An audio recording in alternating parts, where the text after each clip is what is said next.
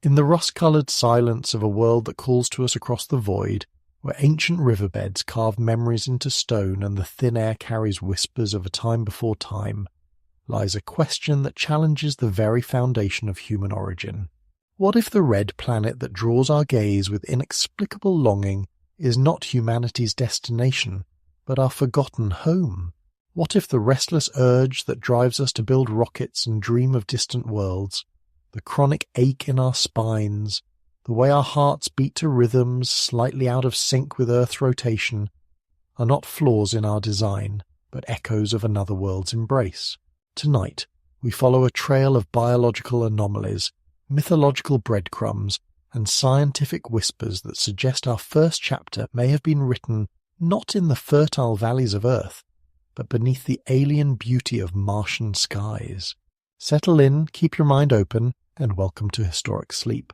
Before we journey across time and space to explore this impossible possibility, take a moment to like the video and subscribe to the channel.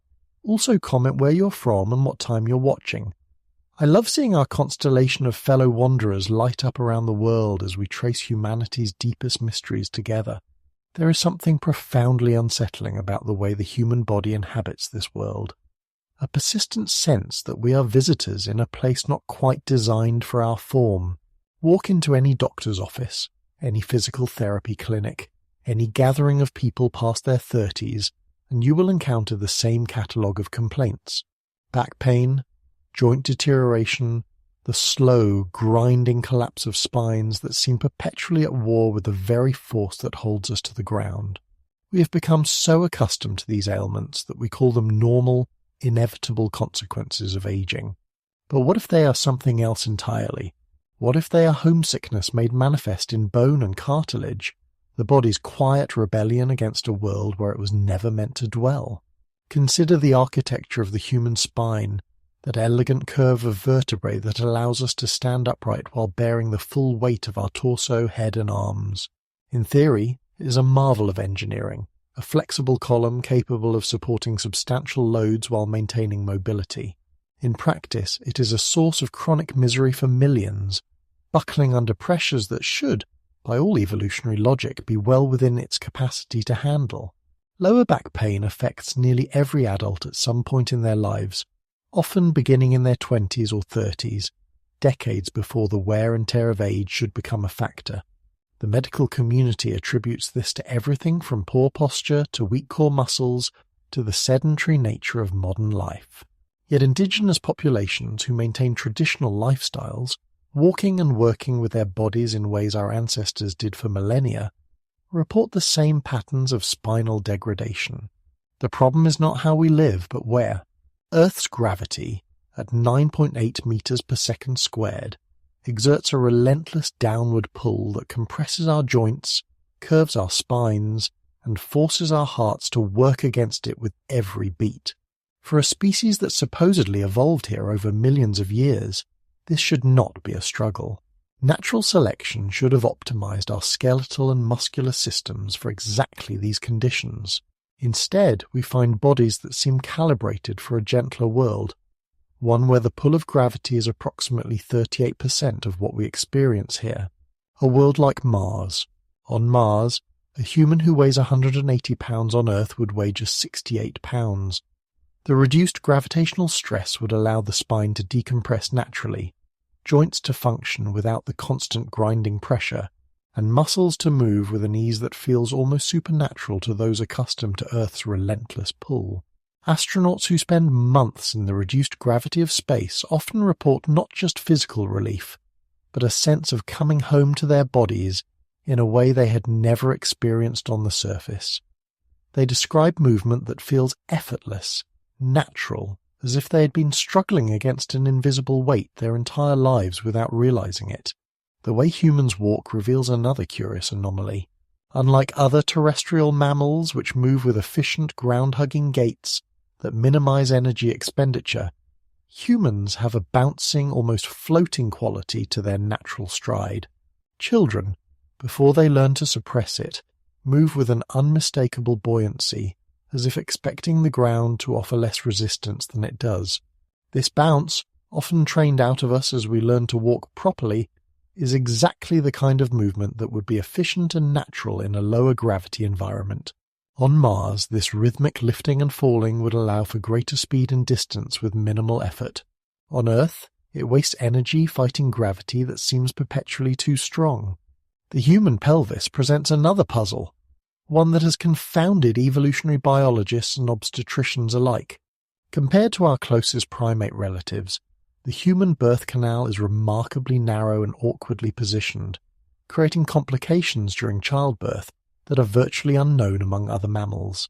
Human babies are born earlier in their development than the babies of most other species, their heads still soft and their systems incomplete, because waiting any longer would make delivery impossible. This has led to the extended period of vulnerability that characterizes human infancy, requiring years of intensive care that places enormous demands on parents and communities. Blood pooling in the lower extremities, varicose veins, the tendency for blood pressure to spike when moving from lying to standing, these are not merely inconveniences but signs of a system operating outside its optimal parameters. In Mars-reduced gravity, circulation would be dramatically easier, blood pressure lower, and the heart's workload significantly reduced. The cardiovascular health of a Martian-adapted human population might far exceed what we consider normal on Earth. Even our sense of balance seems calibrated for different conditions. The human vestibular system, located in the inner ear, is remarkably sensitive to changes in gravitational orientation. Many humans suffer from motion sickness, vertigo, and balance disorders that suggest our spatial navigation systems are expecting different gravitational inputs than they receive. Astronauts often report that after adjusting to reduced gravity, returning to Earth feels oppressive and disorienting, as if their bodies remember a lighter world and resist readjusting to the heavier one. The pattern extends to our muscular system as well. Human muscles require constant maintenance to prevent atrophy, a process that accelerates rapidly in low-gravity environments. Yet this muscle loss in space is often accompanied by reports of greater flexibility, reduced inflammation, and relief from chronic tension patterns that had persisted for years on Earth. It is as if our muscles are designed to work optimally under different gravitational conditions, and the constant struggle against Earth's pull creates chronic stress patterns that manifest as pain, stiffness, and early deterioration. These observations, taken individually, might be explained as evolutionary compromises or adaptive trade-offs. Viewed collectively, they paint a picture of a species whose physical form bears the hallmarks of adaptation to a world with approximately 1/3 of Earth's gravitational pull. Blood pooling in the lower extremities, varicose veins, the tendency for blood pressure to spike when moving from lying to standing, these are not merely inconveniences but signs of a system operating outside its optimal parameters. In Mars-reduced gravity, circulation would be dramatically easier, blood pressure lower, and the heart's workload significantly reduced. The cardiovascular health of a Martian-adapted human population might far exceed what we consider normal on Earth. Even our sense of balance seems calibrated for different conditions. The human vestibular system, located in the inner ear, is remarkably sensitive to changes in gravitational orientation. Many humans suffer from motion sickness, vertigo, and balance disorders that suggest our spatial navigation systems are expecting different gravitational inputs than they receive. Astronauts often report that after adjusting to reduced gravity, returning to Earth feels oppressive and disorienting, as if their bodies remember a lighter world and resist readjusting to the heavier one.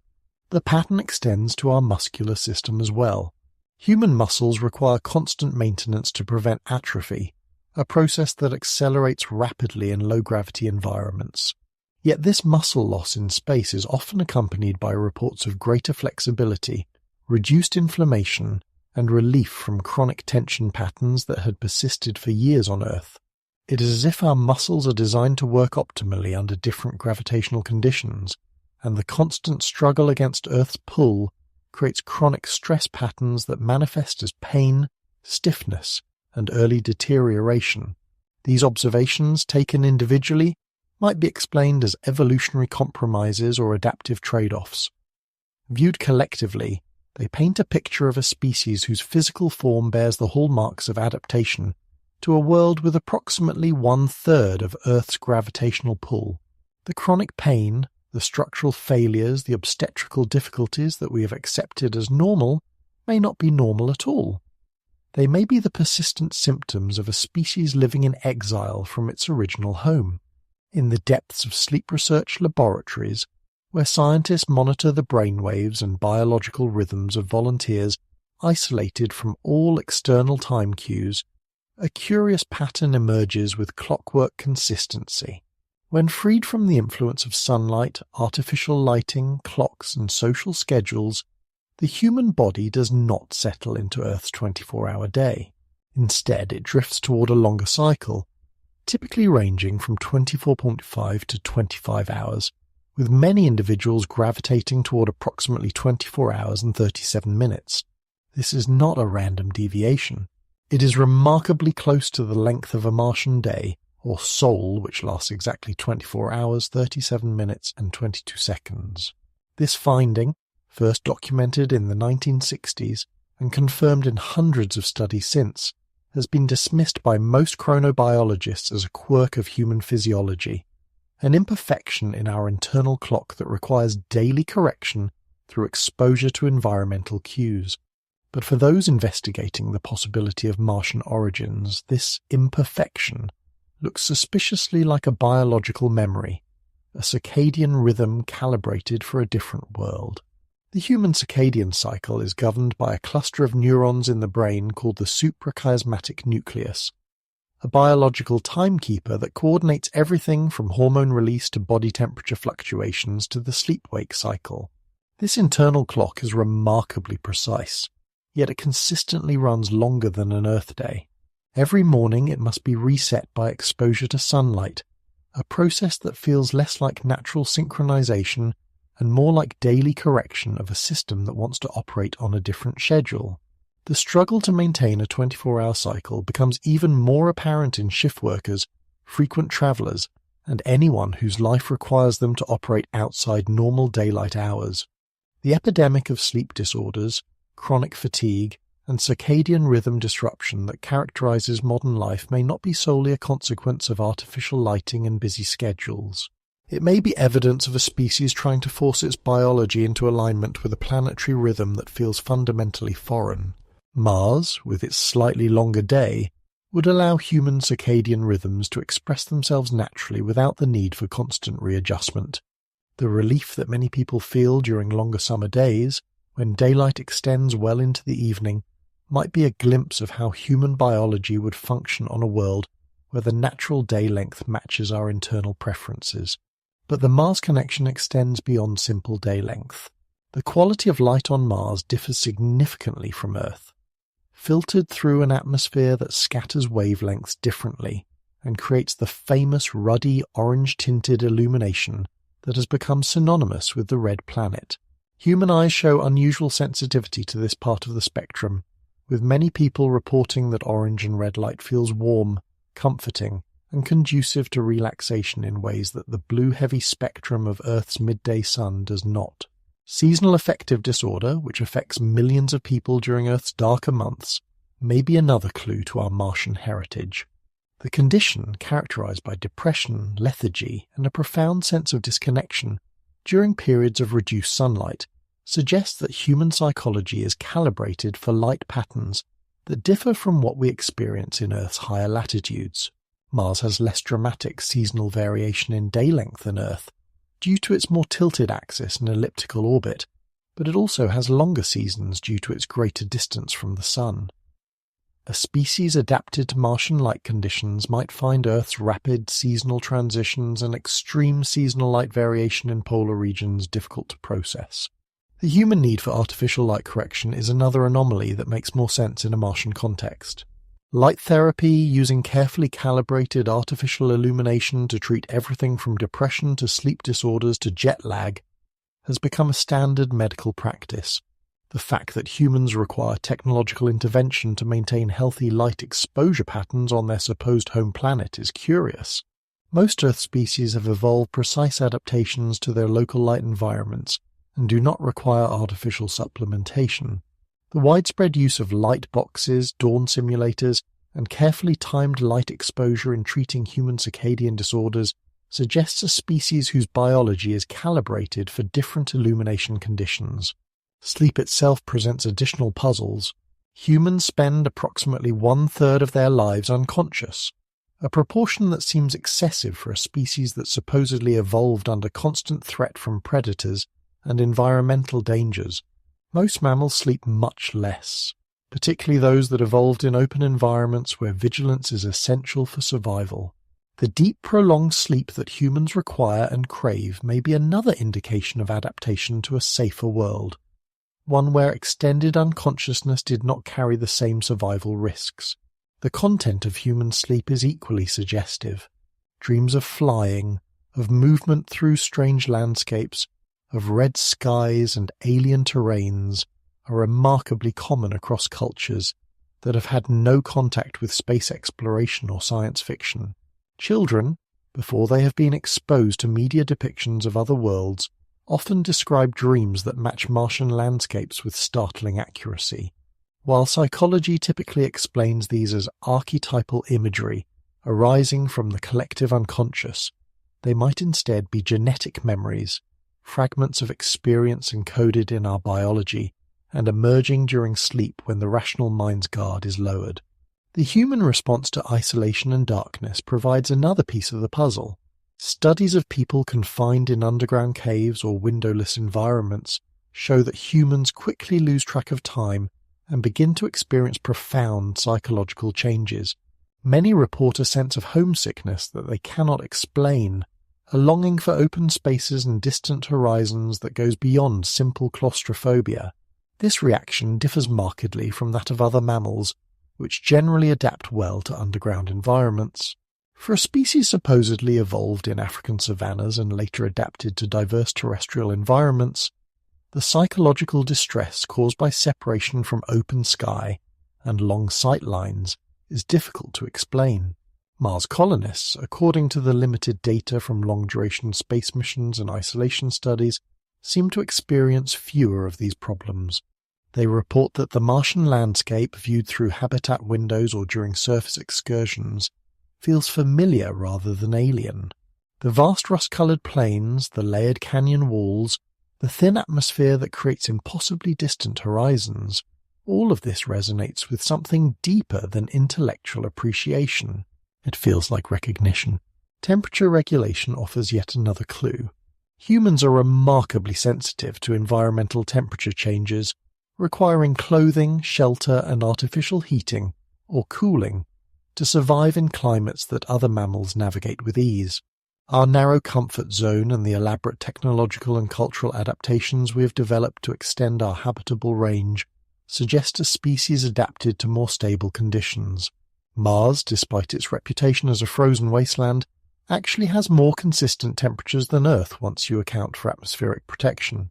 The daily and seasonal temperature swings are less extreme, and the reduced gravity means that body heat is retained more efficiently. Humans in pressurized Martian habitats might find the climate more comfortable than many Earth environments. Perhaps most intriguingly, human creativity and cognitive function show distinct patterns that align with Martian rather than Earth rhythms. Many artists, writers, and innovative thinkers report that their most productive periods occur during the late evening and early morning hours, when Earth's social rhythms are quiet but the natural Mars day cycle would still be active. The phenomenon of night owls who struggle with conventional Earth schedules but thrive during extended evening hours might be individuals whose circadian rhythms are more purely expressed, less successfully adapted to Earth's shorter day. The accumulated evidence from chronobiology, sleep research, and circadian medicine paints a picture of a species whose internal clock is synchronized to a different world. Every morning, as millions of humans struggle to wake up to alarm clocks set to Earth's schedule, their bodies may be quietly protesting, yearning for the longer day that would allow their natural rhythms to unfold without constant correction. Every sufferer of seasonal depression, every insomniac, every person who feels most alive during the hours when Earth's day is ending, might be experiencing the biological memory of a world where such rhythms were not abnormalities, but the natural expression of a circadian system evolved under Martian skies. The relationship between humans and Earth's atmosphere is far more complicated than the simple story of evolutionary adaptation suggests. While we're told that our respiratory system represents millions of years of fine-tuning to terrestrial conditions, a closer examination reveals a series of inefficiencies, vulnerabilities, and peculiar responses that make more sense if our species originally adapted to a thinner, different atmospheric composition.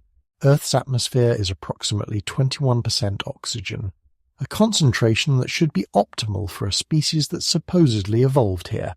Yet human respiratory efficiency is surprisingly poor compared to other Earth mammals. We utilize only a small fraction of the oxygen in each breath, exhaling most of it unused. Our blood oxygen saturation levels are maintained through constant conscious or unconscious effort to breathe deeply and regularly. Unlike most mammals, humans can easily hold their breath to the point of unconsciousness, suggesting a system with significant reserve capacity that seems unnecessary for our supposed home environment. The human response to altitude provides one of the most compelling clues to our atmospheric origins. Above 8,000 feet, most humans begin to experience symptoms of altitude sickness: headaches, nausea, fatigue, and difficulty breathing.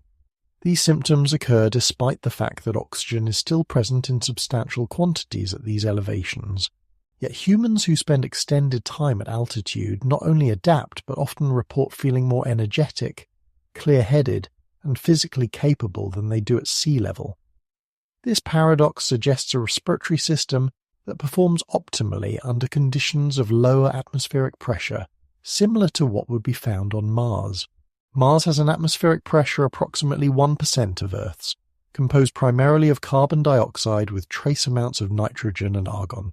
While humans would certainly need artificial breathing apparatus to survive on the Martian surface, our respiratory system's apparent reserve capacity and efficiency improvements under reduced pressure hint at adaptation to conditions far more similar to Mars than to Earth's dense oxygen-rich atmosphere.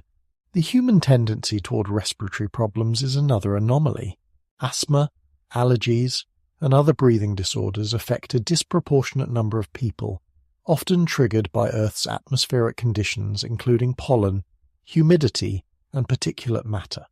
These problems are less common in high-altitude environments and virtually non-existent in the sterile conditions of space habitats.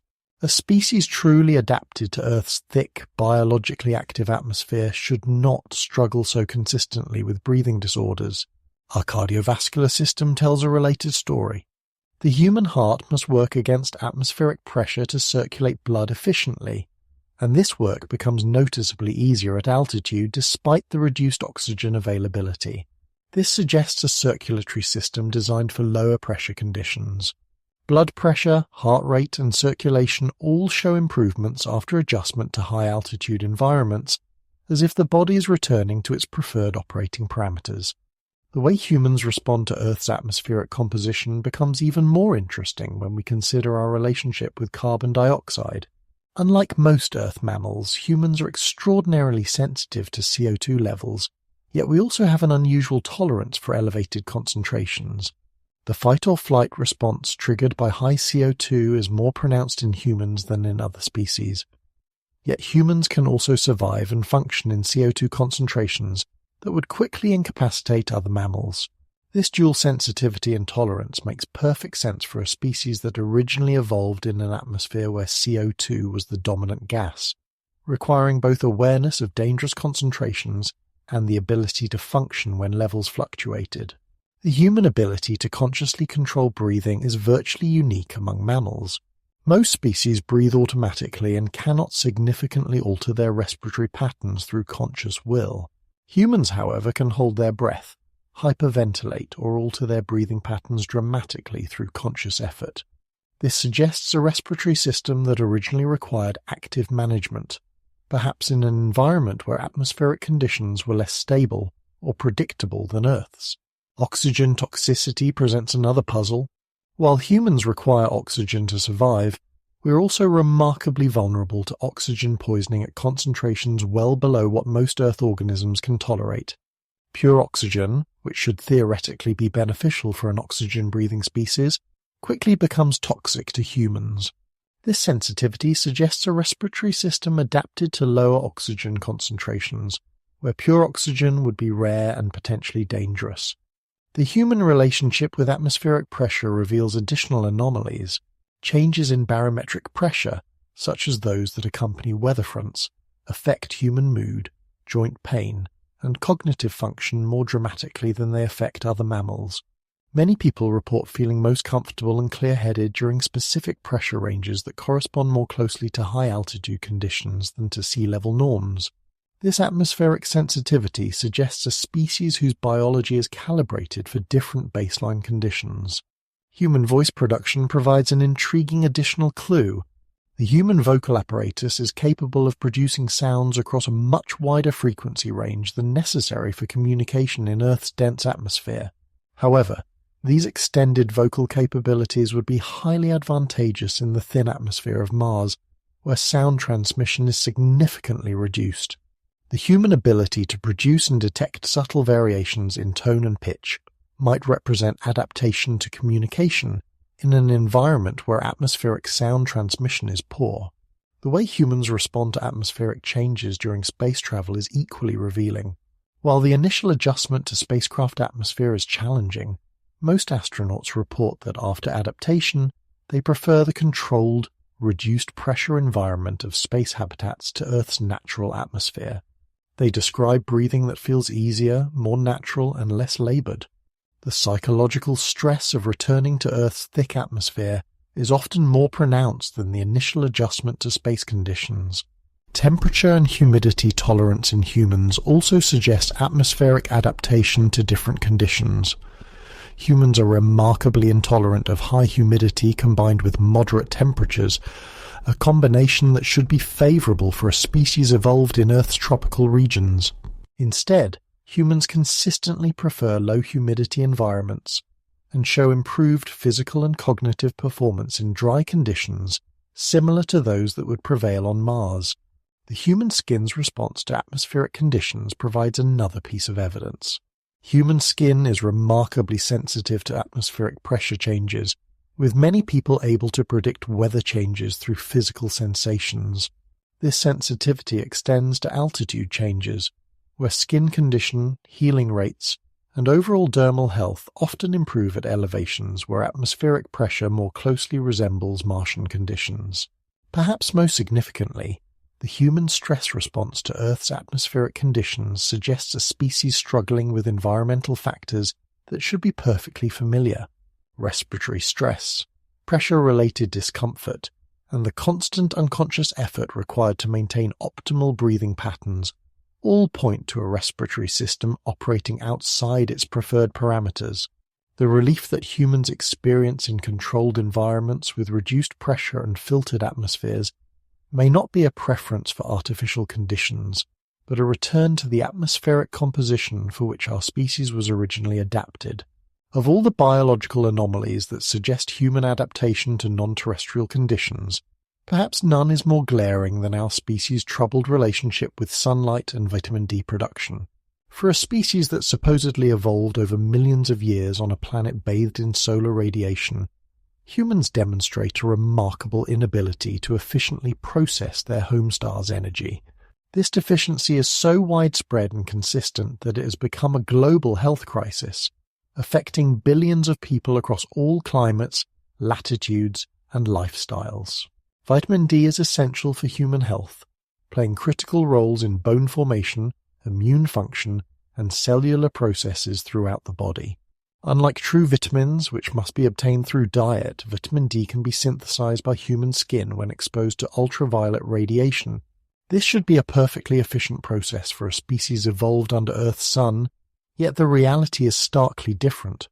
Despite living on a planet that receives abundant solar energy, the vast majority of humans suffer from vitamin D deficiency or insufficiency. The standard explanation for this paradox involves evolutionary adaptation to different latitudes, skin pigmentation changes, and modern lifestyle factors that reduce sun exposure. However, even accounting for these variables, human vitamin D synthesis remains surprisingly inefficient. People living in sunny climates, working outdoors and following lifestyles similar to our supposed ancestral patterns still struggle to maintain adequate vitamin D levels without supplementation. This inefficiency becomes even more puzzling when compared to other Earth mammals. Most animals that evolved alongside humans in similar environments have no difficulty maintaining adequate vitamin D levels. Their skin and fur are perfectly calibrated to their local solar conditions, allowing efficient vitamin synthesis without the risks of overexposure. Humans, by contrast, seem caught between two extremes, unable to synthesize enough vitamin D from moderate sun exposure, yet highly vulnerable to skin damage from the levels of exposure that would be required to meet their vitamin needs naturally. The human skin's response to Earth's sun reveals a system that appears designed for different solar conditions. Our skin pigmentation, even in the darker-skinned populations, provides inadequate protection against Earth's UV radiation for the extended exposure times that would be necessary for optimal vitamin D production. Conversely, even the palest human skin seems to contain more protective pigmentation than would be necessary if our species had evolved under weaker solar radiation. Mars receives approximately 43% of the solar energy that reaches Earth, filtered through an atmosphere that blocks different portions of the spectrum than Earth's atmosphere. This reduced but still significant solar input would require a more efficient vitamin D synthesis system to maintain adequate levels, exactly the kind of system that would struggle to regulate itself under Earth's more intense radiation. A species adapted to Mars' dimmer, filtered sunlight might find Earth's sun uncomfortably bright and energetically overwhelming, while simultaneously struggling to calibrate vitamin production to the different spectral qualities. The wavelengths required for human vitamin D synthesis provide another clue. Humans require UVB radiation in a very specific range to trigger vitamin D production, yet we are extremely vulnerable to damage from wavelengths just slightly outside this narrow window.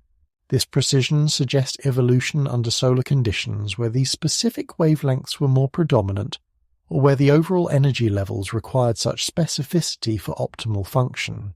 Mars' thin atmosphere and different atmospheric composition would create exactly these kinds of filtered specific wavelength conditions. Skin cancer rates in humans are extraordinarily high compared to other mammals, even accounting for factors like hair coverage and behavior patterns. The human skin's vulnerability to solar damage suggests a system designed for different radiation conditions. The fact that humans can develop skin cancer from sun exposure levels that would be necessary for adequate vitamin D production indicates a fundamental mismatch between our biology and Earth's solar environment. The psychological effects of sunlight on humans reveal additional anomalies. While moderate sun exposure can improve mood and cognitive function, humans also show unusual sensitivity to bright light, requiring sunglasses, hats, and other protective measures that most mammals do not need. The balance between beneficial and harmful sun exposure is remarkably narrow for humans, suggesting a species adapted to more consistent, moderate lighting conditions rather than Earth's variable and often intense solar environment. Human circadian rhythms, as discussed earlier, show another aspect of our troubled relationship with Earth's light. The specific wavelengths and intensity patterns that regulate human biological clocks do not match the natural progression of Earth's daylight.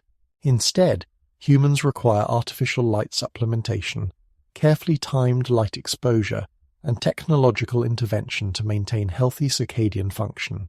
This need for light management is virtually unknown among other Earth species, which naturally synchronize with their local light conditions.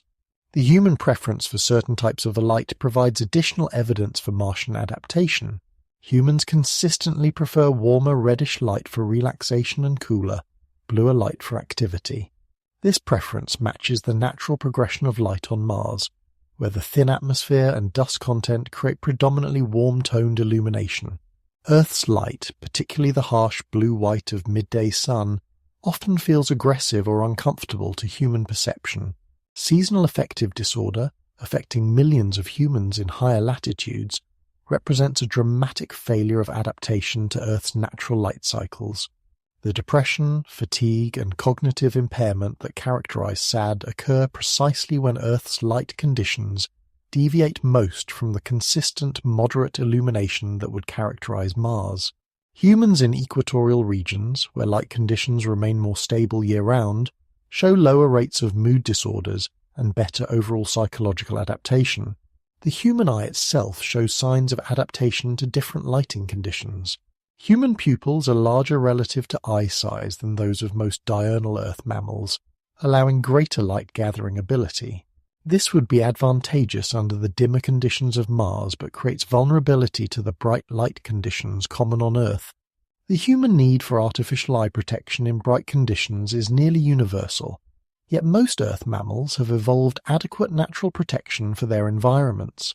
Human color vision provides another intriguing clue.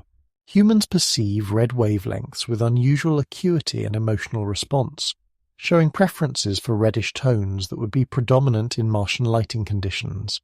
The psychological associations humans make with red light, warmth, comfort, relaxation, match exactly what would be beneficial for a species adapted to Mars' natural illumination. The process of vitamin D metabolism in humans shows additional inefficiencies that suggest adaptation to different conditions. Human kidneys must perform extensive processing to convert the initial vitamin D produced by skin into its active form, a complex pathway that involves multiple organs and regulatory systems. This elaborate processing suggests a system originally designed to maximize efficiency under conditions where vitamin D precursors were limited, exactly what would be expected for a species adapted to Mars' reduced solar energy. Modern humans' relationship with artificial lighting reveals our fundamental mismatch with Earth's natural illumination. The widespread use of artificial light, not just for extending daylight hours but for creating more comfortable visual environments, suggests a species whose eyes and brain are calibrated for different lighting conditions. The specific color temperatures and intensity levels that humans find most comfortable often match theoretical calculations for optimal Martian habitat lighting rather than natural Earth conditions. The global nature of human vitamin D deficiency, occurring even in populations with maximum sun exposure and optimal lifestyle factors, points to a fundamental biological incompatibility rather than environmental or behavioral causes. This deficiency affects bone health, immune function, mood, and cognitive performance in ways that would be severely disadvantageous for a species truly adapted to Earth's conditions. Perhaps most revealing is the relief and improvement that humans experience when provided with carefully controlled artificial light and vitamin supplementation. These technological interventions allow human biology to function as it appears to be designed to function, suggesting that our natural optimal environment is not Earth's surface, but something more controlled and filtered, more like the managed environment of a Mars habitat than the variable, intense conditions of our supposed home planet. The vitamin D paradox, combined with human light sensitivity, circadian rhythm difficulties, and the need for artificial environmental management, paints a picture of a species whose biology is calibrated for the controlled, moderate conditions that would characterize life on Mars rather than the intense variable environment of Earth's surface. There is something in the human psyche that responds to the color red with an intensity that transcends mere aesthetic preference. It is not simply that we find red beautiful or striking, though we often do. It is that red seems to speak to us in a language older than words, awakening responses that feel both deeply personal and mysteriously universal. When we see a red sunset bleeding across the horizon, when we witness the russet autumn leaves falling like memories to the ground, when we gaze up at Mars hanging like a distant ember in the night sky, something stirs within us that cannot be easily explained by evolutionary psychology or cultural conditioning alone. The relationship between humanity and the red planet extends far beyond the casual interest we might show toward Venus or Jupiter. Mars occupies a unique position in our collective consciousness, appearing not as a distant celestial object, but as something that calls to us with an urgency that borders on the personal. Ancient civilizations named it for their gods of war, not because they observed any warlike behavior in its movements, but because its red glow seemed to pulse with a kind of vital energy that reminded them of blood, of life, of passion, of home. The Romans called it Mars, the Greeks called it Ares, the Babylonians called it Nergal, the Sanskrit texts call it Mangala. Yet in every culture, across every epoch, the response was the same. This red wanderer in the sky was different from all the others. The psychological pull of Mars becomes even more pronounced when we consider how it has been consistently portrayed across cultures that had no contact with each other. The Hindu tradition speaks of Mangal as the birth planet, the place from which certain souls originate before their journey to Earth. Native American legends from various tribes describe the red star as the home of ancestors, a place where spirits gather before reincarnation. Celtic mythology connects the red planet to the otherworld, that liminal realm where the living and the dead might meet. These are not casual associations, but deeply embedded spiritual beliefs that place Mars at the center of human origins and destiny. Even more striking is the way children, before they are influenced by adult explanations of planetary science, naturally draw Mars-like landscapes when asked to depict other worlds. Study after study has shown that when young children are given coloured pencils and asked to draw what they imagine another planet might look like, they consistently choose reds, oranges, and rusts, creating landscapes that bear an uncanny resemblance to the Martian surface. They draw red skies, orange sunsets, russet plains, and distant mountains that could be mistaken for photographs from Mars rovers. When asked why they chose these colours, the children often cannot explain their choices, saying only that it felt right, that this was how another world should look. The phenomenon extends beyond visual preferences into the realm of dreams and visions. Across cultures and throughout history, people have reported dreams of red landscapes, of walking across rust-coloured plains under alien skies, of cities built from red stone rising from crimson deserts. These dreams often carry an emotional weight that ordinary dreams do not, leaving the dreamers with a sense of nostalgia, of homesickness for a place they have never been. Modern psychologists might dismiss these as random neural firings or the influence of science fiction imagery. Yet such dreams were being recorded long before space exploration made Mars a familiar concept, appearing in the journals of medieval mystics, in the oral traditions of isolated tribes, in the private writings of people who had never seen an image of the Martian surface. The colour red itself seems to hold special significance for our species in ways that go beyond its association with blood or fire. Red is the colour of the first pigments humans learned to create, appearing in cave paintings that date back 40,000 years.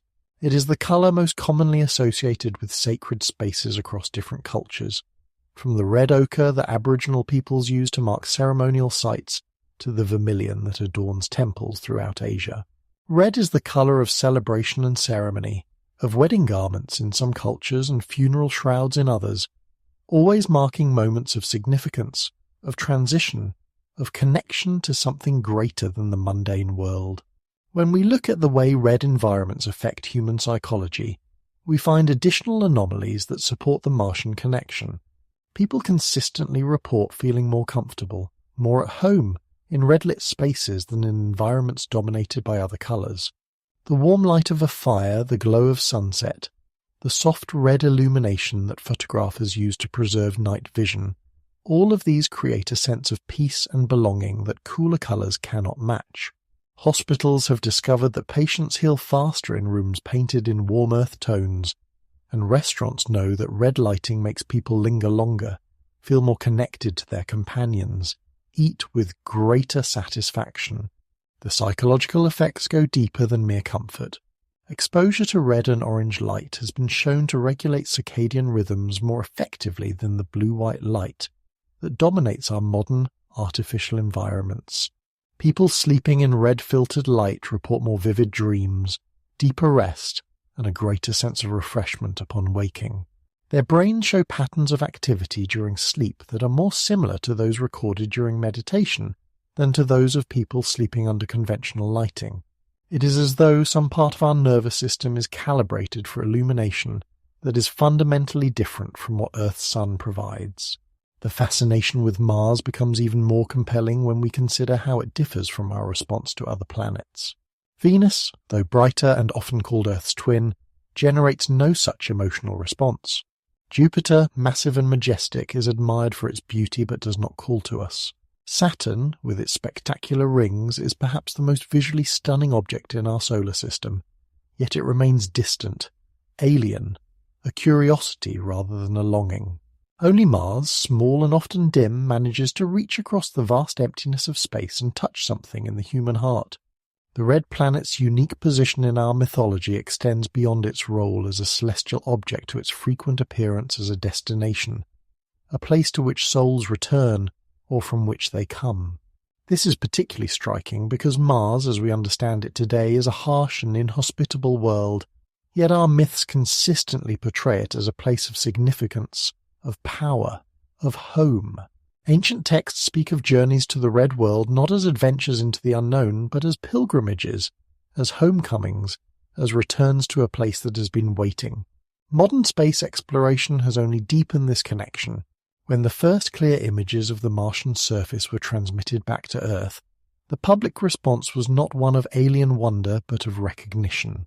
The rust-coloured plains, the towering canyons, the ancient riverbeds carved into stone, all of it felt familiar in a way that no other planetary landscape has managed to achieve. People described looking at these images as seeing a place they remembered, as though they were photographs from a half-forgotten dream. The psychological impact of these images was so profound that it spawned an entire genre of art and literature devoted to Mars, not as science fiction, but as a form of emotional archaeology. Artists began creating works inspired by Martian landscapes.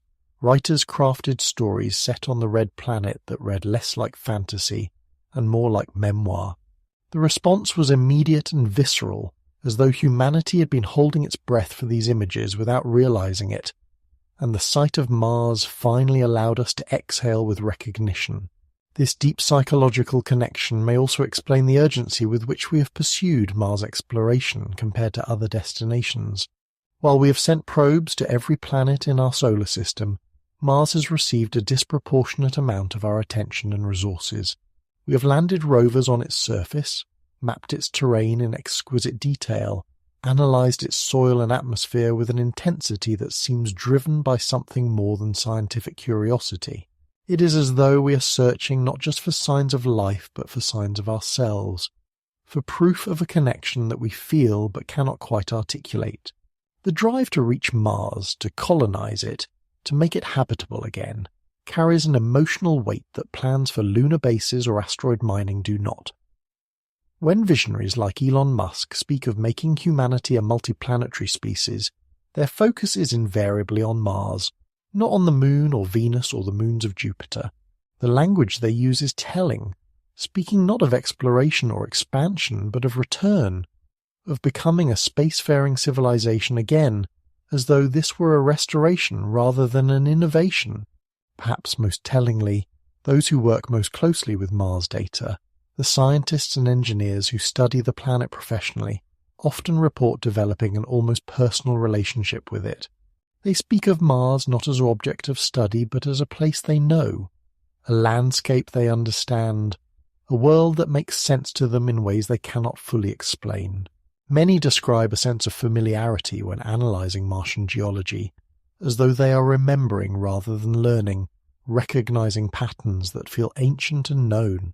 This psychological imprinting, this deep and inexplicable connection to the red planet, may be the strongest evidence we have for the theory that Mars was once our home. If we truly evolved on Earth, if our origins lie in African rift valleys and Amazonian forests, why does Mars call to us with such intensity? Why does the red planet feel like home in ways that our supposed birth world sometimes does not? The answer may be that home, for humanity, is not behind us in our evolutionary past, but above us in the red glow of an ancient world that still remembers our footsteps in its dust. Walk into any crowded forest, any dense urban environment, any space where the horizon is hidden and the sky reduced to fragments glimpsed between obstacles, and you will encounter a phenomenon that sets humans apart from nearly every other terrestrial species. We become restless, anxious, even claustrophobic in environments that other Earth creatures find comforting and secure. While deer bed down in thick underbrush and small mammals burrow into confined spaces for safety, humans crane their necks upward, searching for open sky, and feel an almost physical need to reach higher ground where they can see distance, where the world opens up around them like a vast amphitheatre of possibility. This preference for wide open spaces, for what psychologists have termed prospect and refuge environments, where one can see far while remaining protected, appears to be hardwired into human nature in ways that make little evolutionary sense if we truly originated in the forested environments that supposedly shaped our development. Our ancestors, we are told, lived in woodlands and savannas, environments where the ability to remain hidden, to move quietly through dense vegetation, to find shelter in enclosed spaces would have been survival advantages. Yet modern humans, even those with no experience of open landscapes, consistently report feeling more comfortable, more alive, more themselves when they can see to distant horizons. The phenomenon becomes even more pronounced when we consider the environments that humans seek out for restoration, for healing, for moments of profound peace.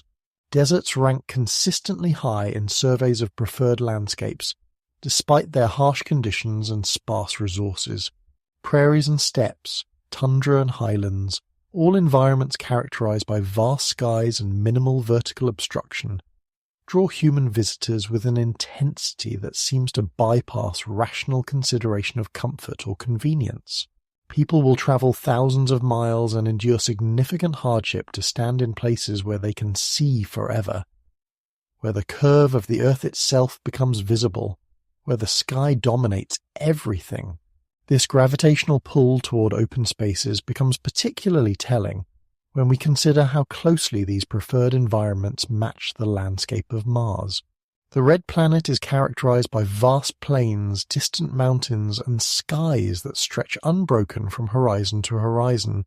The typical Martian landscape offers exactly the kind of expansive visibility that humans crave, with sightlines that extend for hundreds of kilometers, unobstructed by forests or other vertical barriers. When humans look at images of the Martian surface, the consistent response is not alienation, but a sense of coming home to a landscape that feels natural, appropriate, right in ways that our densely vegetated Earth environments often do not. The psychological concept of agoraphobia, the fear of open spaces, is often misunderstood in popular culture.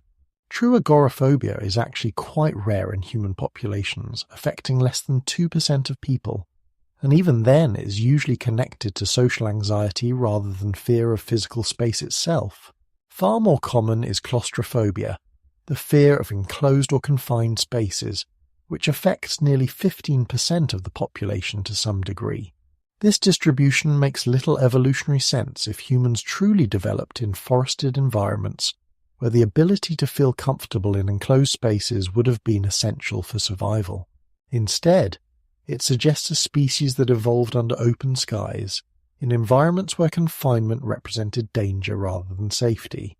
The human need for horizon lines, for what environmental psychologists call visual escape routes, appears in every culture and every historical period. Medieval cities were built around tall towers and elevated walkways that allowed residents to see beyond the immediate streets and buildings. Modern urban planning increasingly recognizes the importance of sight lines and open vistas for psychological health, with cities that provide long views consistently ranking higher in livability studies than those that create enclosed, maze-like environments. Even in our architecture, humans consistently favor designs that maximize views and minimize visual barriers, preferring windows to walls, balconies to ground-level patios, elevated positions to street-level perspectives. The phenomenon extends to our recreational preferences as well. Hiking, one of the most popular human recreational activities, is fundamentally about gaining elevation and achieving views. The goal is almost always the ridgeline, the summit, the overlook where the world spreads out below and distant landscapes become visible. These high places hold special significance across cultures, appearing as sacred sites, pilgrimage destinations, and locations for important ceremonies. The spiritual and psychological impact of elevated views seems to be universal among humans, regardless of their cultural background or personal beliefs. What makes this particularly intriguing from the perspective of Martian origins is the specific quality of light and atmosphere that humans find most appealing in these open environments. The thin, clear air of high-altitude locations, the way distant objects appear sharp and well-defined, the quality of light that seems to come from everywhere at once rather than filtering down through atmospheric layers, all of these characteristics match what we know of the Martian environment. Mars has a thin atmosphere that provides exactly the kind of clear, expansive visibility that humans seek out in Earth's most remote and elevated locations. The human fascination with deserts provides another piece of this puzzle. Despite the harsh conditions and limited resources that deserts offer, they consistently rank among the most psychologically restorative environments for human visitors. People describe feeling more at peace, more centered, more connected to something essential when they spend time in desert landscapes. The vast expanses of sand and stone, the minimal vegetation, the quality of light that changes throughout the day, all of these create an environment that humans find deeply satisfying despite its obvious dangers and discomforts. Desert environments also share another characteristic with Mars, the predominance of red, orange, and rust-colored landscapes.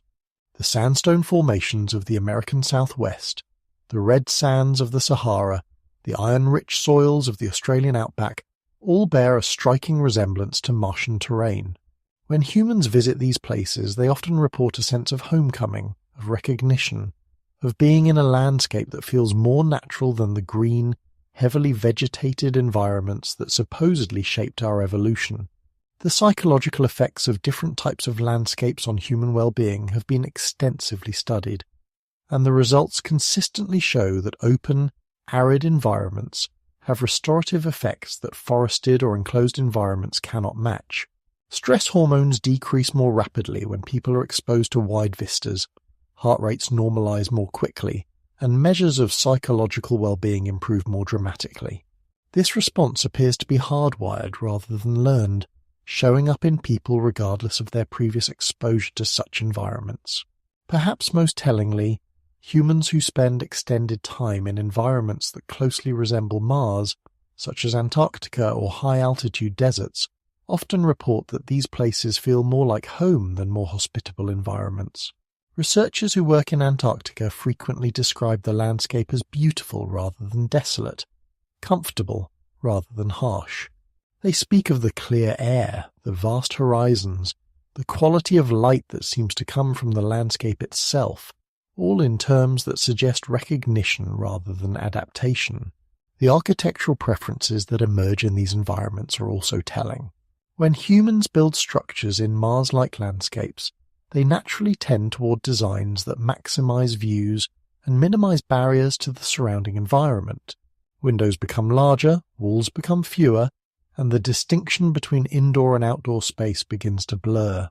This is exactly the opposite of what we would expect if humans were truly adapted to forested environments, where the logical architectural response would be to create enclosed, protected spaces that shut out the surrounding landscape. The human relationship with the night sky provides another dimension to this phenomenon. Unlike most terrestrial creatures which seek shelter and become inactive during hours of darkness, humans have always been drawn to the night sky, finding in it not a source of fear but of wonder, navigation, and spiritual connection. This makes perfect sense if we originated on a planet with a thinner atmosphere and clearer skies, where the stars would be visible with a brilliance and clarity that is rarely achieved on Earth, except in the most remote locations. The quality of starlight on Mars, unfiltered by a thick atmosphere and uncompeted by artificial light sources, would provide exactly the kind of celestial display that humans seem to crave.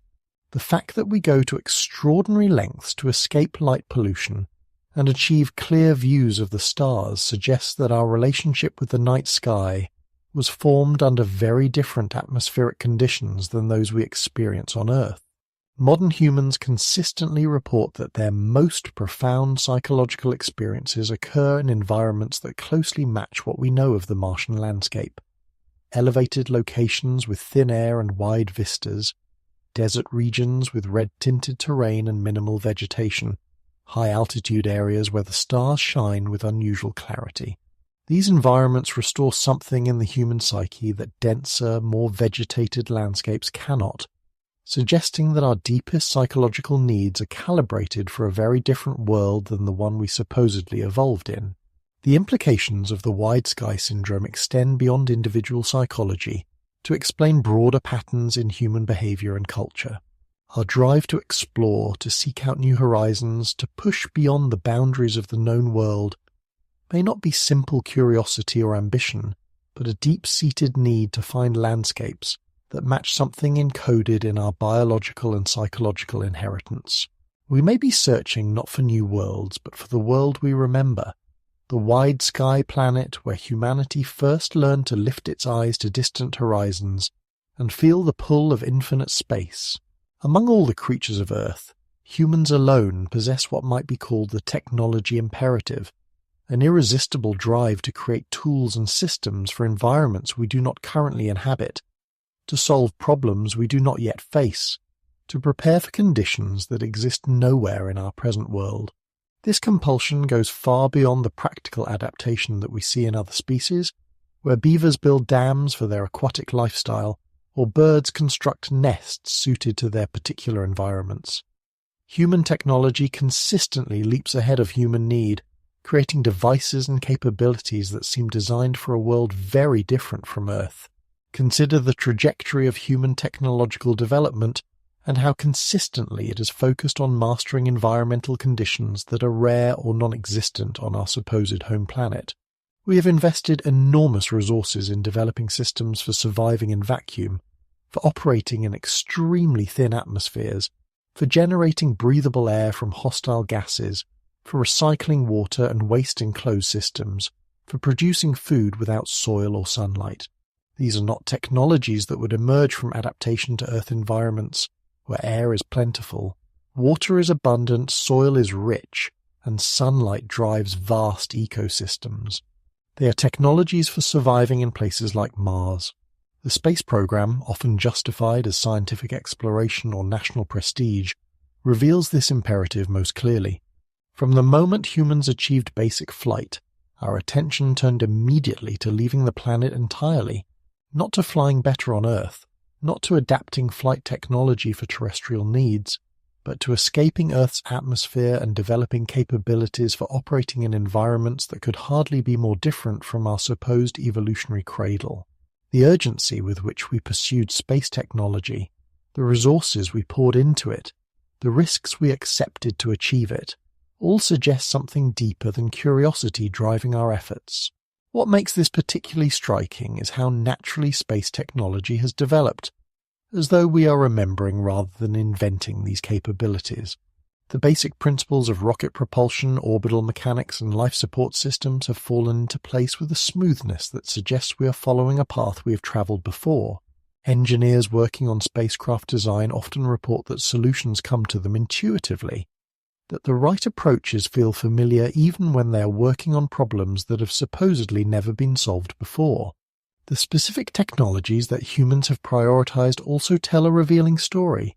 We have put enormous effort into developing closed-loop life support systems, exactly what would be needed for a journey between planets or for establishing colonies on worlds without breathable atmospheres.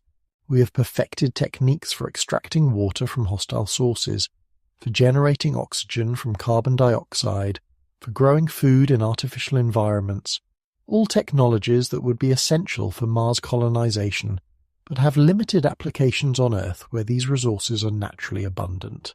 Even more tellingly, humans consistently feel dissatisfied with Earth-bound applications of our highest technologies. Submarines, underground bunkers, sealed biodomes, all represent attempts to create Mars-like living conditions on Earth, and all are viewed as temporary solutions, stepping stones to something better.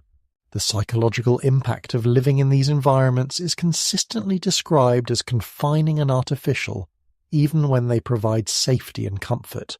It is as though some part of us recognizes that these technologies are meant for a different application, a different world. The human relationship with artificial environments provides another piece of this puzzle. Most Earth creatures show stress responses when removed from their natural environments and placed in artificial ones. Animals in zoos, pets in houses, plants in greenhouses all show signs that they are adapted to different conditions and are merely tolerating their artificial surroundings. Yet humans consistently report feeling more comfortable, more focused, more themselves in carefully controlled artificial environments than in many natural settings. The appeal of cities, despite their obvious disconnection from natural systems, may represent this preference for engineered environments. Urban dwellers often express anxiety when confronted with uncontrolled natural settings, finding wilderness threatening rather than welcoming. The technologies that make cities possible, artificial lighting, climate control, food distribution systems, waste management, all represent early versions of the technologies that would be required for Mars habitation. The fact that humans gravitate toward these environments suggests we may be naturally adapted to technological rather than natural living conditions. Space stations and research facilities that most closely approximate Mars living conditions consistently produce positive psychological effects in their inhabitants, despite the isolation and artificial nature of these environments. Astronauts often report that they feel more clear-headed, more focused, more connected to their work when living in spacecraft than they do on Earth. The controlled atmosphere, the recycled water, the packaged food, the artificial lighting, all of it seems to suit human psychology better than our supposedly natural terrestrial environment. The technologies we develop for extreme Earth environments also reveal this bias toward Mars-like conditions. Antarctica research stations, deep-sea habitats, high-altitude installations all represent attempts to create livable spaces in conditions that approximate those found on Mars. The fact that humans not only tolerate but often prefer these environments to more hospitable Earth locations suggests that our technology development is guided by adaptations to very different planetary conditions.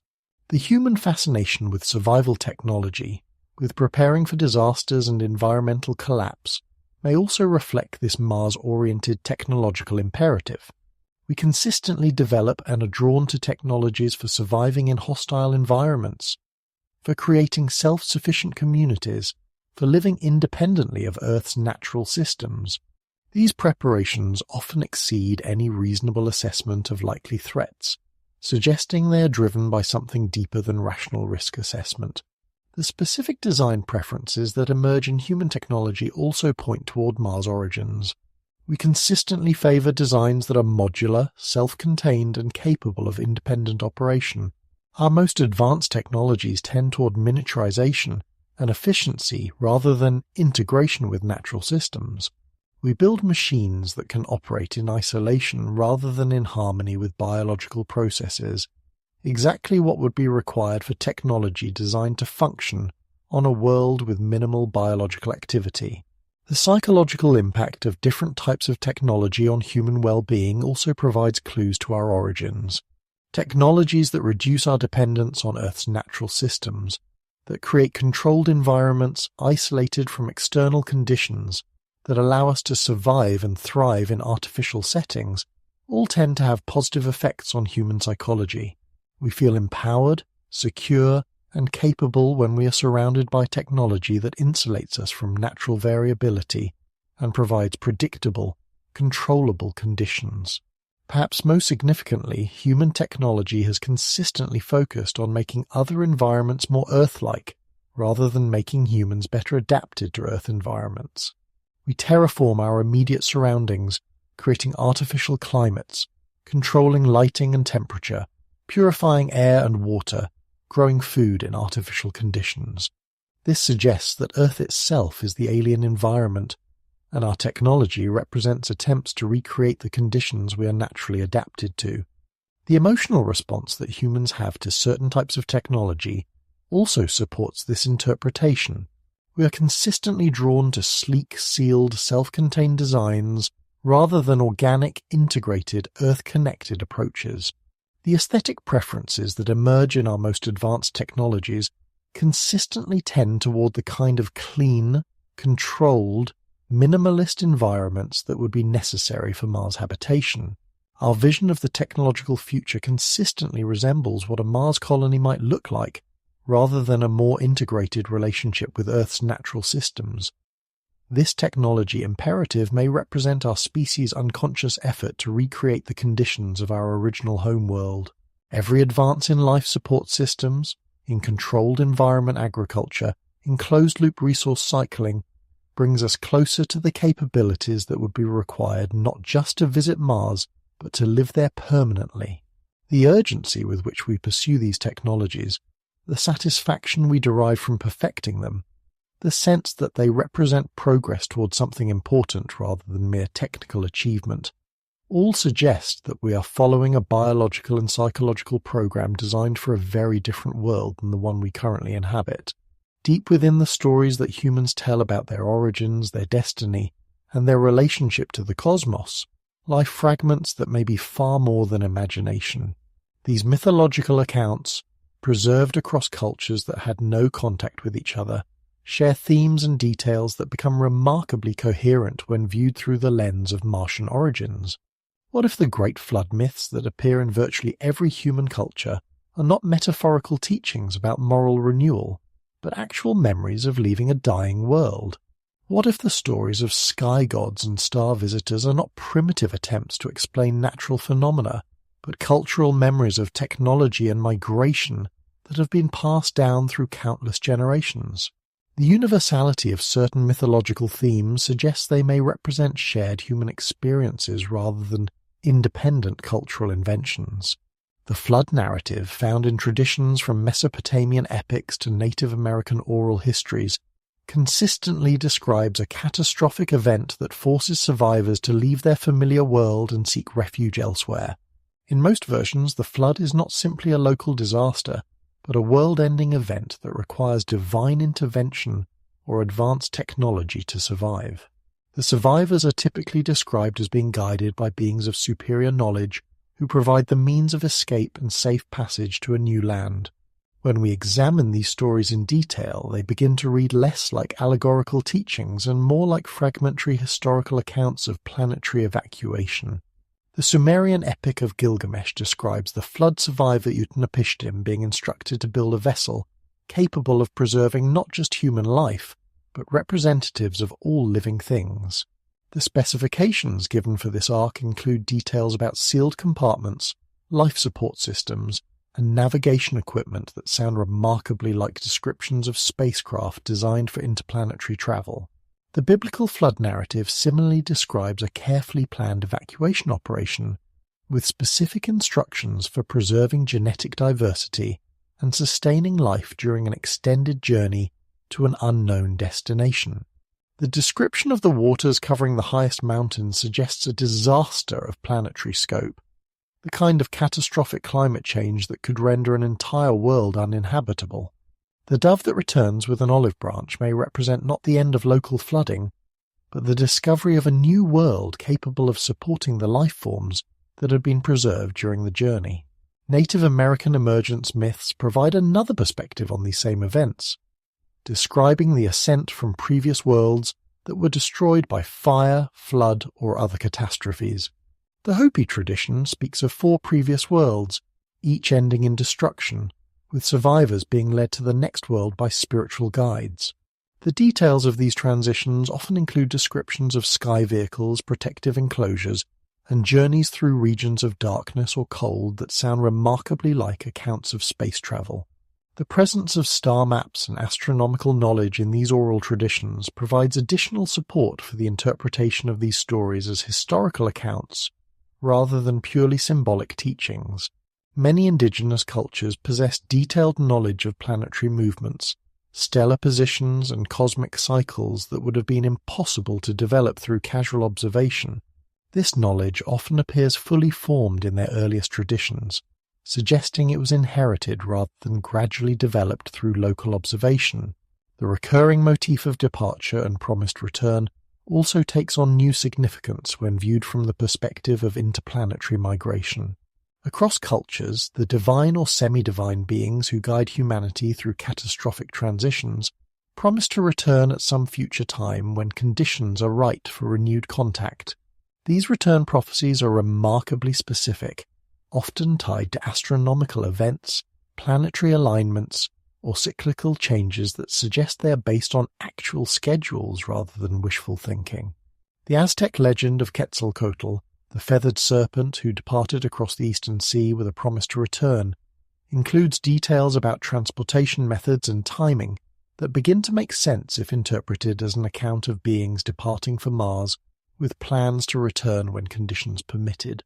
Similarly, the Hindu concept of avatar cycles, in which divine consciousness incarnates at specific intervals to guide human development, may represent a cultural memory of periodic contact between Mars and Earth civilizations. The technological artifacts described in ancient myths also become more meaningful when viewed from the perspective of Martian origins. The Sanskrit epics describe vimanas, flying vehicles with capabilities that match modern understanding of spacecraft design. These are not vague descriptions of magical flying carpets, but detailed technical specifications including propulsion systems, navigation equipment, and defensive capabilities. The Mahabharata's account of devastating weapons that can destroy entire armies and render areas uninhabitable for years reads like a description of advanced military technology rather than mythological exaggeration.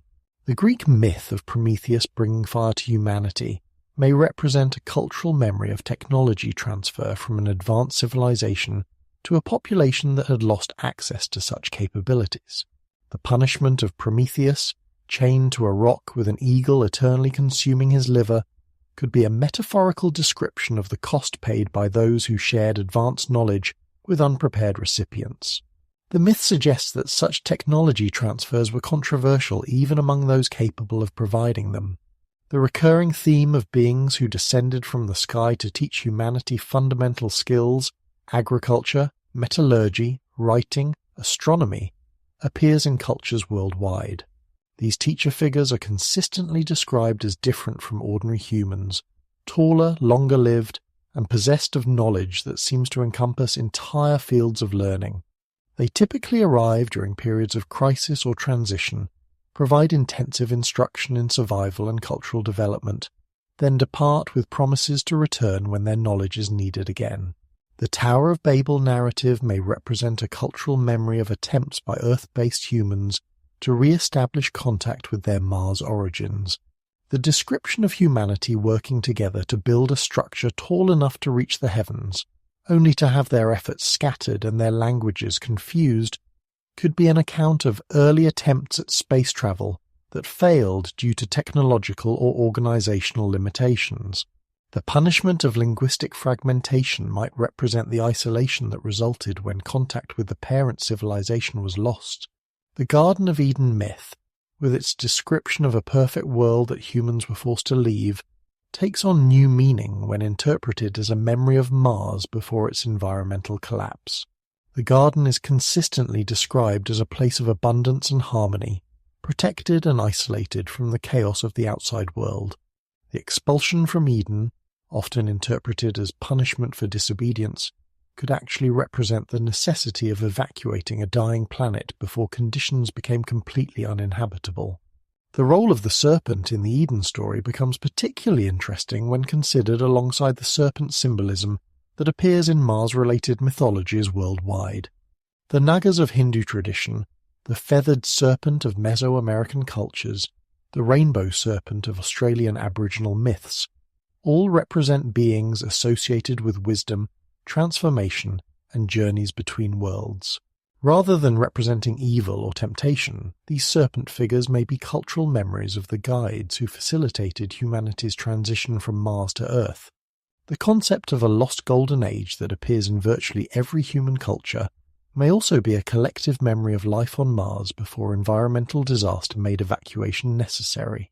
These golden age descriptions consistently portray a time when humans lived in harmony with nature and each other, when technology served life rather than destroying it, when wisdom and knowledge were freely shared rather than hoarded or weaponized.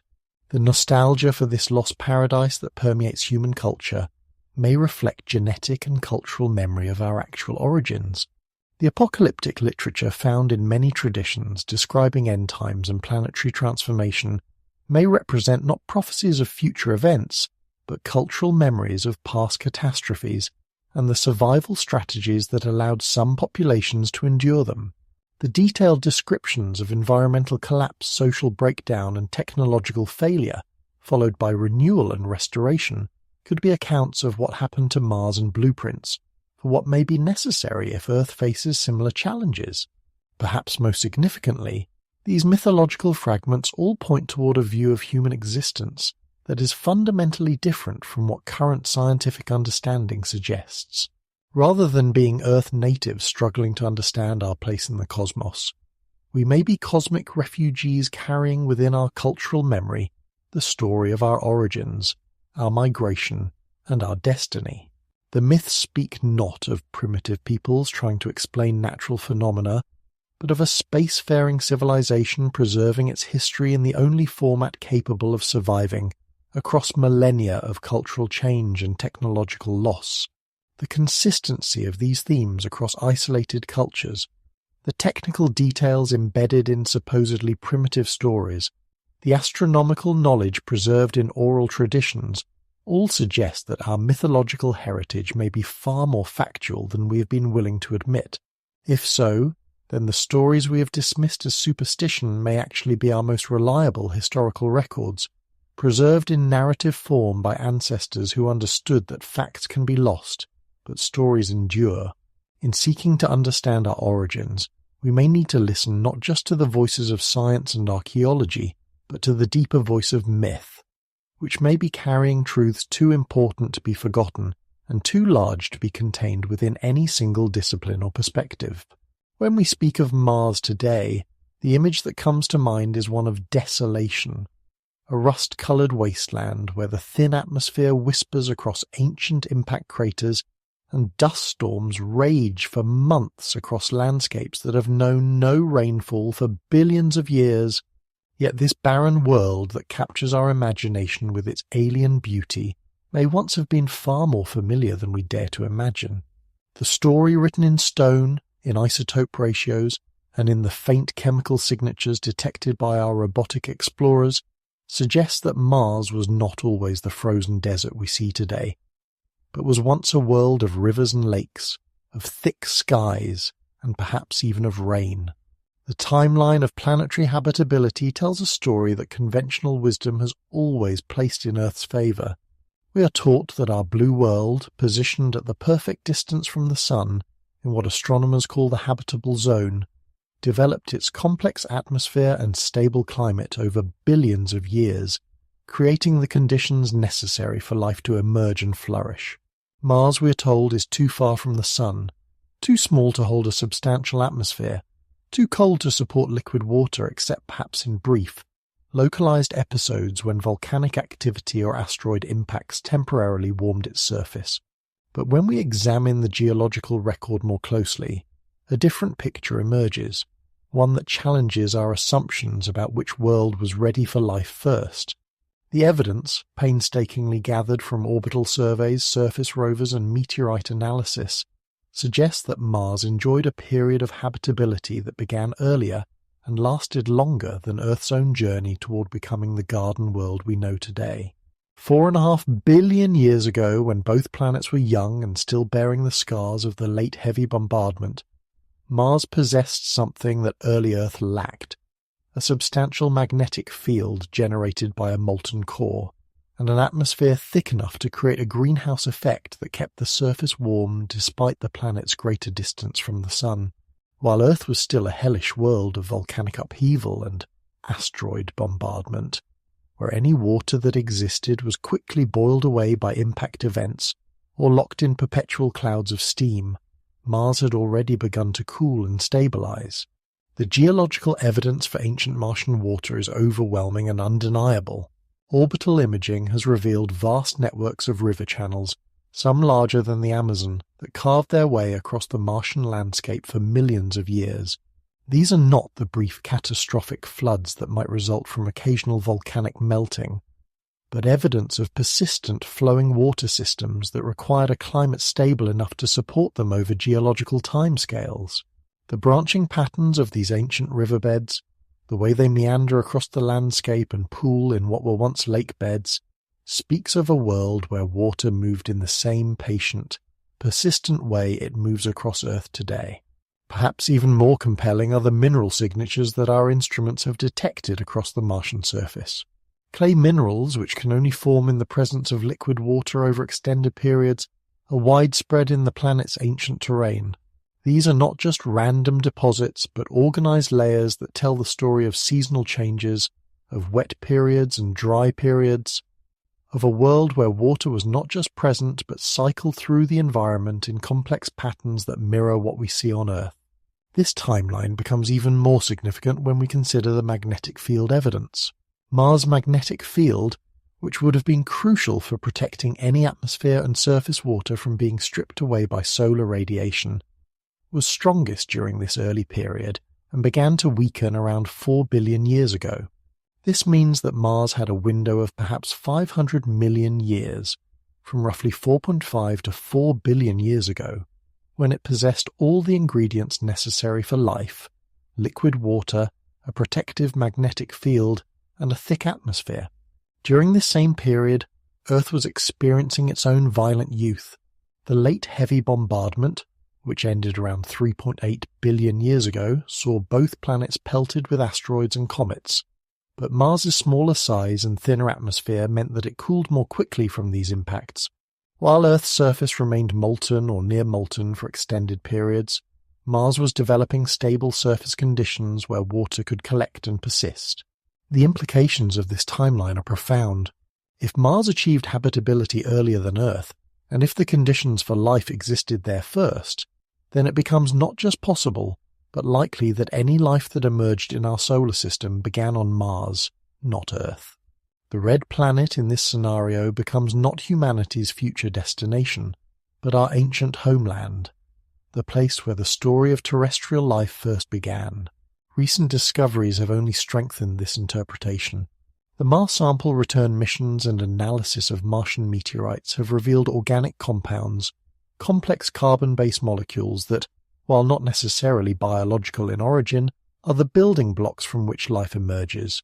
More intriguingly, some of these compounds show isotope ratios that are consistent with biological processes, suggesting that life may indeed have emerged on Mars during this early period of habitability.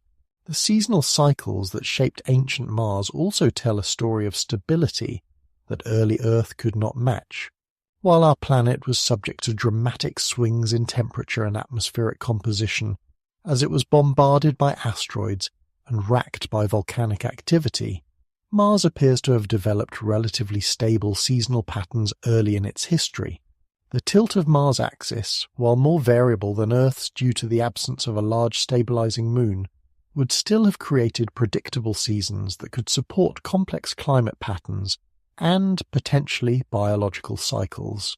Evidence for this stability comes from the layered deposits found in Martian crater lakes, sedimentary formations that show regular patterns of deposition and erosion consistent with seasonal changes over thousands or even millions of years. These are not the chaotic deposits one would expect from catastrophic events, but the patient accumulation of sediments that speaks of a world where water flowed, seasons changed, and time passed in the measured rhythms that complex systems require to develop. The atmospheric pressure on ancient Mars, reconstructed from geological evidence, would have been sufficient to support liquid water at the surface across a wide range of temperatures. While modern Mars has an atmospheric pressure less than 1% of Earth's, evidence suggests that the ancient atmosphere was dozens of times thicker, dense enough to create weather patterns, cloud formation, and precipitation cycles similar to what we see on Earth today.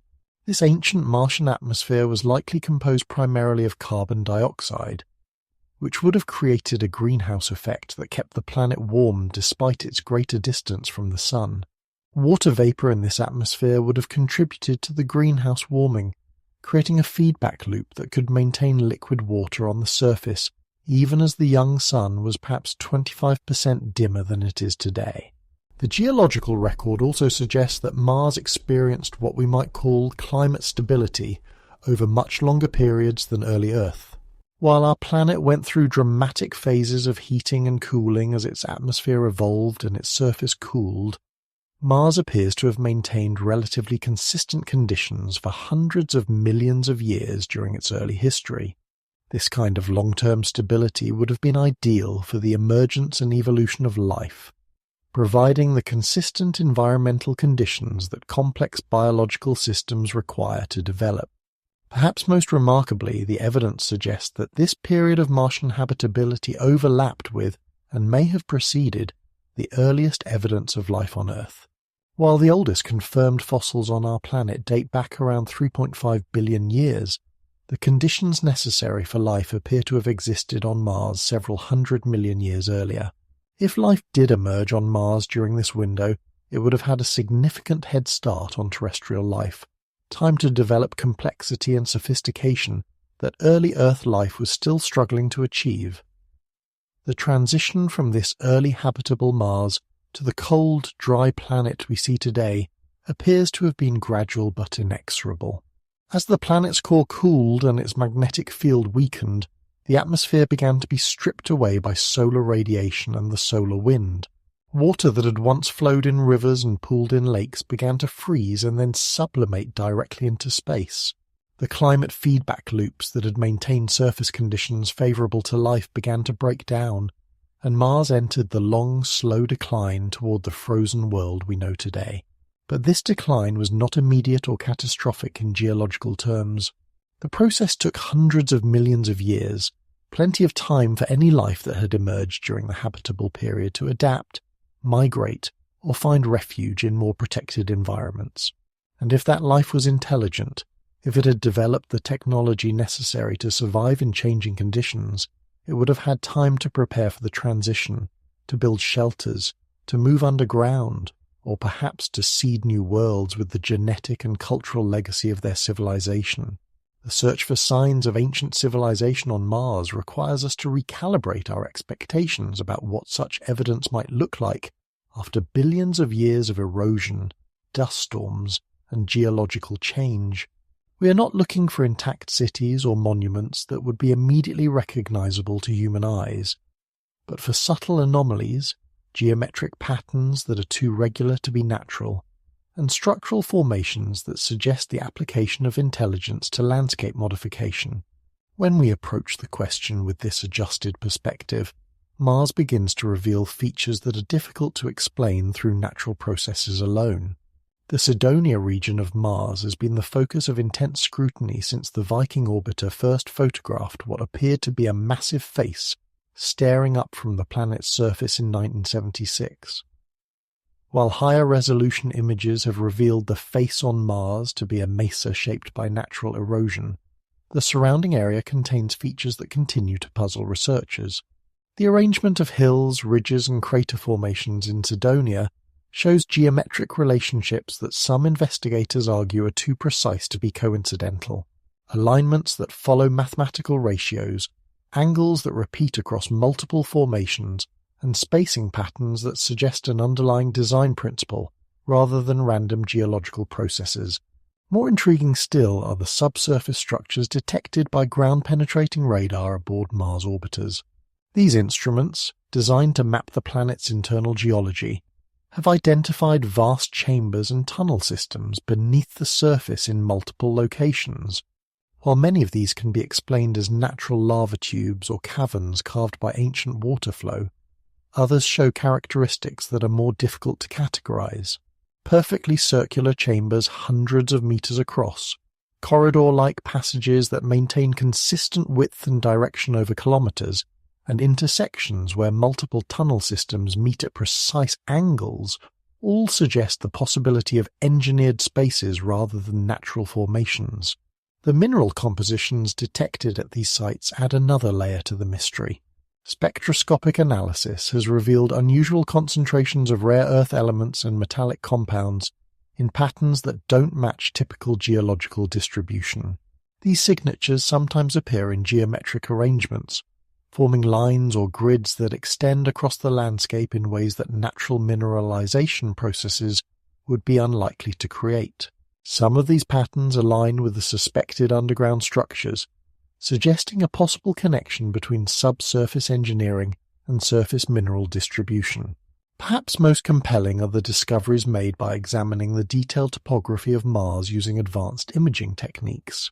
When the natural randomness of erosion and impact cratering is filtered out using mathematical analysis, certain regions of the planet reveal underlying patterns of remarkable regularity. In the highlands of Mars, there are areas where the spacing between ridges, the angles of valley systems, and the positioning of isolated hills follow mathematical relationships that mirror the kinds of planning principles used in human urban development. These patterns are subtle and would be invisible to casual observation, but they emerge clearly when subjected to statistical analysis designed to detect non-random organization in natural systems. The question of scale is crucial when considering potential evidence of ancient Martian civilization. Any structures built on Mars billions of years ago would have been subject to erosion rates far exceeding anything we see on Earth. The planet's frequent dust storms, temperature extremes, and lack of protective atmosphere would have gradually worn down even the most massive constructions. What we might be seeing now are not the original structures themselves, but their foundations, the lasting modifications to bedrock and subsurface geology that would persist long after any surface features had been eroded away. Underground construction would have been the logical choice for any civilization facing Mars' declining atmospheric conditions.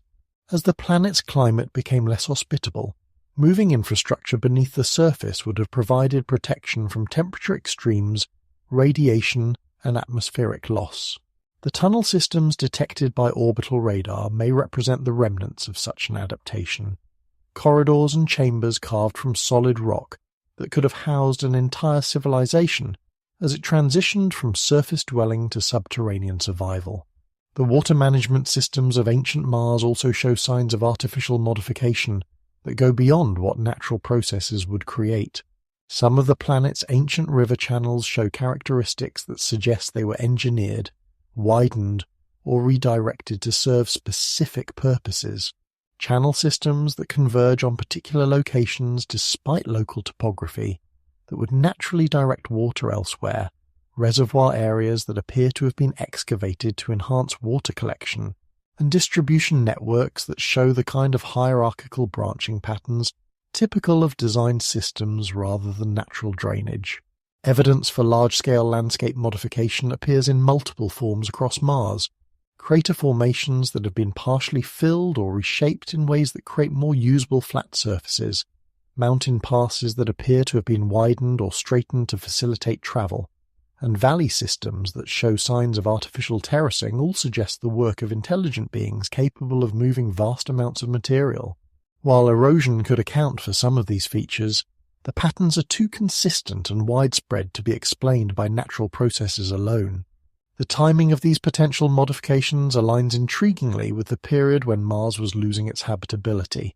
Many of the suspected artificial features date to the period between 3.5 and 3 billion years ago, precisely when the planet's atmosphere was thinning and surface water was becoming scarce. This suggests that any civilization present during this time was actively working to adapt their environment to changing conditions, exactly what we would expect from an intelligent species facing climate change on a planetary scale. Advanced imaging techniques have also revealed what appear to be remnants of vast geometric patterns impressed into the Martian landscape. These formations, visible only when viewed from orbit and processed to enhance subtle topographical variations, show regular spacing and angular relationships that extend across hundreds of kilometers. They appear as faint geometric grids or radial patterns centered on specific locations, often associated with the underground anomalies detected by radar. The scale of these patterns suggests engineering capabilities far exceeding anything achieved by human civilization. Some researchers have identified what they interpret as evidence of ancient mining or quarrying operations on Mars. Certain mountainous regions show excavation patterns that are difficult to explain through natural erosion. Areas where material appears to have been systematically removed to create terraced formations or extraction sites. The distribution of these sites follows patterns that suggest coordination and planning, with extraction points positioned to minimize transportation distances and maximize resource recovery efficiency. The unusual isotope ratios found in certain Martian materials also hint at possible artificial processes. Some rock samples analyzed from meteorites show isotopic signatures that are consistent with industrial processes rather than natural formation, elements that have been concentrated or refined in ways that don't occur naturally, materials that show evidence of having been subjected to high temperatures and pressures in controlled environments, and compounds that appear to be synthetic rather than naturally occurring all point to the possibility of advanced materials science on ancient Mars. Perhaps most significantly, there are indications that any ancient Martian civilization may have been far more advanced in their understanding of planetary engineering than we previously considered possible. Some of the geological formations on Mars suggest attempts at large-scale atmospheric or climate modification, projects that would require technology and coordination on a scale that dwarfs our current capabilities.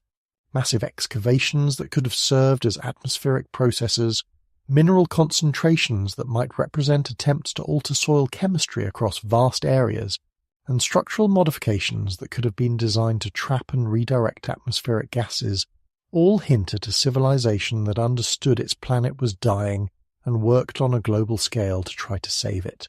The failure of these apparent geoengineering projects might explain the eventual necessity for evacuation to Earth.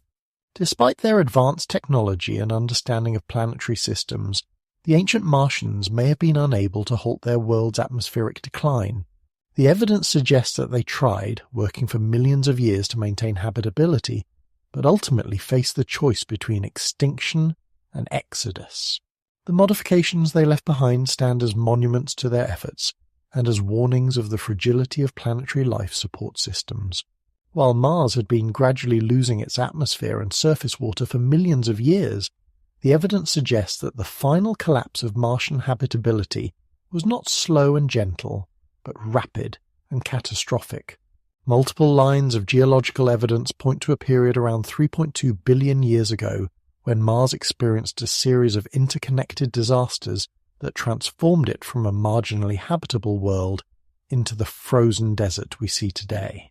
Understanding this catastrophe is crucial to comprehending both why Mars became uninhabitable and why evacuation to Earth would have become not just an option, but a necessity for any intelligent life that had evolved there. The primary culprit appears to have been the final collapse of Mars' magnetic field, an event that left the planet defenseless against the solar wind and cosmic radiation that had previously been deflected away from its atmosphere. Paleomagnetic studies of Martian meteorites show that the planet's magnetic field, which had been weakening for hundreds of millions of years, underwent a sudden and dramatic collapse during this period. Without this protective barrier, Mars' already thin atmosphere began to be stripped away at an accelerated rate, with charged particles from the Sun literally blowing the planet's air into space. But the magnetic field collapse was not an isolated event. Evidence suggests it was triggered by, or coincided with, a massive impact event that may have fundamentally altered Mars' internal structure.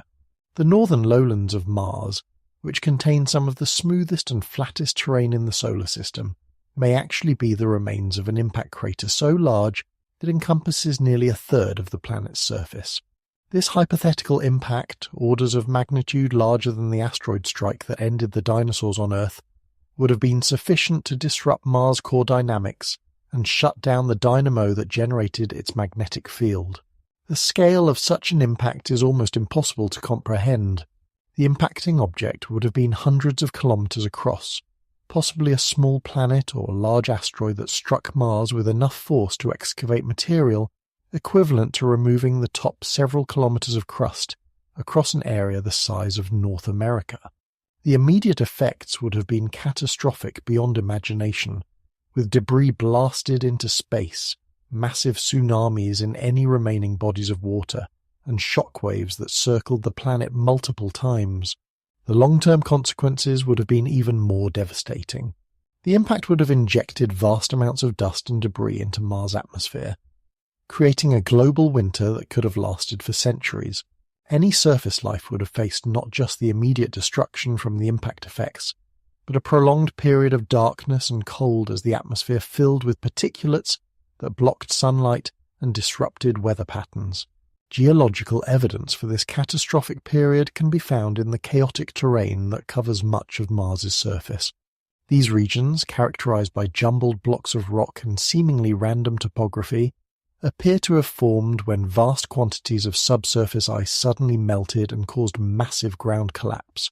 The heat generated by the hypothetical mega-impact could have been sufficient to melt underground ice deposits across much of the planet, creating temporary floods followed by catastrophic terrain collapse as the landscape literally fell into the voids left by the melted ice.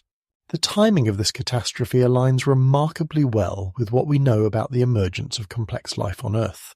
Around 3.2 billion years ago, just as Mars was experiencing its final collapse, Earth was entering a period of relative stability that allowed life to flourish and diversify. The coincidence is striking. If life had indeed originated on Mars and been forced to evacuate during this catastrophic period, Earth would have been reaching a stage of development where it could serve as a refuge world. Climate modelling of this catastrophic period suggests that Mars would have experienced temperature swings of hundreds of degrees as its atmosphere was stripped away and its ability to retain heat collapsed. Any life that had adapted to Mars' gradually cooling climate would have been unprepared for such rapid and extreme changes. Even organisms that had evolved to survive in harsh conditions would have faced extinction, as their world transformed from a marginally habitable planet into a frozen wasteland in what may have been just a few centuries. The atmospheric loss during this period appears to have been accelerated by more than just the solar wind. Evidence suggests that Mars may have experienced what scientists call hydrodynamic escape, a process where atmospheric heating causes the upper atmosphere to expand so much that it literally boils off into space. This process, triggered by the loss of magnetic protection and possibly enhanced by the heat from impact events, would have stripped away Mars' atmosphere far more rapidly than the gradual erosion that had been occurring for millions of years. Water loss during this catastrophic period was equally dramatic. Much of Mars' remaining surface water would have been flash frozen as atmospheric pressure dropped below the point where liquid water could exist. The rest would have sublimated directly into space as the planet's ability to retain water vapor collapsed along with its atmosphere. Within perhaps a few thousand years, Mars transformed from a world where life might struggle, but survive into one where survival on the surface became impossible. The global dust storms that characterize modern Mars may be a direct consequence of this ancient catastrophe. With its atmosphere stripped away and its surface exposed to temperature extremes, Mars became prone to the massive dust storms that can engulf the entire planet for months at a time. These storms, driven by temperature differentials that would have been impossible under the more stable atmospheric conditions of ancient Mars, represent the planet's new equilibrium state, a world where weather is dominated not by water cycles, but by the movement of fine particles in an impossibly thin atmosphere. For any intelligent civilization that had evolved on Mars, this catastrophic period would have represented an existential crisis, requiring immediate and decisive action. The evidence suggests that they may have had some warning. The magnetic field collapse and atmospheric erosion would not have been instantaneous, but would have accelerated over a period of perhaps centuries or millennia. This would have provided time for preparation, for the development of technologies necessary for survival in space, and for the identification of Earth as a suitable refuge world. Archaeological evidence on Earth may preserve traces of this desperate exodus. The sudden appearance of advanced technologies in early human civilizations, the mysterious knowledge of astronomy and mathematics that appears fully formed in cultures around the world, and the persistent myths of sky gods and star visitors may all be cultural memories of the arrival of Martian refugees fleeing their dying world. The infrastructure that any advanced Martian civilization would have built to survive the catastrophic period might still exist beneath the planet's surface. The underground cities and tunnel systems suggested by orbital radar may represent not just adaptations to gradually changing climate, but desperate attempts to create survivable environments as the surface became uninhabitable. These subsurface refugees might have sustained life for millennia after the surface catastrophe, gradually failing as resources were exhausted and maintenance became impossible. The mineral signatures and isotope ratios that suggest industrial activity on ancient Mars may be the remnants of frantic efforts to maintain habitability through technological means. Evidence of large-scale atmospheric processing, attempts to generate artificial magnetic fields, and massive engineering projects to trap and concentrate remaining atmospheric gases all point to a civilization that understood their world was dying and worked desperately to prevent or delay the inevitable.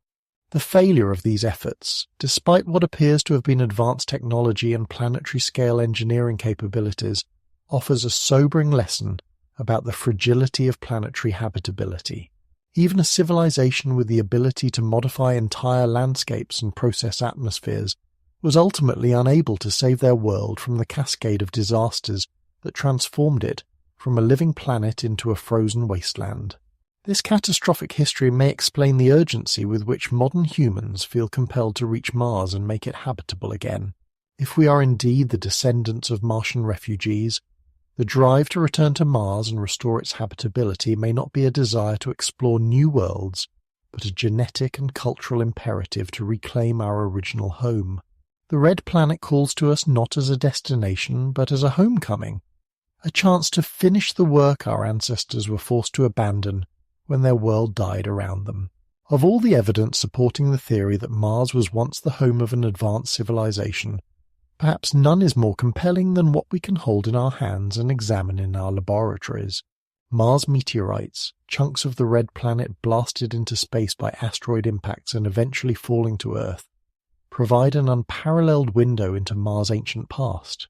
These pieces of another world carry within their crystalline structure and chemical composition a record that spans billions of years, and when subjected to the most sophisticated analytical techniques available to modern science, they reveal traces that are difficult to explain through natural processes alone.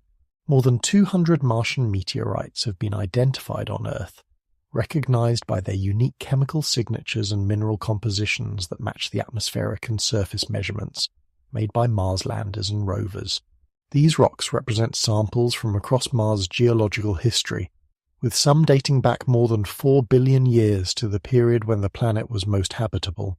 What makes them invaluable is that they preserve materials and chemical relationships that have been protected from the erosion and modification that affects surface rocks on Mars, offering us glimpses of conditions and processes that occurred when Mars was a very different world.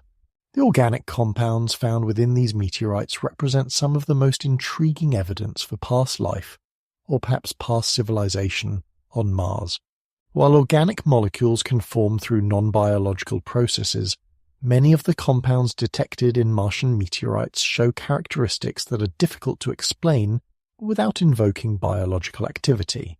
Complex carbon-based molecules, including amino acids, the building blocks of proteins, have been found in concentrations and configurations that strongly suggest they were produced by living organisms rather than simple chemical reactions.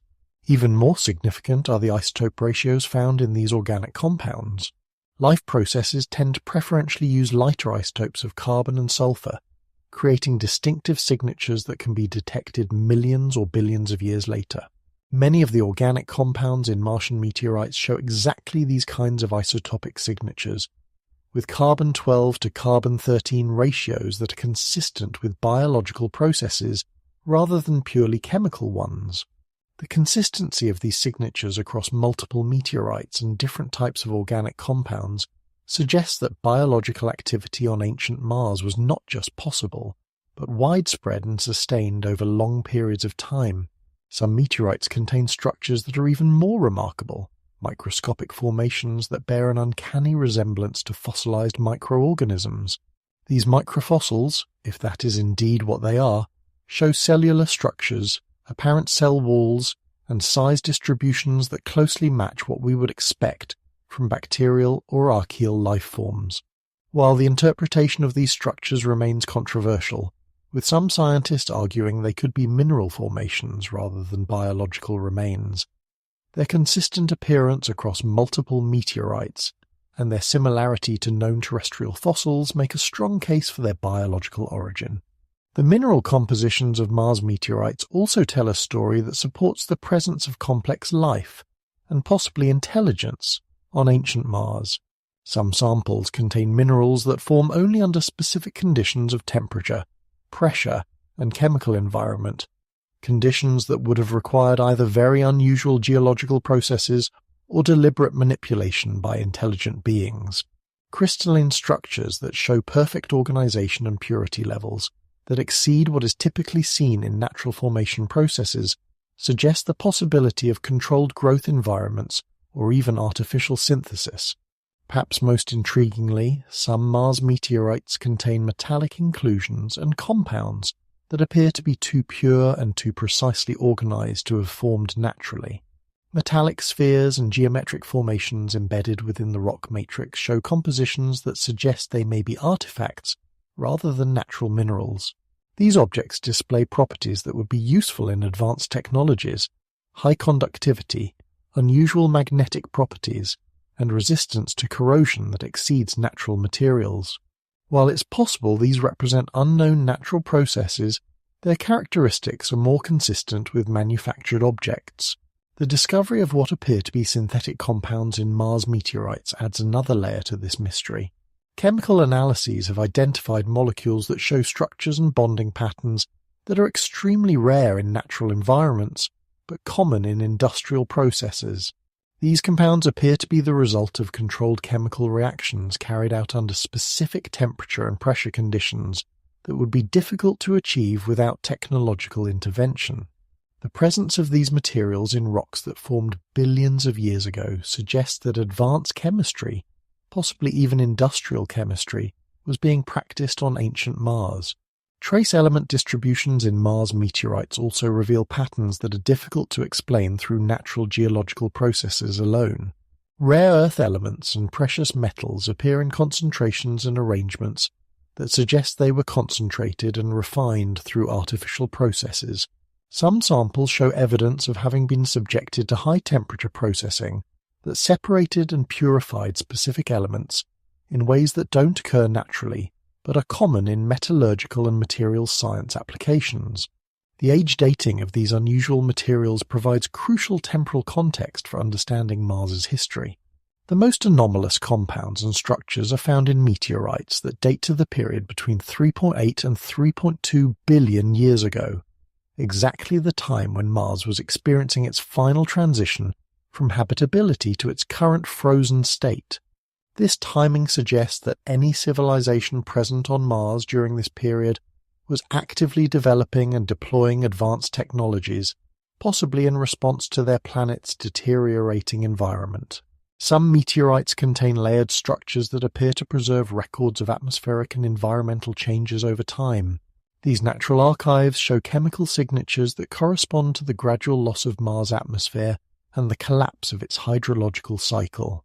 More significantly, they also show evidence of attempts to modify or control these changes, chemical signatures that suggest large-scale atmospheric processing or geoengineering efforts.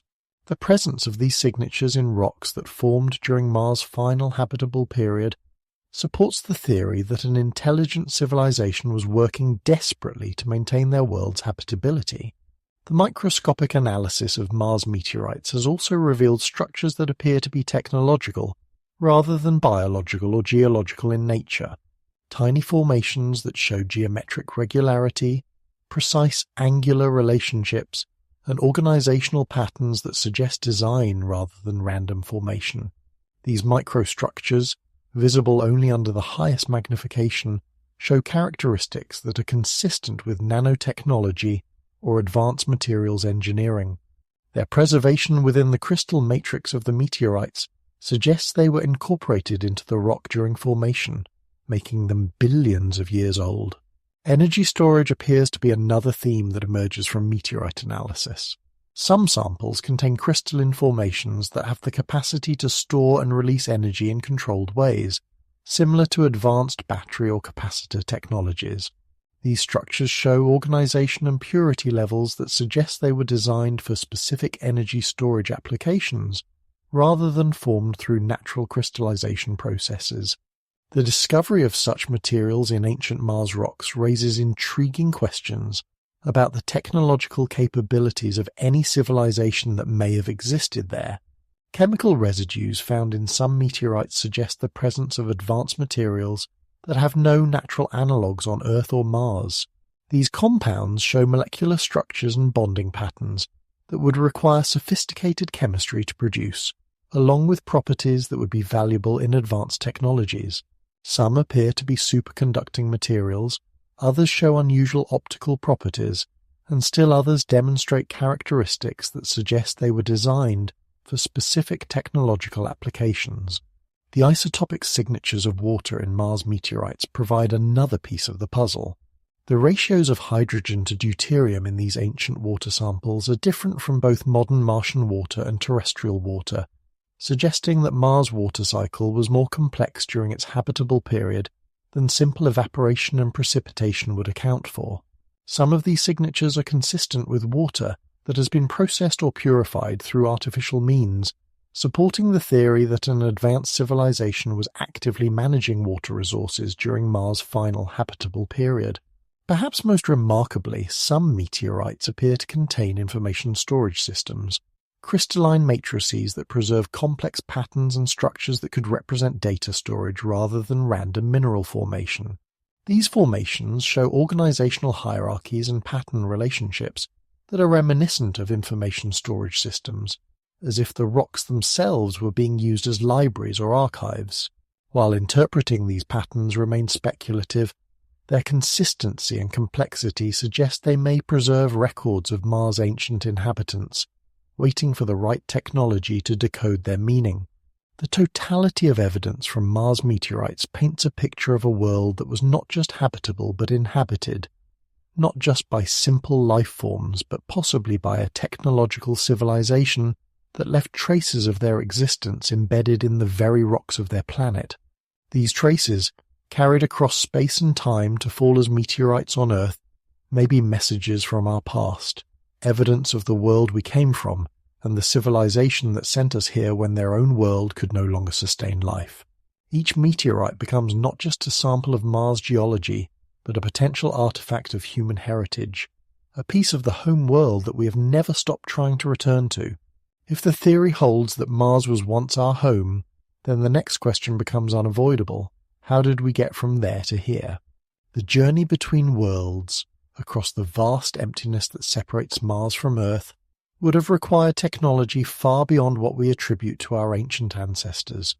Yet when we examine the texts, artwork and oral traditions that have survived from humanity's earlier civilizations, we find descriptions of flying vehicles, celestial journeys, and technologies that seem impossibly advanced for their supposed time period.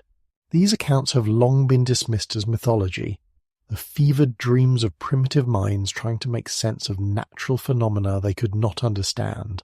But what if they are something else entirely? What if they are memories passed down through generations of the greatest journey in human history? The Sanskrit texts of ancient India contain some of the most detailed and technically precise descriptions of flying vehicles ever recorded in human literature. The Vimanas, as they are called, are not mentioned casually or metaphorically, but described with the kind of systematic detail one would expect from an engineering manual.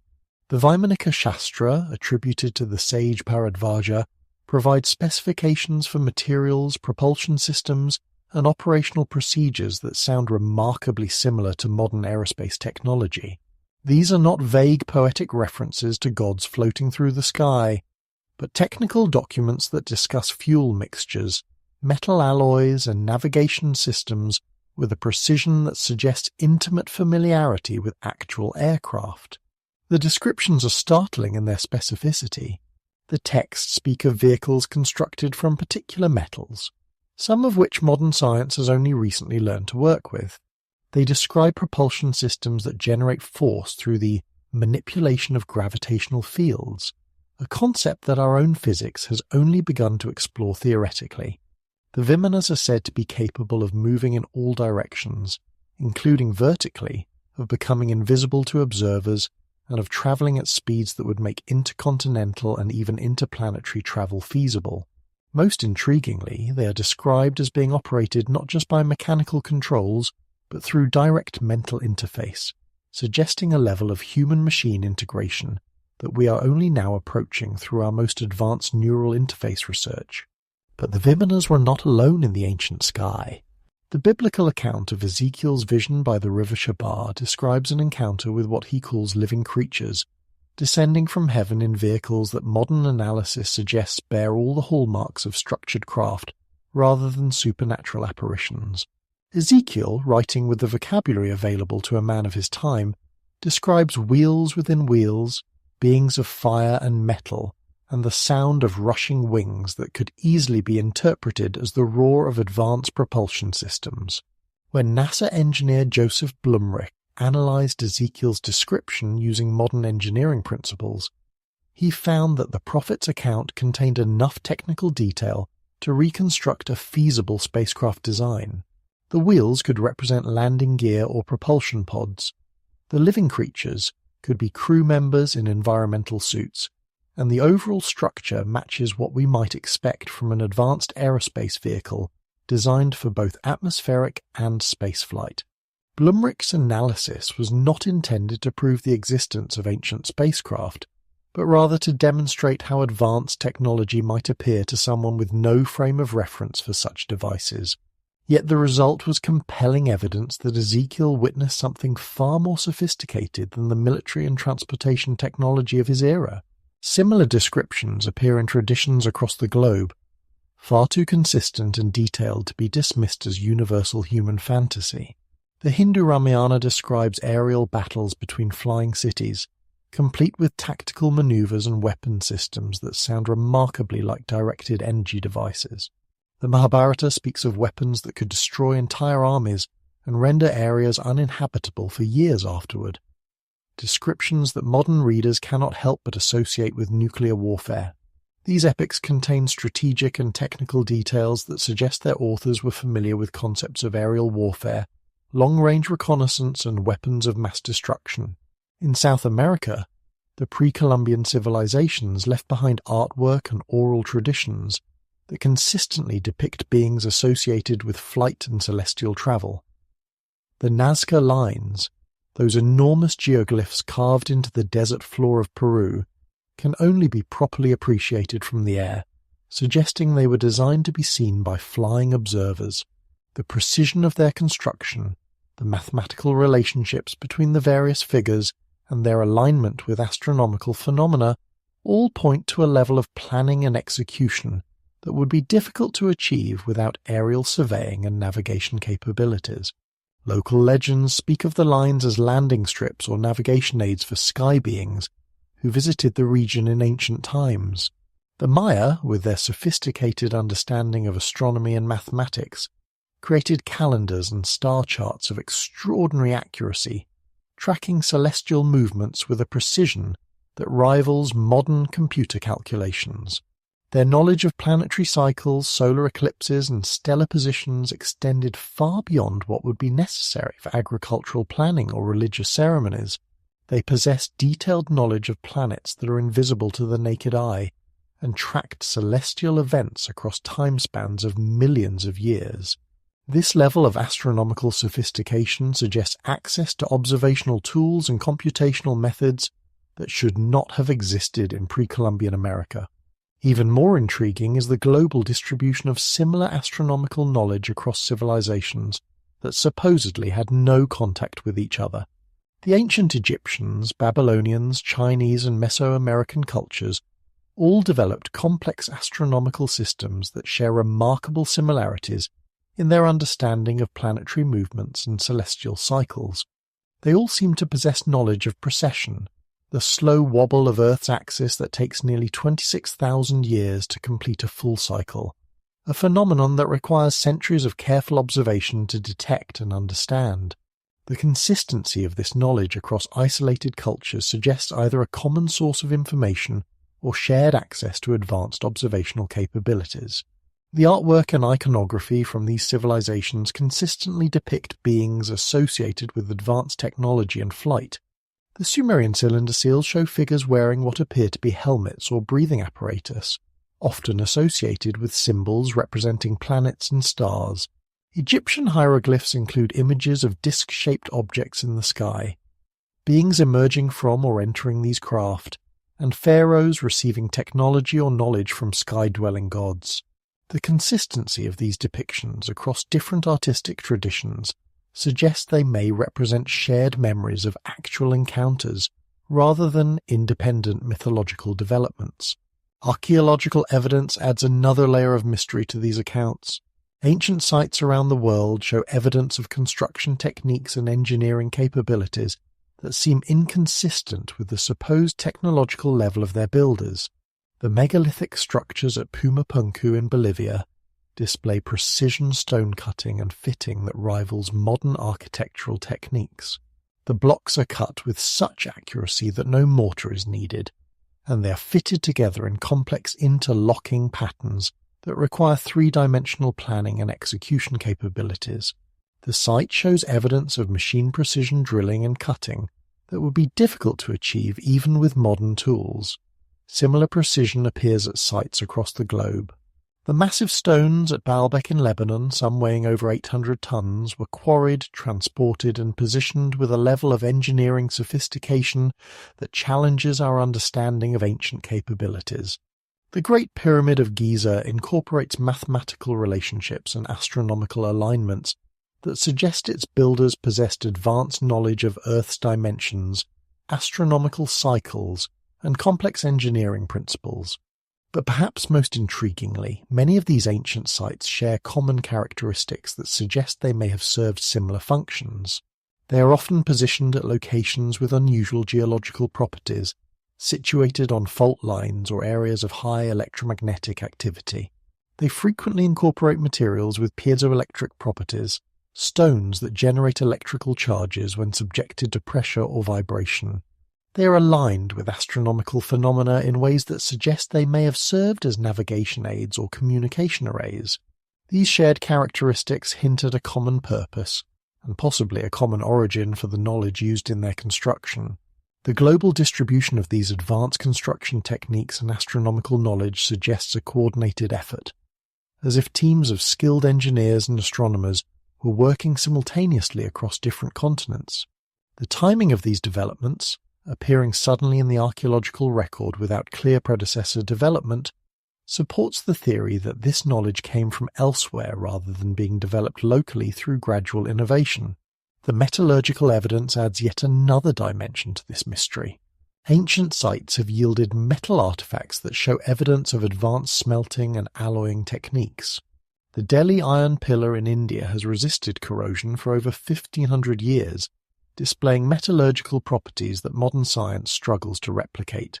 Ancient bronze artifacts from various civilizations show evidence of controlled atmosphere, smelting, and precision casting techniques that require sophisticated understanding of metallurgy and access to high-temperature furnaces.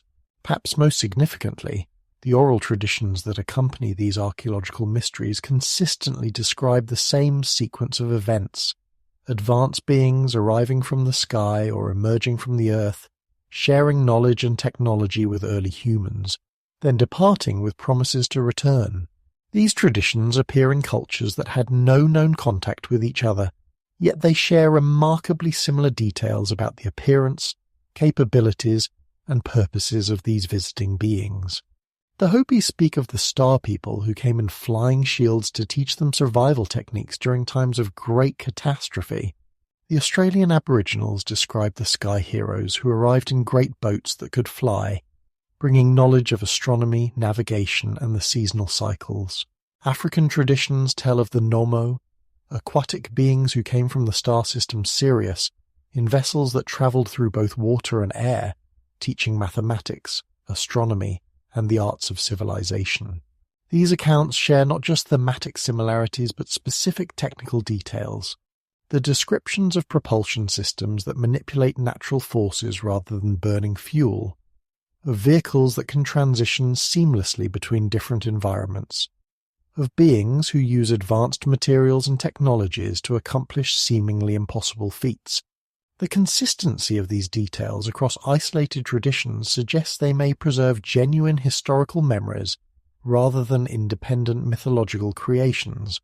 The timing of these legendary visitations often coincides with periods of rapid technological and cultural development in human history. The sudden appearance of agriculture, metallurgy, writing systems, and complex social organization seems to cluster around the time periods when these sky beings are said to have made contact. Rather than gradual evolution, these developments often appear fully formed in the archaeological record, as if complete knowledge systems were introduced rather than slowly developed. Modern space exploration has revealed that interplanetary travel, while challenging, is not impossible with sufficiently advanced technology. The journey from Mars to Earth, while long and requiring careful planning, falls within the realm of engineering possibility for a civilization with access to advanced materials and propulsion systems.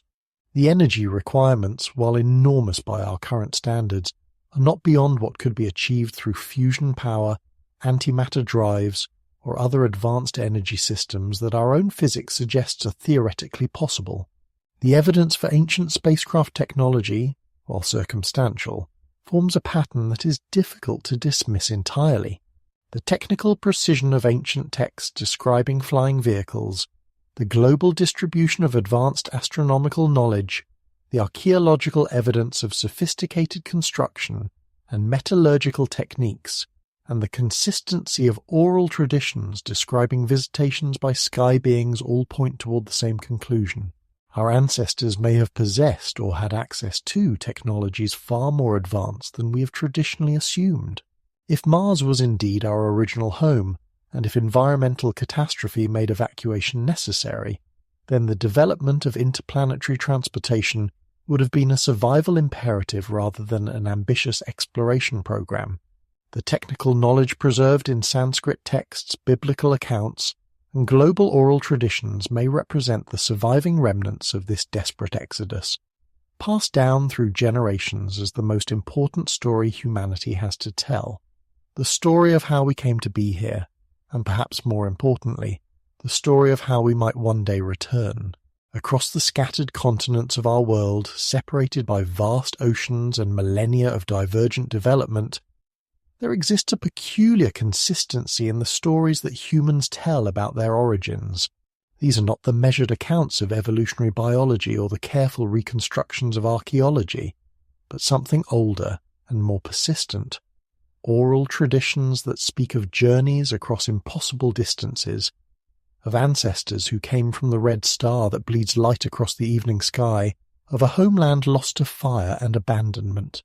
When examined individually, these stories might be dismissed as the fevered imaginings of primitive minds trying to make sense of their place in an incomprehensible cosmos. But when laid side by side, when the common threads are traced across cultures that had no known contact with each other, they begin to form a pattern that is far more compelling than coincidence should allow. In the high plains of North America, where the wind carries voices across distances that would swallow cities, the Lakota speak of a time before time when their ancestors emerged not from the earth beneath their feet, but from the place where the red light dwells in the evening sky. The star they call the wounded knee of the sky, which we know as Mars, figures prominently in their emergent stories, described not as a distant celestial object, but as a homeland, a place where the people once lived before the great journey that brought them to this world. The accounts, preserved in the sacred bundles and told only during the most solemn ceremonies, describe not a mythical departure, but a physical one, complete with details about the vessels that carried them across the void and the long seasons of travelling through darkness before arriving at the world of blue skies and abundant waters. The specificity of these accounts is remarkable. They speak of the Red World as a place of two moons, a detail that seems to emerge from careful observation rather than poetic invention. Mars does indeed have two moons, though they are small and difficult to see with the naked eye, leading astronomers to wonder how ancient peoples could have known of their existence. The stories describe the Red World as having great canyons that could swallow entire mountain ranges, vast polar caps of white that grew and shrank with the seasons, and dust storms that could rage for months, turning the sky the colour of dried blood. These details align with modern understanding of Mars with an accuracy that seems to transcend what casual skywatching could provide. But the Lakota are not alone in preserving such memories.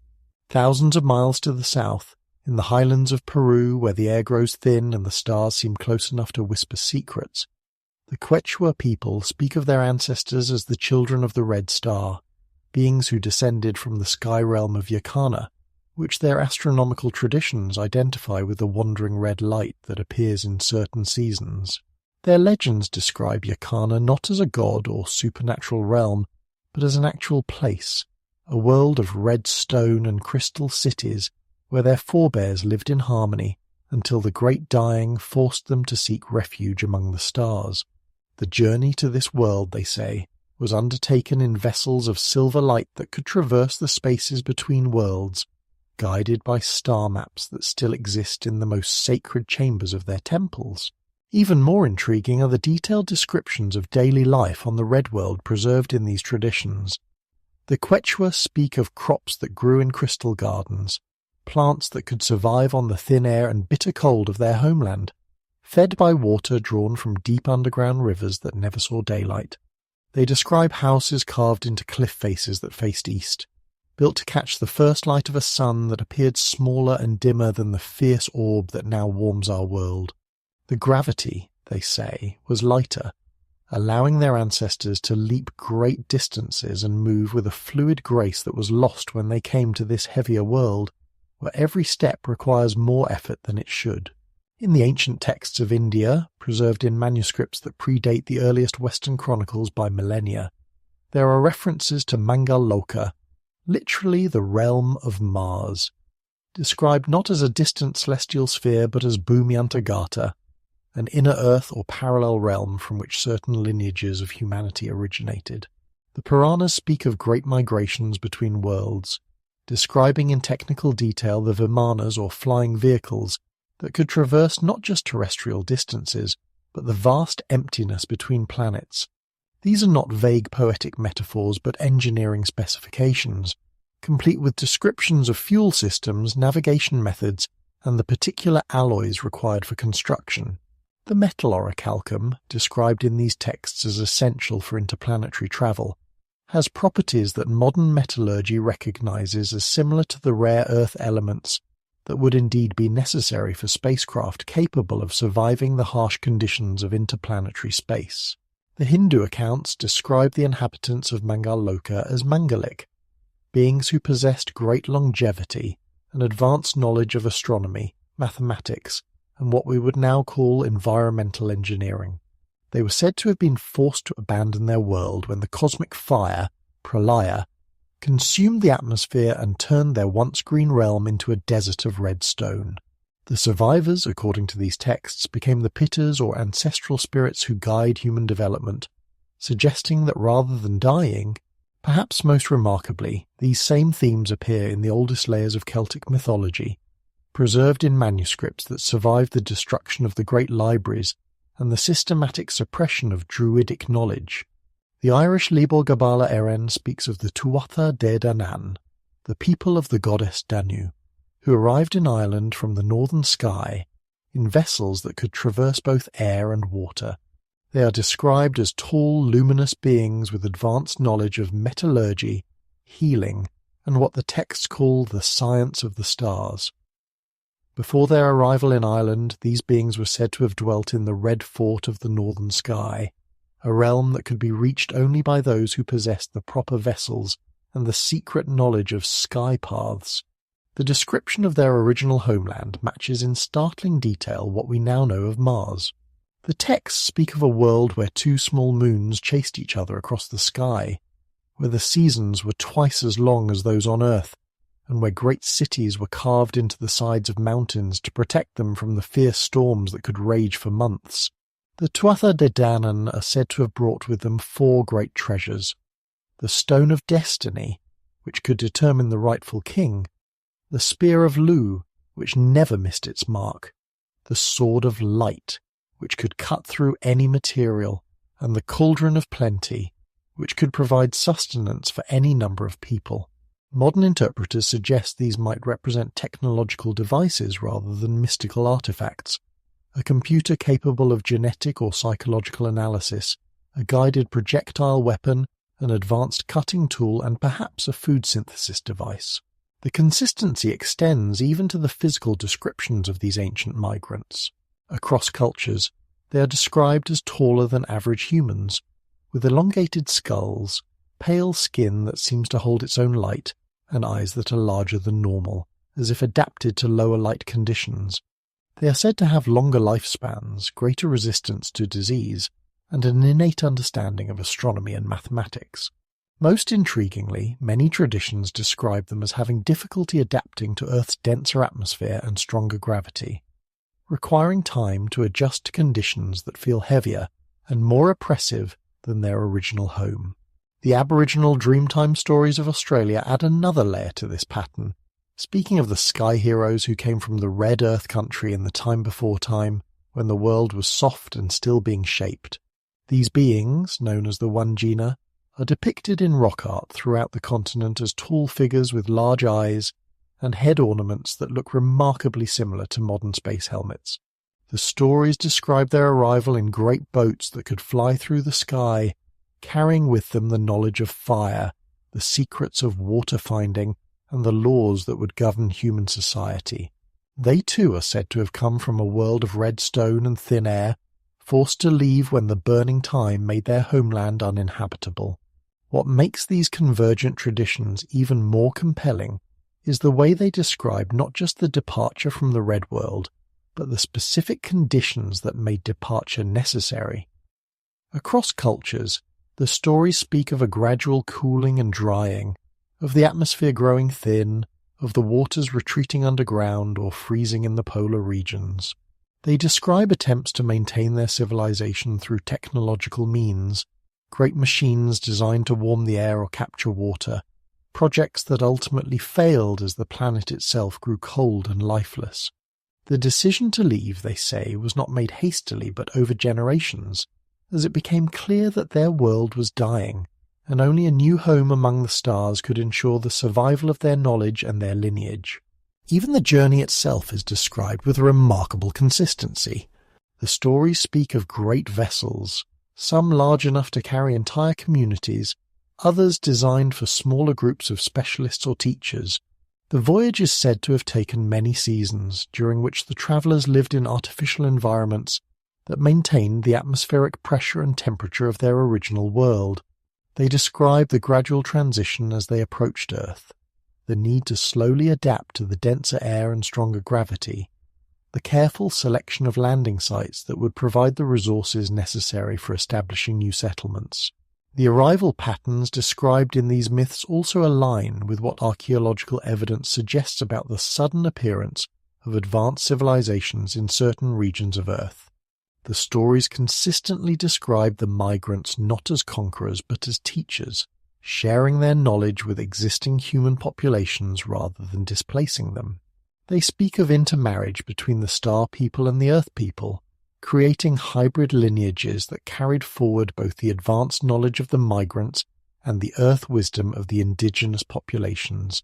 Over time, the story suggests, the pureblood star people withdrew to hidden places, leaving their hybrid descendants to preserve what knowledge they could while adapting to life on their new world. These cultural memories, preserved across millennia in the oral traditions of isolated peoples, paint a picture that is far more detailed and consistent than random myth-making should produce. They suggest not separate cultural inventions, but shared memories of actual events, preserved in the only format capable of surviving across the vast spans of time required. The red star, the dying world, the great journey, the arrival and integration with Earth's existing populations. These elements appear with such consistency across unconnected traditions that they demand serious consideration as possible historical memory rather than pure mythology.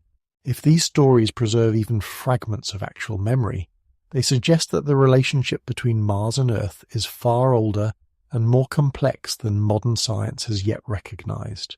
They hint at a time when interplanetary travel was not a distant dream but an accomplished reality, when the solar system was not a collection of isolated worlds, but a connected community where knowledge and perhaps even populations could be shared across the vast distances.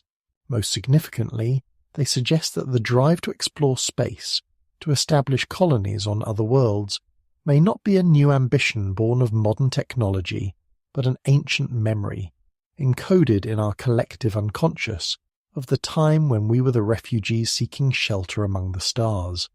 There is something in the human spirit that refuses to be contained, a restlessness that transcends cultural boundaries and historical epochs, manifesting as an almost universal urge to move, to seek, to find some distant place that calls to us with voices we cannot quite articulate.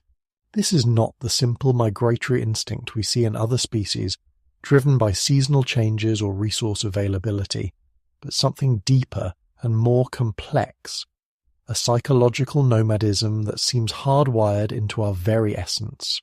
Anthropologists have noted that humans alone among Earth's creatures seem perpetually dissatisfied with wherever they find themselves, always looking toward the horizon with a mixture of longing and certainty that somewhere beyond the known lies a place that will feel more like home than home itself. This wandering impulse appears in every human culture that has left records of its beliefs and aspirations, but it is not random or undirected. Instead, it follows remarkably consistent patterns, always carrying with it the conviction that there exists somewhere a lost homeland, a place of origin that was perfect in ways that our current world cannot match, and that the purpose of wandering is not simply to explore, but to return, to find our way back to a place we have never been but somehow remember. This is the paradox that lies at the heart of human mythology, the persistent belief that we are not natives of this world but exiles from another, carrying within our collective memory the imprint of a homeland that exists just beyond the reach of our conscious recollection. In the Jewish tradition, this manifests as the concept of galut, usually translated as exile, but carrying connotations that extend far beyond the historical dispersals of the Jewish people. Galut represents a spiritual condition, the sense that the soul is not at home in the material world, that it belongs somewhere else, somewhere that can be reached not through physical travel, but through spiritual transformation. The yearning for the next year in Jerusalem is not simply political but mystical, expressing the deep conviction that there exists a perfect city, a place where the divine and human realms intersect, and that all wandering, all searching, all striving is ultimately directed toward finding that place again. The Islamic tradition carries similar themes in the concept of hijra, the journey or migration that brings the believer closer to divine truth. But more fundamentally, there is the notion that the human soul comes from God and yearns to return, that all earthly existence is a form of temporary exile from a perfect realm that exists beyond the physical world.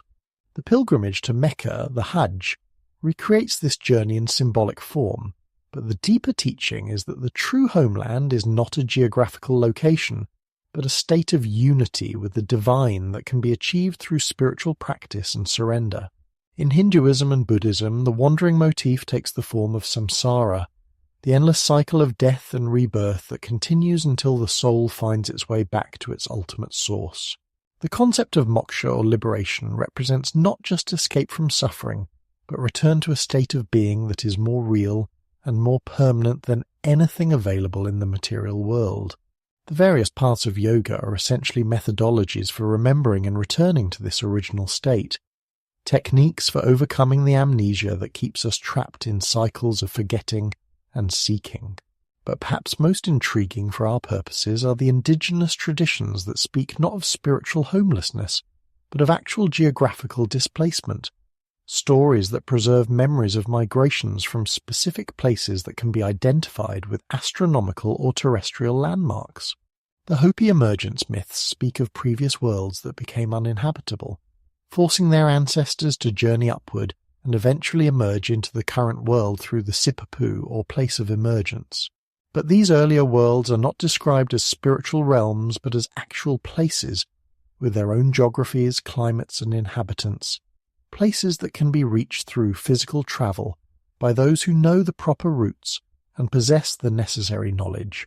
The Aboriginal Dreamtime stories of Australia describe the ancestors who travelled across vast distances, creating the landscape through their journeys and establishing the songlines that connect sacred sites across the continent.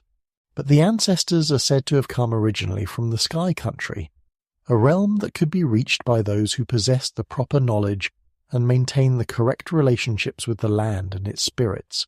The songlines themselves are described not just as terrestrial maps, but as navigation routes that extend beyond the Earth, connecting the terrestrial landscape with stellar patterns and marking the paths that the ancestors used to travel between worlds.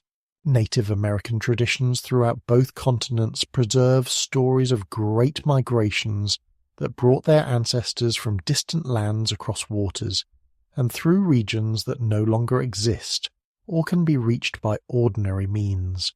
The Aztec legend of Aztlan describes the homeland of their ancestors as a place surrounded by water, located in the direction of the dawn, from which they were compelled to migrate by divine command.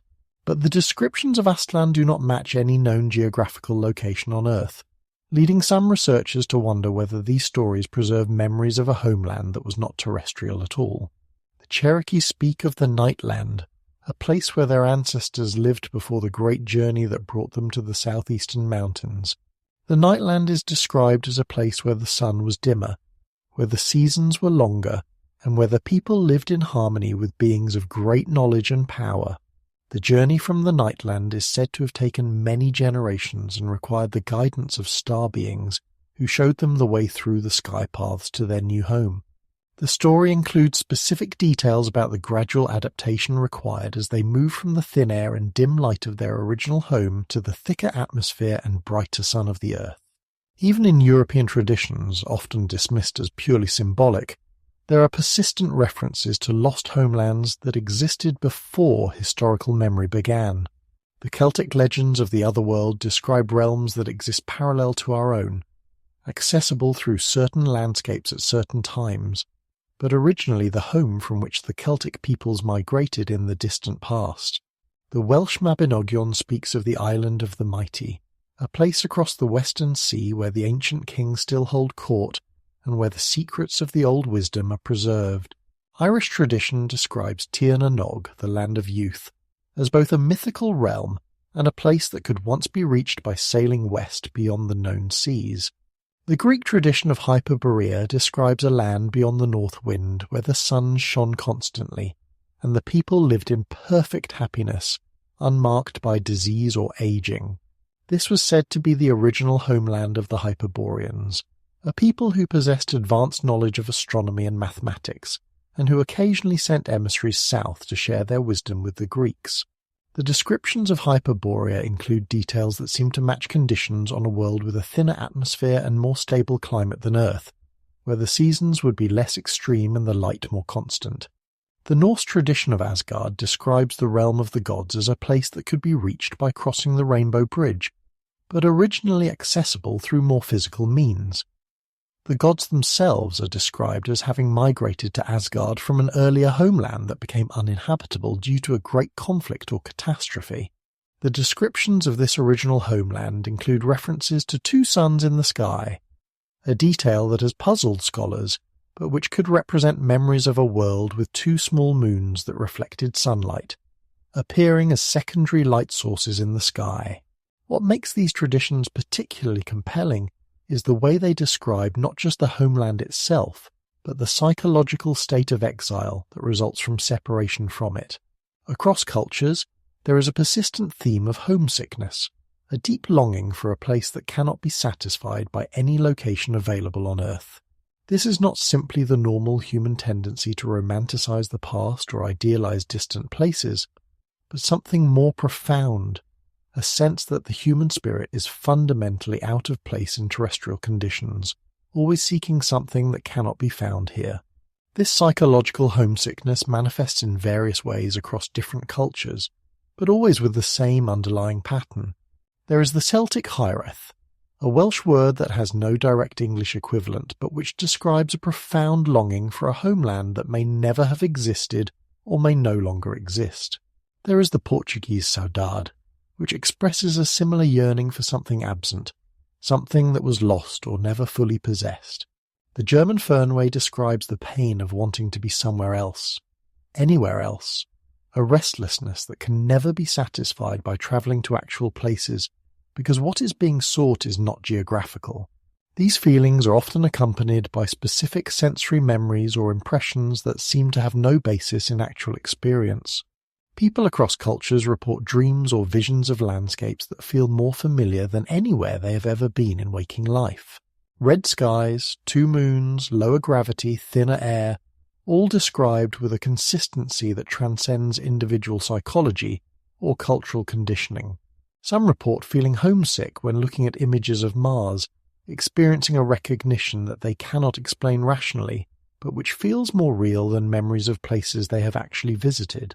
The wandering motif also includes specific patterns of movement and settlement that appear consistently across cultures. There is always the movement from east to west, following the path of the sun, as if trying to catch up with something that is always just beyond the horizon. There is the preference for elevated locations, mountains or hills that provide wide views and clear skies, places where the horizon is visible in all directions and the stars can be seen clearly.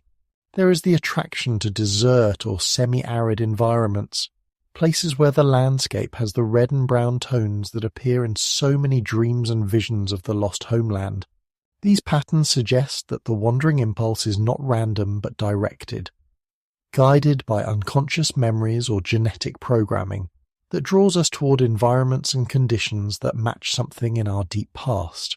The fact that human beings consistently choose to live in environments that are marginal from an ecological standpoint, places that require technological adaptation rather than simple biological fitness, hints that we may be instinctively drawn to conditions that resemble those of our actual world of origin, rather than the optimal conditions for life on Earth. The technologies that humans have developed also reflect this wandering impulse, but always with a specific directional bias. We have developed transportation technologies that allow us to move faster and farther, but always with the goal of reaching places that are harder to reach, less hospitable, more challenging. We explore the poles, the depths of the oceans, the heights of mountains, not because these places offer resources or comfort, but because they call to us with the promise of being somehow more real, more authentic than the comfortable places where life would be easier. Most significantly, we have developed space technology with an urgency that seems disproportionate to any practical need.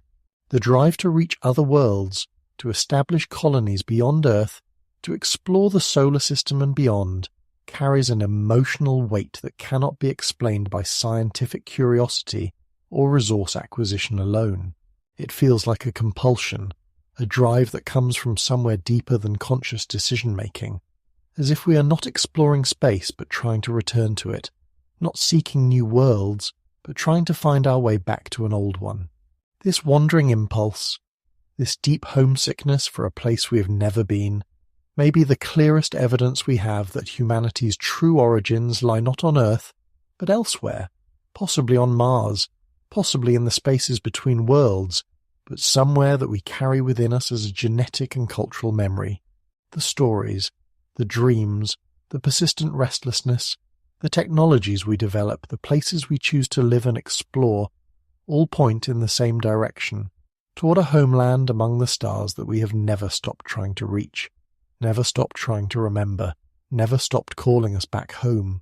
In the mythology of nearly every human culture, there appears a figure or group of figures who arrive at a crucial moment in human development, bearing gifts that transform civilization from primitive survival to something approaching its current complexity.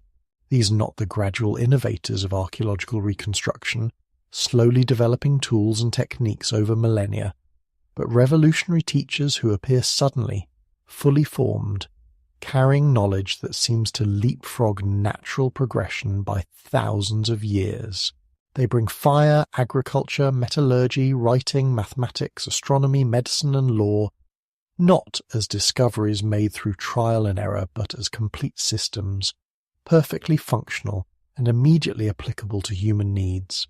The figure of Prometheus in Greek mythology embodies this archetype in its most familiar form, the divine being who steals fire from the gods and gives it to humanity, knowing that this act of compassion will result in terrible punishment. But the fire that Prometheus brings is not merely the physical flame that keeps us warm and cooks our food. In the deeper layers of the myth, it represents the spark of consciousness itself, the divine knowledge that separates humans from animals and allows them to participate in the cosmic order. Prometheus is described as a Titan, one of the elder gods who ruled before the Olympians, suggesting that his knowledge comes from an even more ancient source, a time when the boundaries between divine and human, between earth and sky, were more permeable than they would later become. The punishment of Prometheus is equally telling.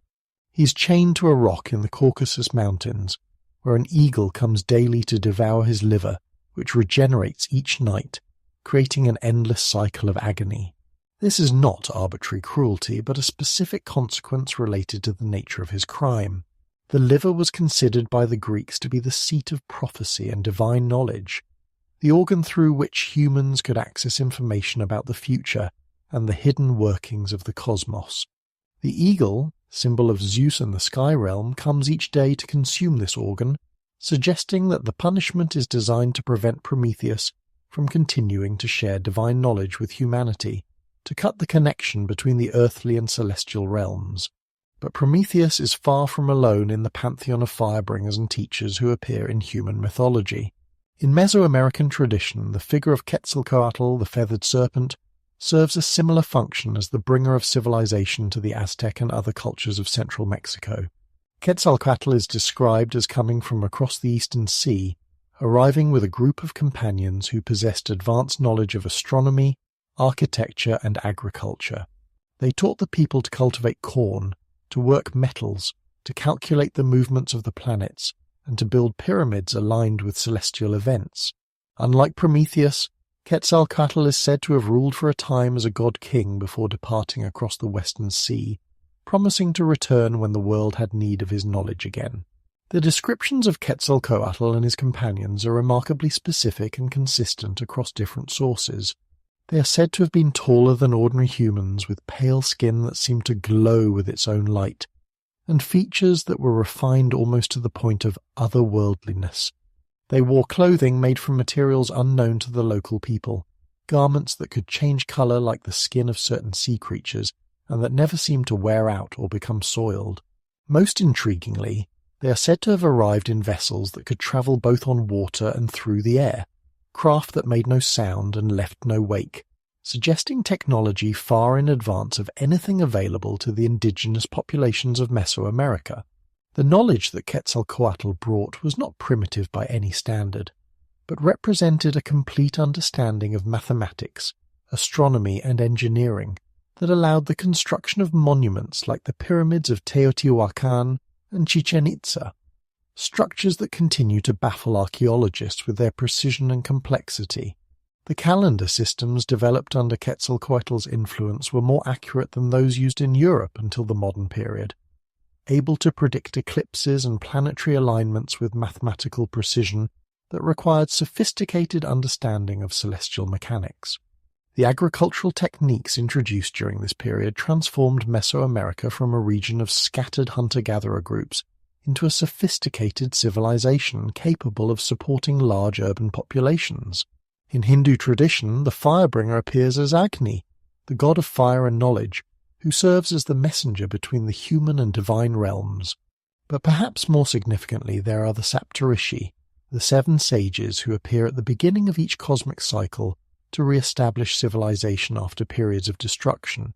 The Saptarishi are described as beings of great longevity and wisdom, who possess complete knowledge of the Vedas, the foundational texts of Hindu philosophy and science. They are said to survive the dissolution of previous worlds and to carry forward the essential knowledge needed to rebuild civilization on whatever world becomes available to them. The descriptions of the Saptarishi in the Puranas include details that sound remarkably like descriptions of space travelers or refugees from another world. They are said to possess bodies that are not subject to aging or disease, to require less food and water than ordinary humans, and to be able to survive in environments that would be lethal to normal people.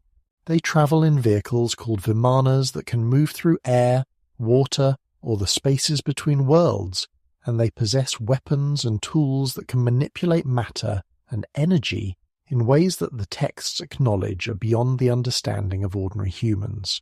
The knowledge preserved in the Vedic traditions that the Saptarishi are said to have taught includes detailed understanding of astronomy, mathematics, physics, chemistry, biology, medicine, and engineering that in many cases anticipates modern scientific discoveries by thousands of years.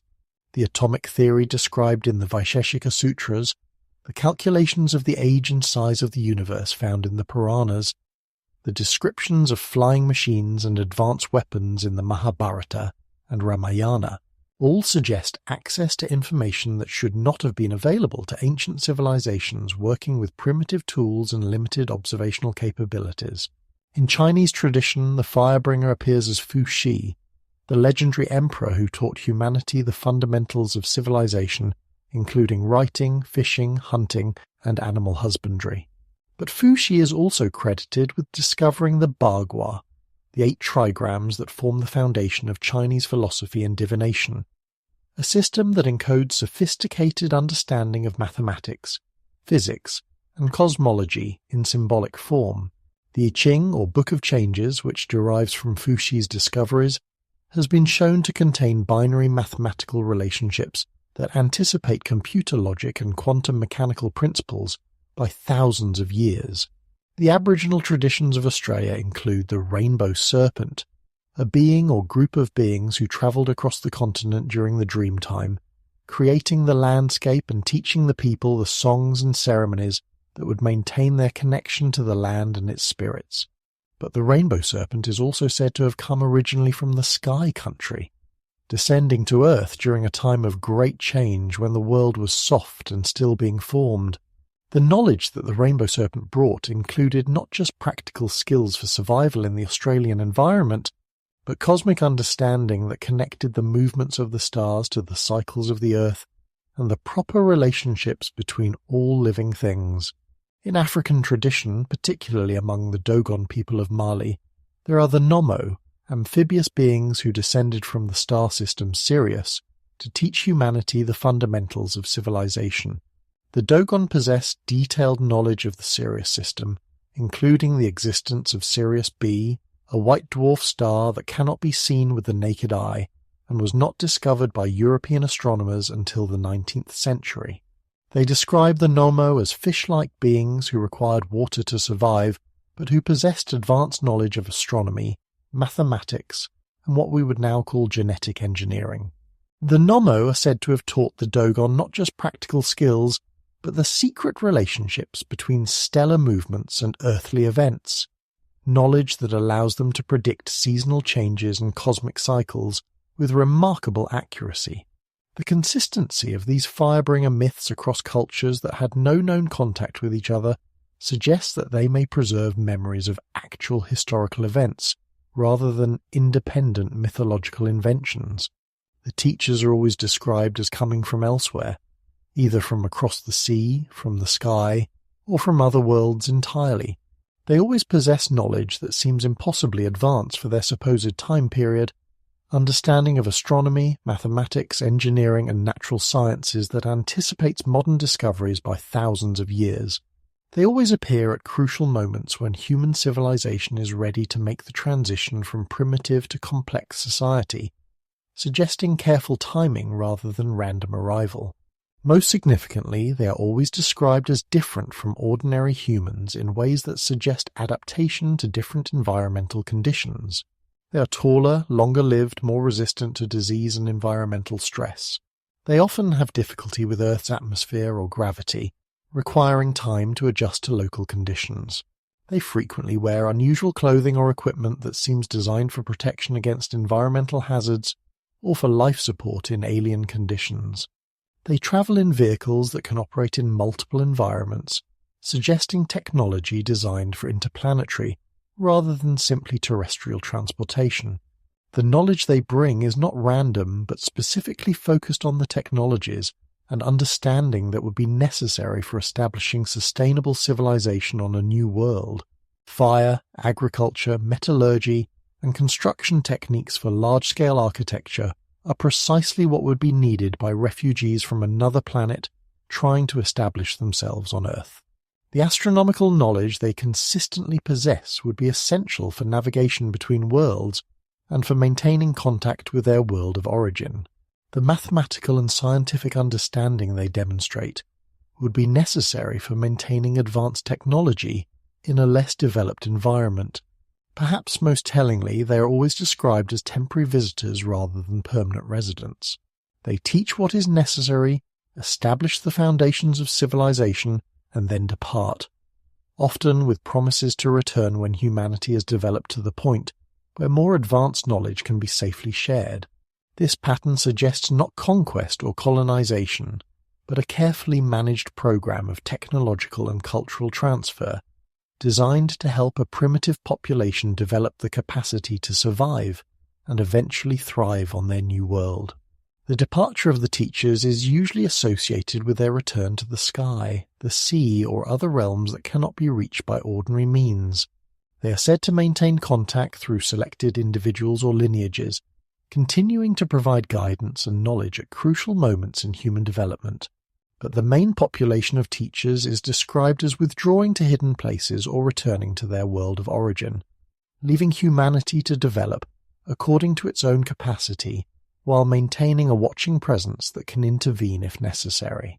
If these myths preserve actual historical memories rather than pure invention, they suggest that the development of human civilization was not the gradual process that conventional archaeology describes, but the result of deliberate intervention by a more advanced group, possibly refugees from Mars or another world, who possessed the knowledge and technology necessary to jumpstart human development on Earth.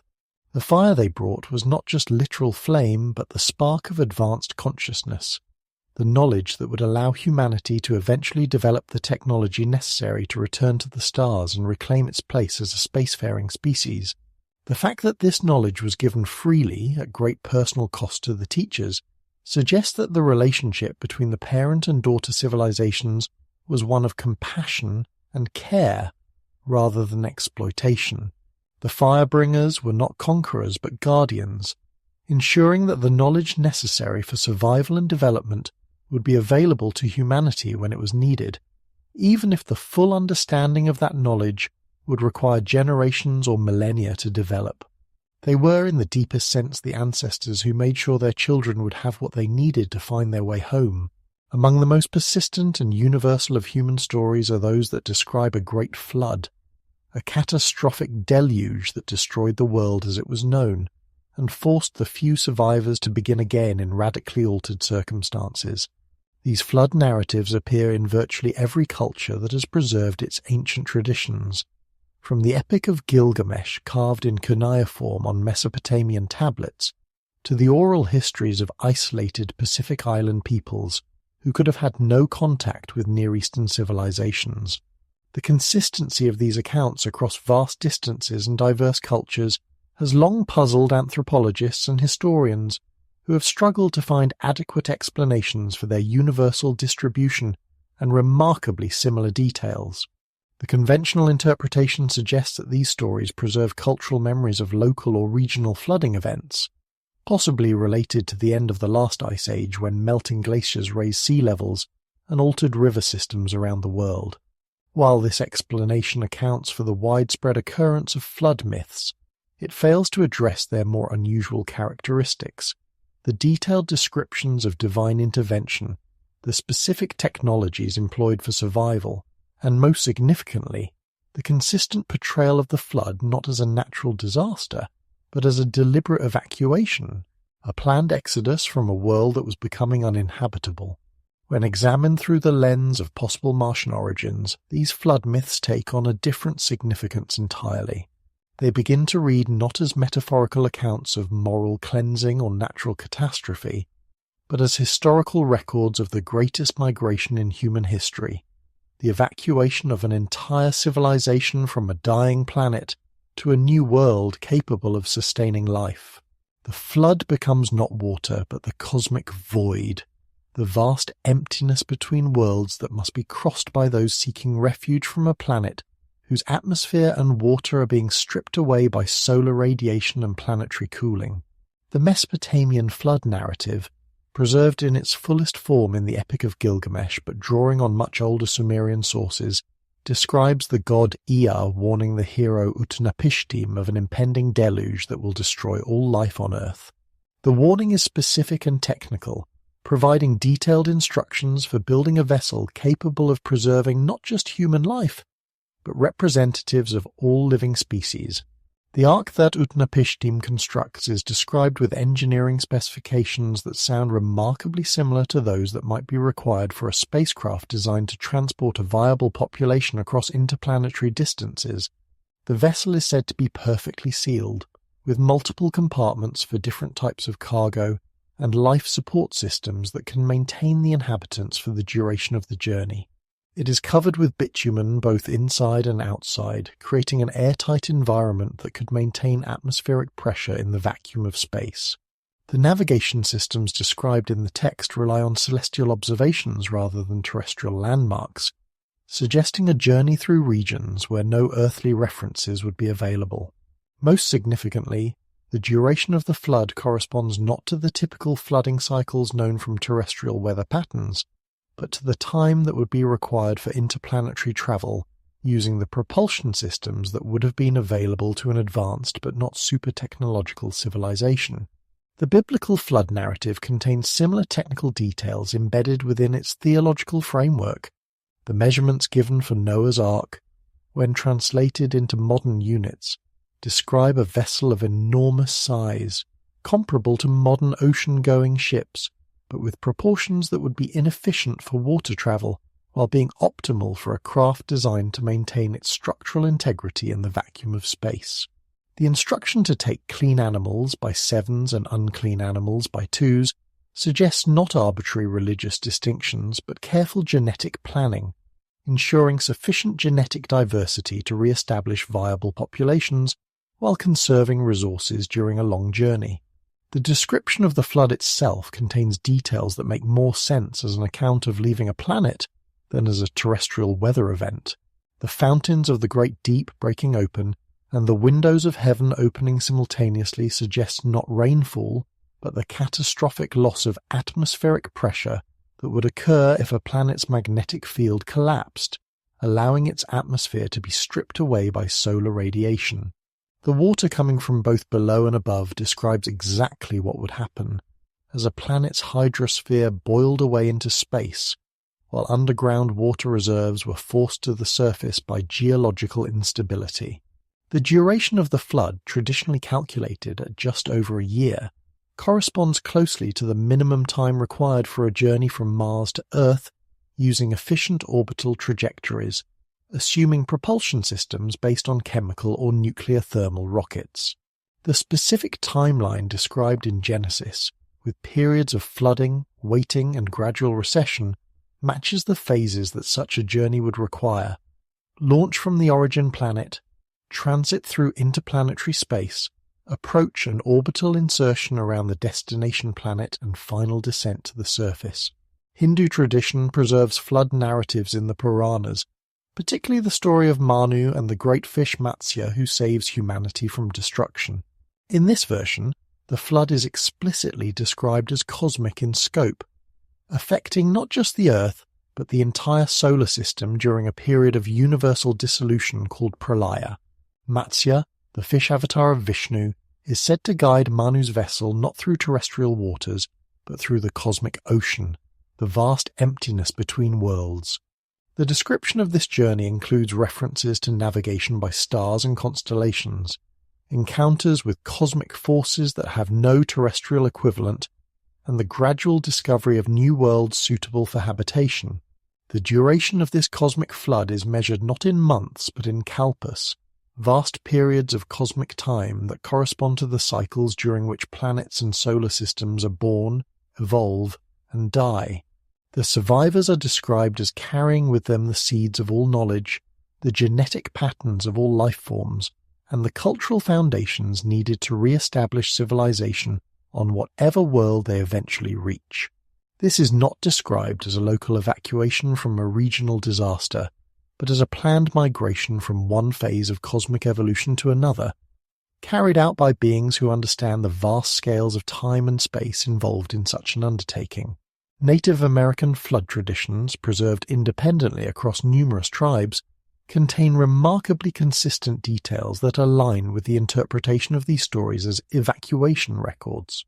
The Cherokee speak of the Long Man River that rose to cover all the land except the highest peaks, but their description of this flood includes details about the water coming from underground sources and falling from the sky simultaneously, while the sun grew dim and the seasons became irregular. These environmental changes match what would be expected during the final phases of Mars' atmospheric collapse, when underground water would be forced to the surface by geological instability, while the remaining atmosphere was being stripped away by solar radiation. The Hopi emergence myths describe their ancestors being saved from destruction by the Ant People, who took them underground during a period when the world above became uninhabitable due to fire and ice. The underground refuge is described as having artificial lighting, controlled atmosphere, and food production systems that sustained the population for an extended period before it was safe to return to the surface. The description of the journey to the surface world includes references to traveling through different levels of reality, encountering different types of light and atmosphere, and finally emerging into a world with a different sun and different seasonal patterns than the one they had left behind. Australian Aboriginal traditions speak of the Great Flood that covered all the land except the highest mountains, but their descriptions include references to the water coming from this sky country and being accompanied by changes in the positions of the stars and the behavior of the seasons. The rainbow serpent, who guides the survivors to safety, is said to travel not just across the land but through the spaces between worlds, creating pathways that connect Earth to the sky country from which the Aboriginal people originally came. What makes these flood narratives particularly compelling as possible evacuation records is their consistent emphasis on preservation rather than destruction. Unlike natural disasters, which typically kill indiscriminately, the floods described in these myths are carefully managed events designed to save rather than destroy life. The survivors are chosen not randomly but according to specific criteria, usually involving their knowledge, genetic fitness, or spiritual development. They are provided with detailed instructions for survival, advanced technology for transportation and life support, and specific guidance about how to re-establish civilization in their new environment. The role of divine intervention in these stories takes on new meaning when interpreted as technological assistance from a more advanced group. The gods or divine beings who warn of the impending flood and provide the means of escape are consistently described as possessing knowledge and capabilities far in advance of the general population. They have advance warning of the catastrophe, understanding of its causes and timeline, and access to transportation technology capable of preserving life across vast distances and extended time periods. Rather than supernatural intervention, these could be accounts of the systematic evacuation of a planetary population by those who possess the scientific knowledge and technological capability to undertake such an enormous project. The post-flood world described in these narratives is consistently portrayed as different from the pre-flood world in ways that match what refugees from Mars would encounter upon arriving at Earth. The survivors must adapt to different atmospheric conditions, different gravity, different seasonal patterns, and different relationships between the land and water. They must learn to work with new types of plants and animals, adapt their agricultural techniques to different soil and climate conditions, and modify their technologies to work with locally available materials. The process of re-establishing civilization is described not as a simple rebuilding, but as a fundamental adaptation to an entirely new world. Perhaps most significantly, the flood narratives consistently describe the event not as an ending, but as a beginning. The start of a new phase of human development that will eventually lead to reunion with the divine realm from which the survivors came. The flood is portrayed not as punishment, but as salvation, not as the destruction of the old world, but as the birth of the new. This perspective makes sense if the flood represents not a catastrophe, but a successful evacuation, not the end of human civilization, but its continuation under radically different circumstances. The promise that appears in many flood narratives, that such destruction will never happen again, takes on new meaning when viewed as an assurance that the evacuation was successful and complete, that all who could be saved were saved, and that the new world would provide a permanent home for the refugees. The rainbow that appears after the biblical flood, serving as a covenant sign, could represent the successful establishment of a new atmospheric envelope around the new world, the visible proof that this planet could sustain the life that had been brought to it from the dying world. If the flood myths preserve actual memories of planetary evacuation, rather than purely symbolic or natural disaster accounts, they suggest that humanity's presence on Earth represents not the gradual evolution of terrestrial life, but the successful conclusion of the greatest rescue mission in the history of the solar system. The flood that destroyed the old world was the cosmic void that had to be crossed. The divine intervention was advanced technology deployed by those who understood what was necessary for survival, and the Ark was not a boat but a spacecraft, carrying the seeds of Martian civilization to a new world where they could take root and grow into the global human culture we know today. In this interpretation, every human being is a descendant of cosmic refugees, carrying within our genetic and cultural memory the story of the greatest journey ever undertaken, the migration from a dying red world to a living blue one across the vast and hostile emptiness of space, the restlessness that drives us to explore, the technologies we develop for space travel, and the persistent dream of returning to Mars all make perfect sense as expressions of a deep genetic and cultural memory. The call of home echoing across millions of years, drawing us back to the world where our story began, in the boardrooms of aerospace companies, in the laboratories where rockets are designed, in the quiet offices where mission trajectories are calculated. There exists a curious phenomenon that defies purely rational explanation. When engineers and visionaries speak of Mars colonization, their language subtly shifts from the clinical terminology of exploration to something far more personal, far more urgent. They do not speak of visiting Mars, they speak of returning to it. They do not describe it as a destination, but as a homecoming. This linguistic slip, repeated across cultures and contexts by people who have never met each other, suggests something deeper than conscious planning at work. Elon Musk, perhaps the most visible advocate for Mars colonization, has consistently framed the endeavor not as humanity's first step into the cosmos, but as a return to our natural state as a spacefaring species. When he speaks of making life multiplanetary, the emphasis falls not on the word multi, but on the word again, as if this were a restoration rather than an innovation. His presentations are filled with imagery that evokes not conquest, but reunion. The red planet not as an alien world to be terraformed, but as a garden to be renewed. The emotional weight he brings to these discussions transcends business interests or even species survival, touching something that feels more like genetic memory than strategic planning. This compulsion extends beyond the realm of entrepreneurs and engineers into the broader population in ways that market researchers find difficult to quantify, but impossible to ignore. Surveys consistently show that Mars generates more public enthusiasm than any other potential destination for human expansion, despite being farther, more hostile, and more expensive to reach than alternatives like the Moon or orbital habitats. When asked to explain their preference, respondents often struggle to articulate logical reasons, falling back on language that suggests familiarity rather than curiosity. Mars feels right in ways that other destinations do not. The psychological profiles of individuals drawn to Mars mission programs reveal patterns that distinguish them not just from the general population, but from other space enthusiasts. Those who volunteer for one-way missions to Mars, programs that would permanently separate them from Earth, show remarkably consistent personality traits. High tolerance for isolation, comfort with long-term planning horizons, and an unusual ability to feel at home in environments that others find claustrophobic or threatening.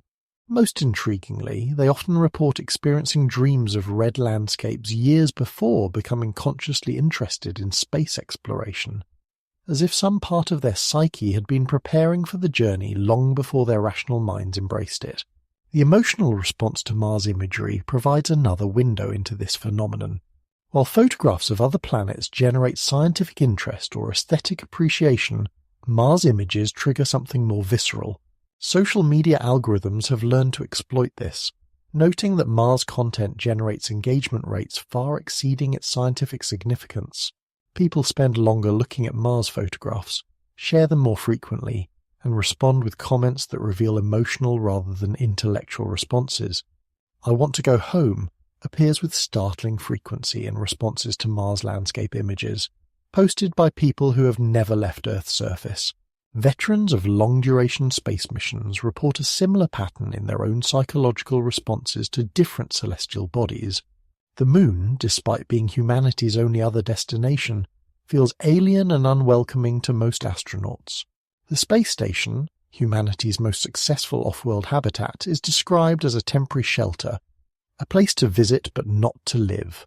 Mars, visible only as a distant point of light from space, nonetheless evokes responses that astronauts describe as recognition rather than wonder.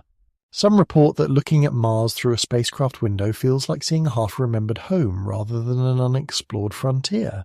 Sleep studies of astronauts and space enthusiasts reveal another intriguing pattern.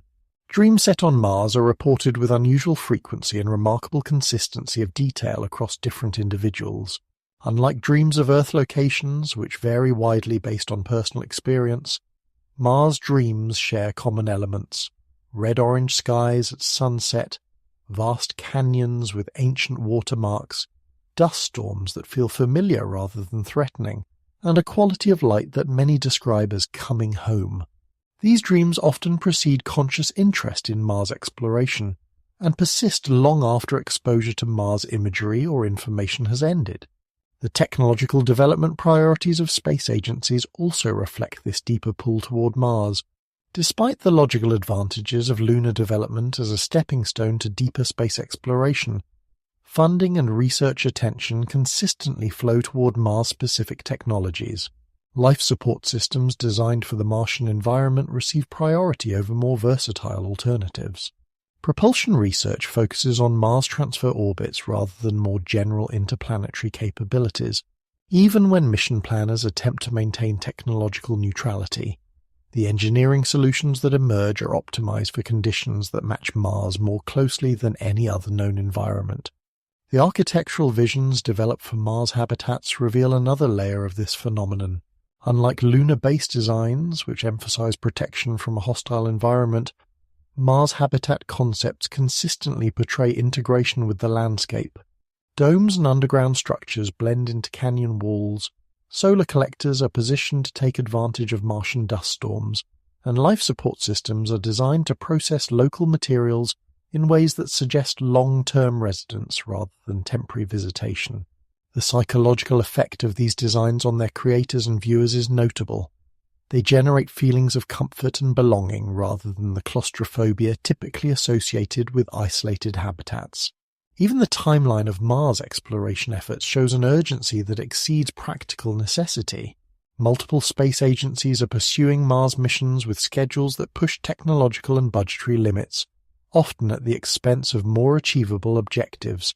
The competitive drive to reach Mars first has created an international space race that echoes the moon race of the 1960s, but with a crucial difference.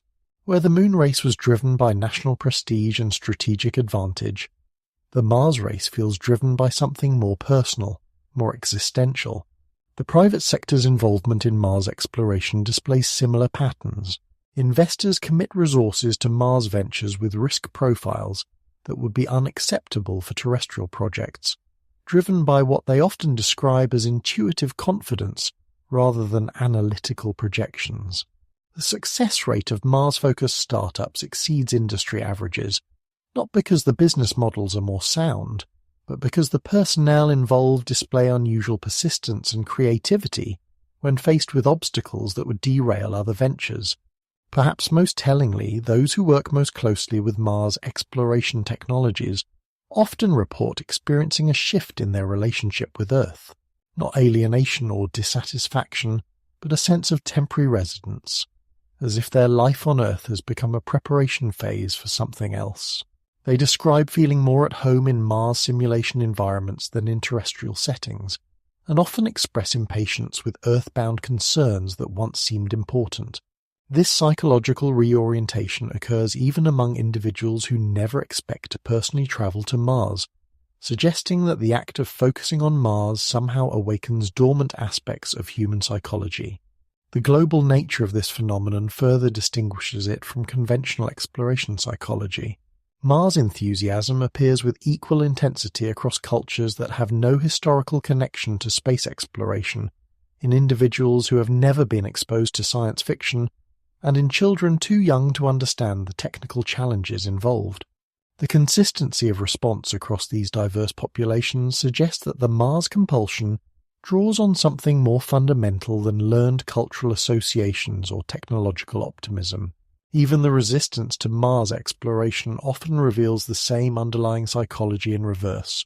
Those who argue against Mars missions frequently express concerns that go beyond practical considerations to emotional ones. The fear of abandoning Earth, the anxiety of becoming untethered from humanity's birthplace, the worry that leaving Earth permanently would somehow diminish what it means to be human. These concerns mirror the enthusiasm of Mars advocates in their intensity and their connection to identity rather than strategy.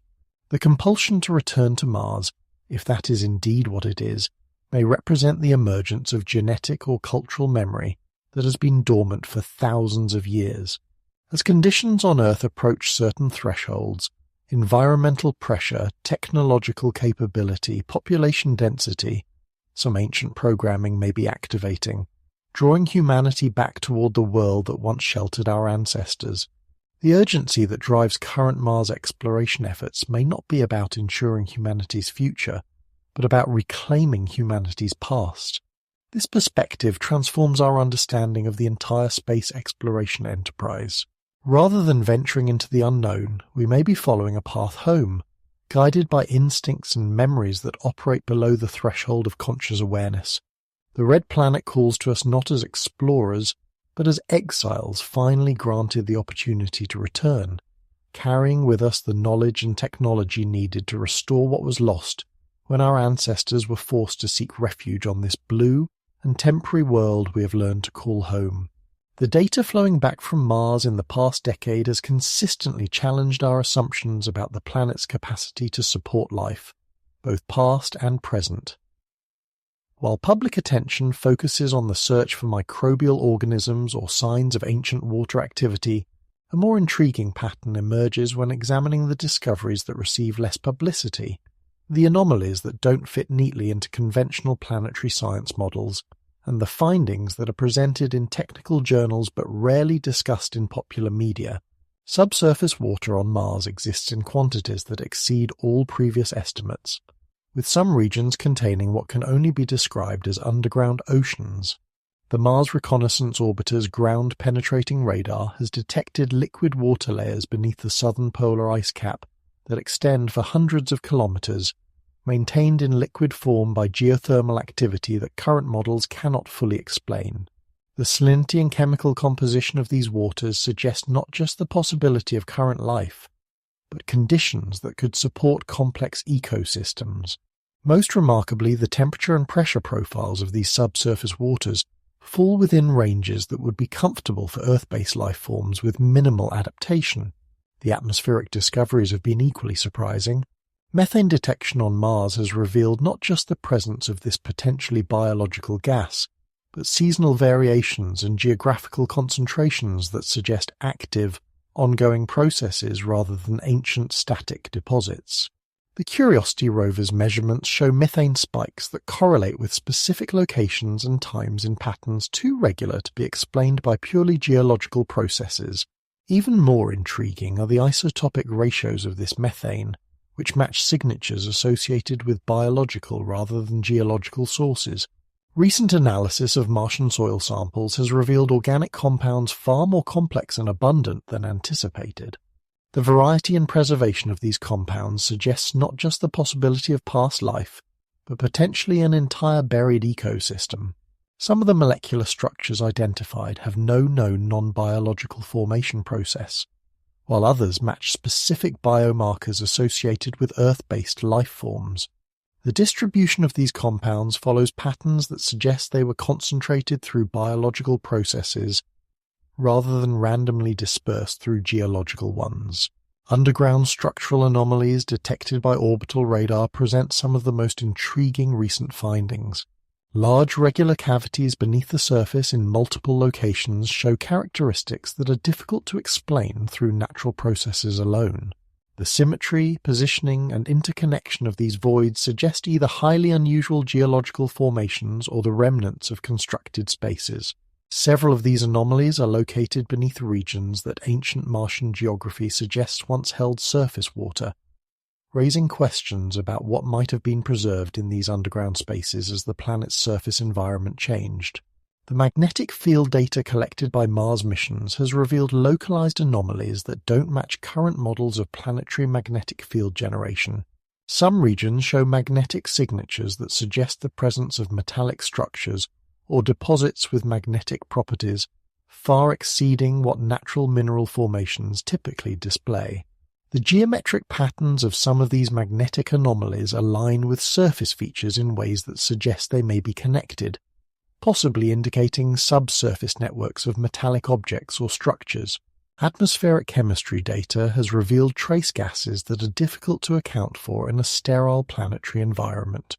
Beyond methane, instruments have detected compounds that on Earth are exclusively associated with biological processes.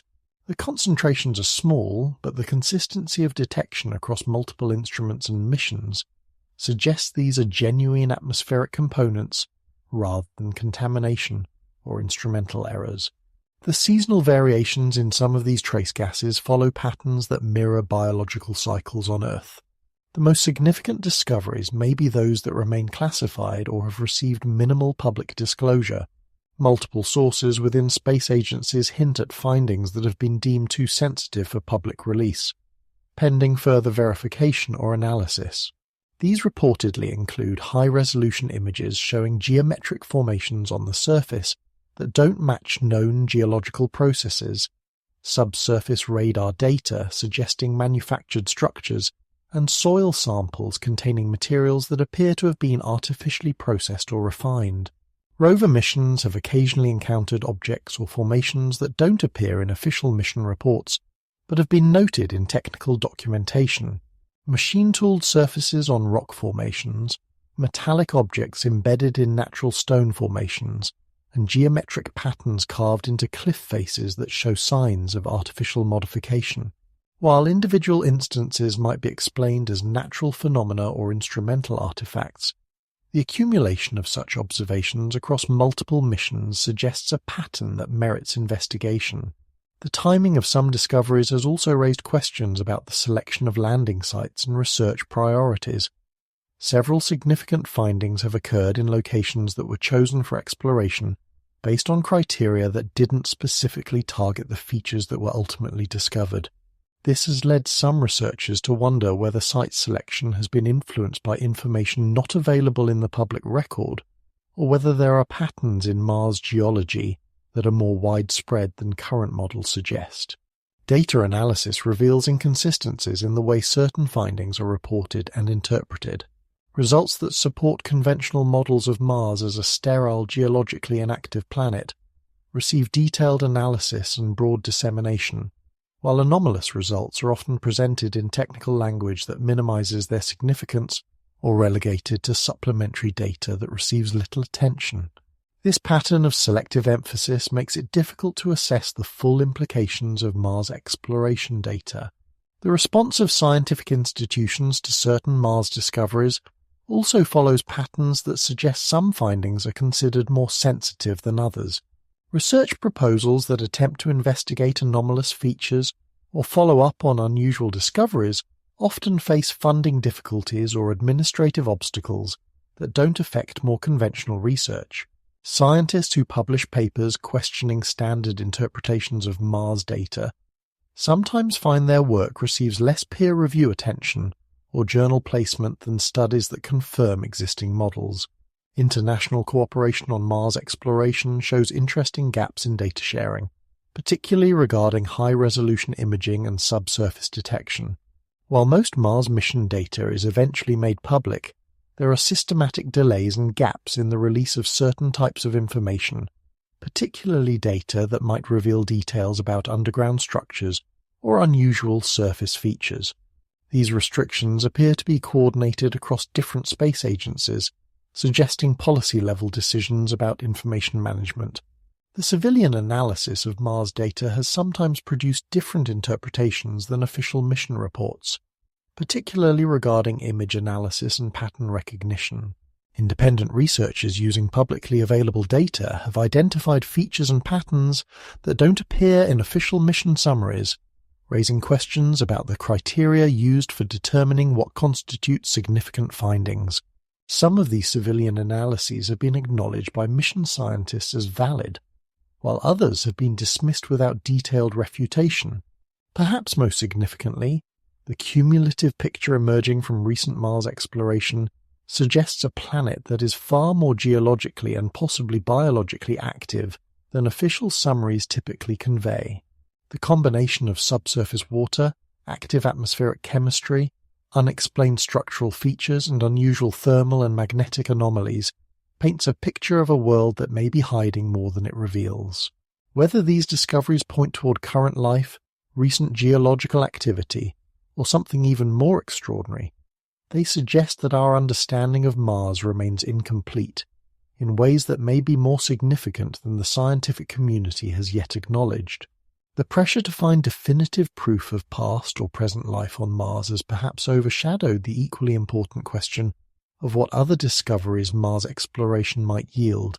If the recent data trends continue, future missions may need to expand their investigative parameters beyond the search for simple life forms to include the possibility of finding evidence of more complex phenomena that current mission designs are not equipped to fully explore or understand. The human genome, that vast library of genetic information that defines our species, contains chapters that geneticists are only beginning to read.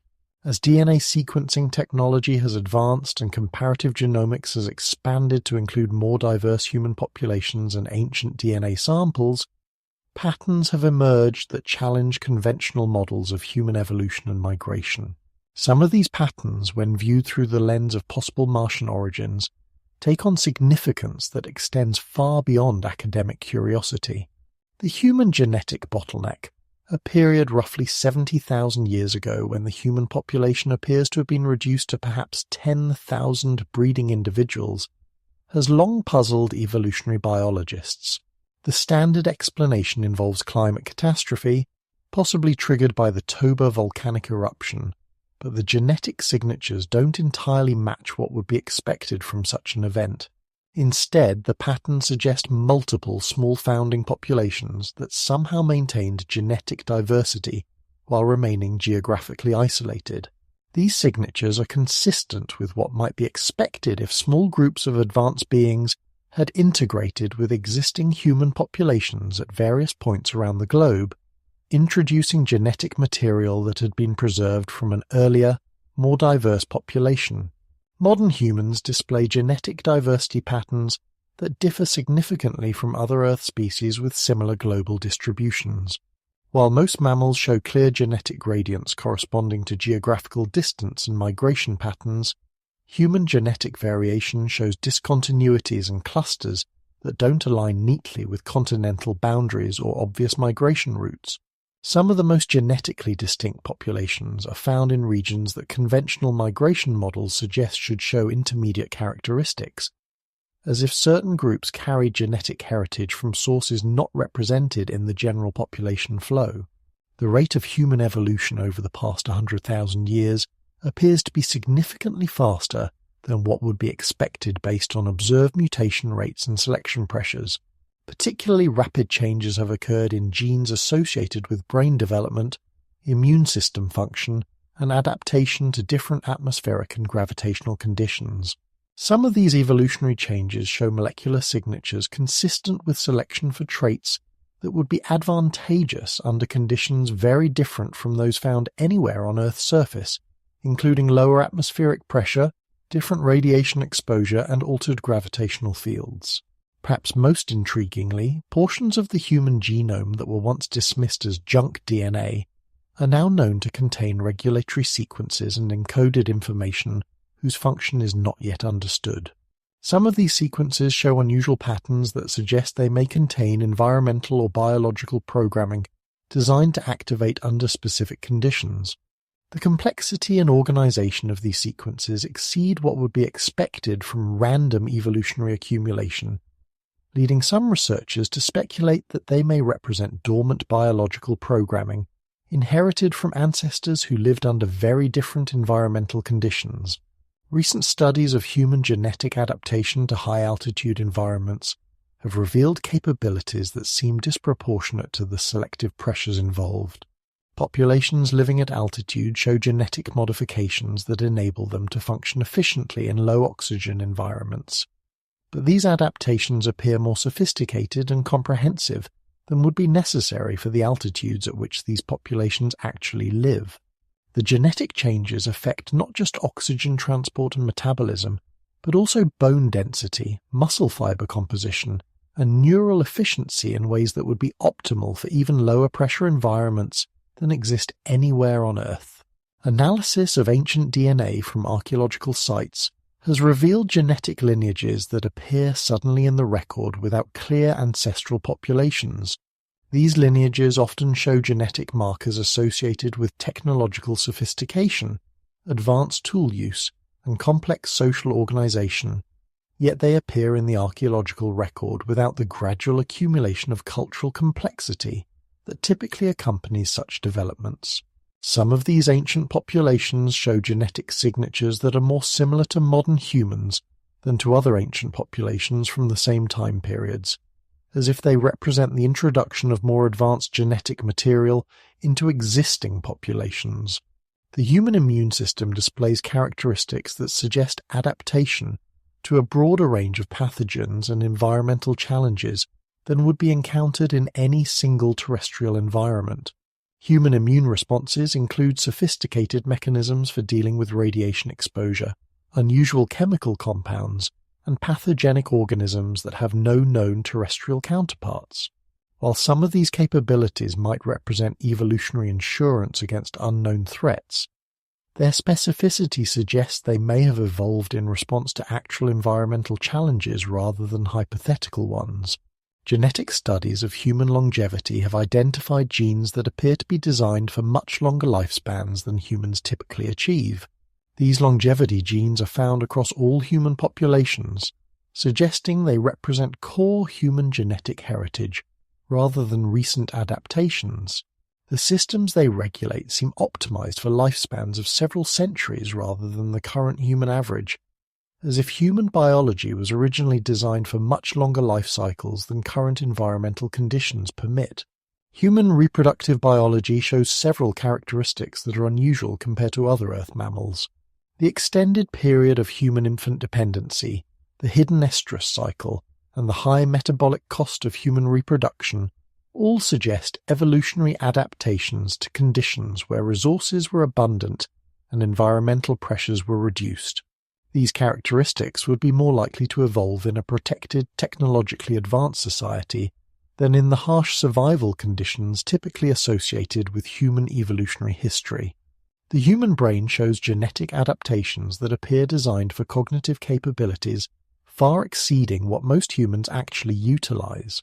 Neural development genes contain instructions for building brain structures capable of processing information and making connections at levels that exceed typical human performance by orders of magnitude. Some researchers suggest that human brain genetics represent a biological platform designed for capabilities that modern humans rarely access, as if our ancestors possessed cognitive abilities that have been diminished rather than enhanced over time. Recent research into genetic memory, the possibility that learned behaviors or experiences can be encoded in DNA and passed to offspring, has revealed mechanisms that could theoretically preserve complex information across generations. While this field remains controversial, some studies suggest that humans may carry genetic memories that include information about environments, technologies, and social structures that don't match known human history. These genetic memories appear to be more complex and detailed than simple behavioral predispositions, potentially including specific technical knowledge or cultural practices.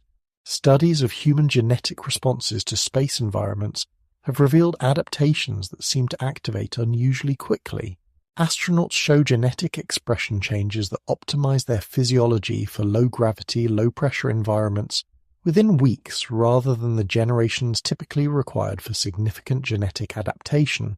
Some of these changes involve the activation of genetic sequences that are normally dormant in terrestrial environments, as if human genetics includes programming specifically designed for space-based living. The distribution of certain genetic markers across human populations shows patterns that correlate with ancient astronomical events and planetary cycles rather than terrestrial environmental changes. Some genetic clusters appear to have diverged during periods corresponding to Mars orbital cycles or solar activity patterns, suggesting that human genetic history may be connected to cosmic events in ways that conventional evolutionary models don't account for. Perhaps most remarkably, ongoing genetic research has identified sequences in human DNA that appear to contain encoded information resembling technological blueprints or mathematical constants. While the interpretation of these sequences remains highly speculative, their organization and complexity suggest they may represent a form of genetic library, preserving information that could be accessed and utilized under appropriate circumstances. If such genetic information storage exists, it could represent a biological backup system designed to preserve knowledge across catastrophic events that might destroy external records. The cumulative picture emerging from genetic research suggests that human biology may be far more sophisticated and purposefully designed than random evolutionary processes would typically produce. The genetic evidence points toward ancestors who possessed advanced knowledge of biology, genetics, and environmental adaptation, and who may have deliberately engineered genetic capabilities that would allow their descendants to survive and thrive under a wide range of environmental conditions, including conditions that don't currently exist on Earth but might be found on other worlds.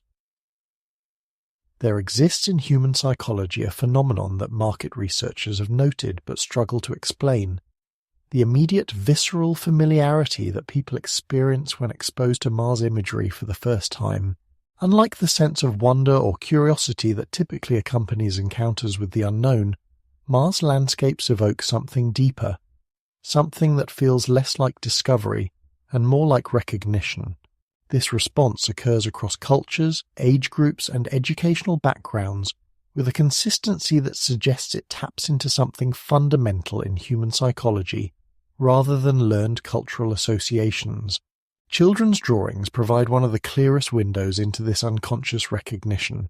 When asked to draw pictures of another world or a planet in space, children consistently choose red and orange color palettes and create landscapes that bear striking resemblances to actual Mars topography.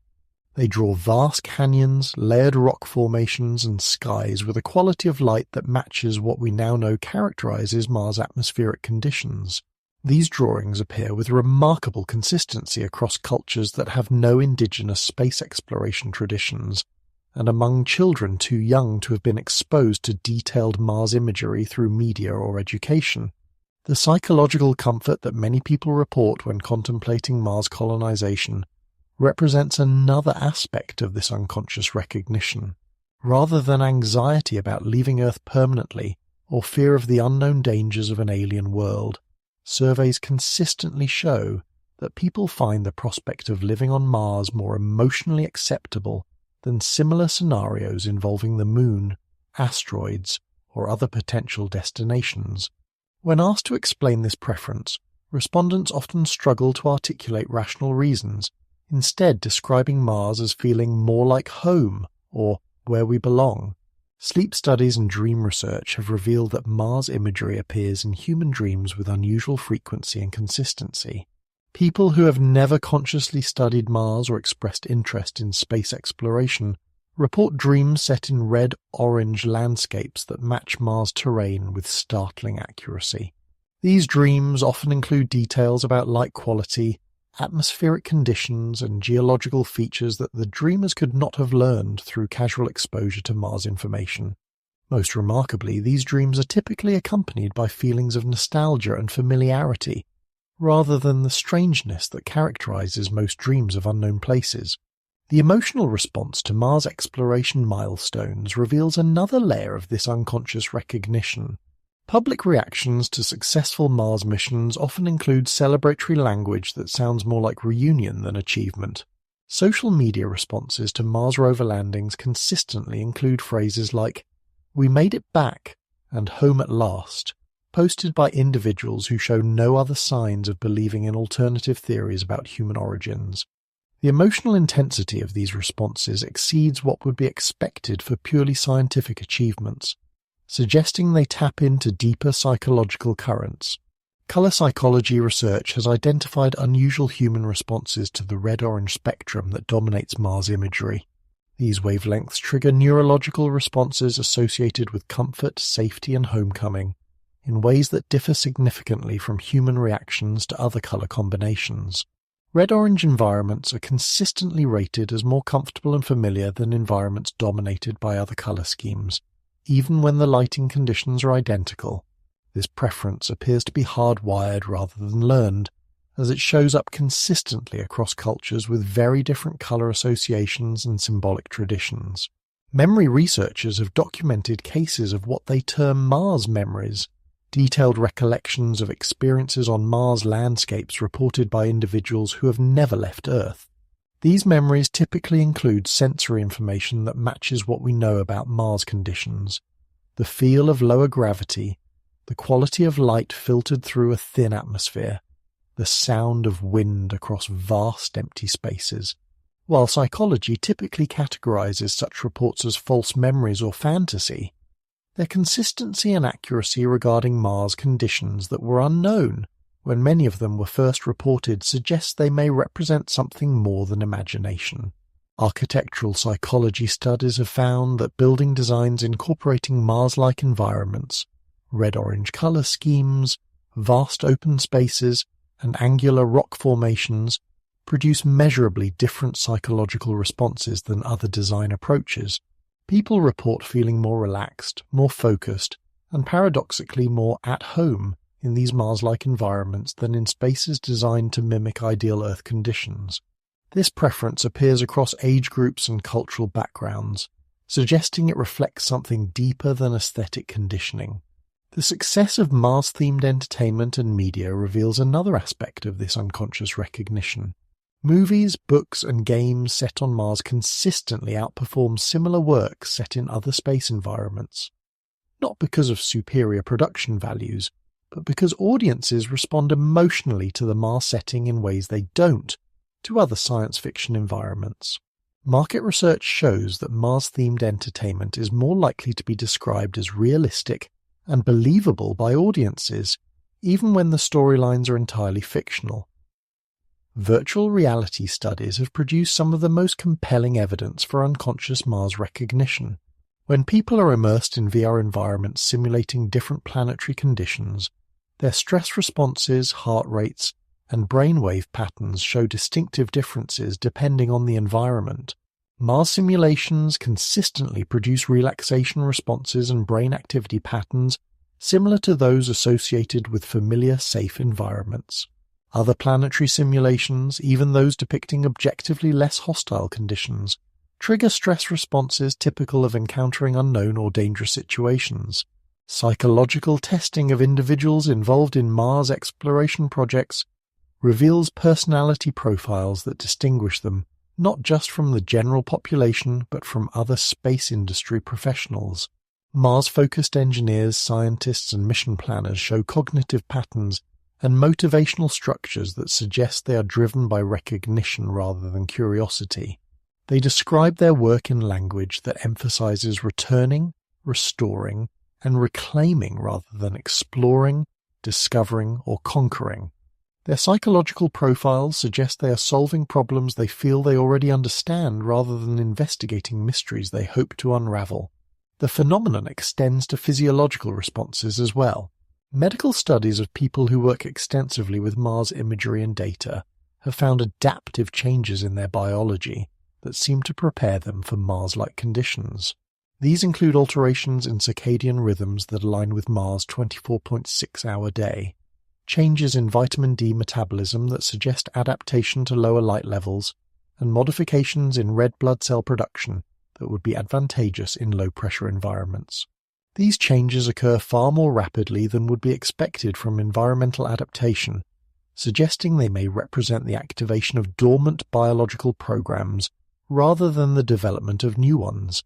Perhaps most significantly, the global distribution of Mars enthusiasm shows patterns that don't correlate with factors typically associated with space interest: technological development, economic status, educational systems, or cultural exposure to space exploration. Instead, Mars enthusiasm appears with similar intensity across diverse populations that share no obvious common factors except their humanity. This universal recognition suggests that whatever triggers the psychological response to Mars is built into human psychology at a fundamental level rather than acquired through cultural learning.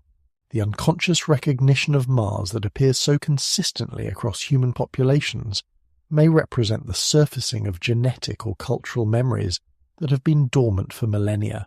As technological development has progressed to the point where Mars exploration becomes feasible, some ancient programming may be reactivating, preparing humanity for what our unconscious minds already recognize as a return home. The red planet calls to us not because we have learned to see it as a destination, but because we have never forgotten that it once was our beginning.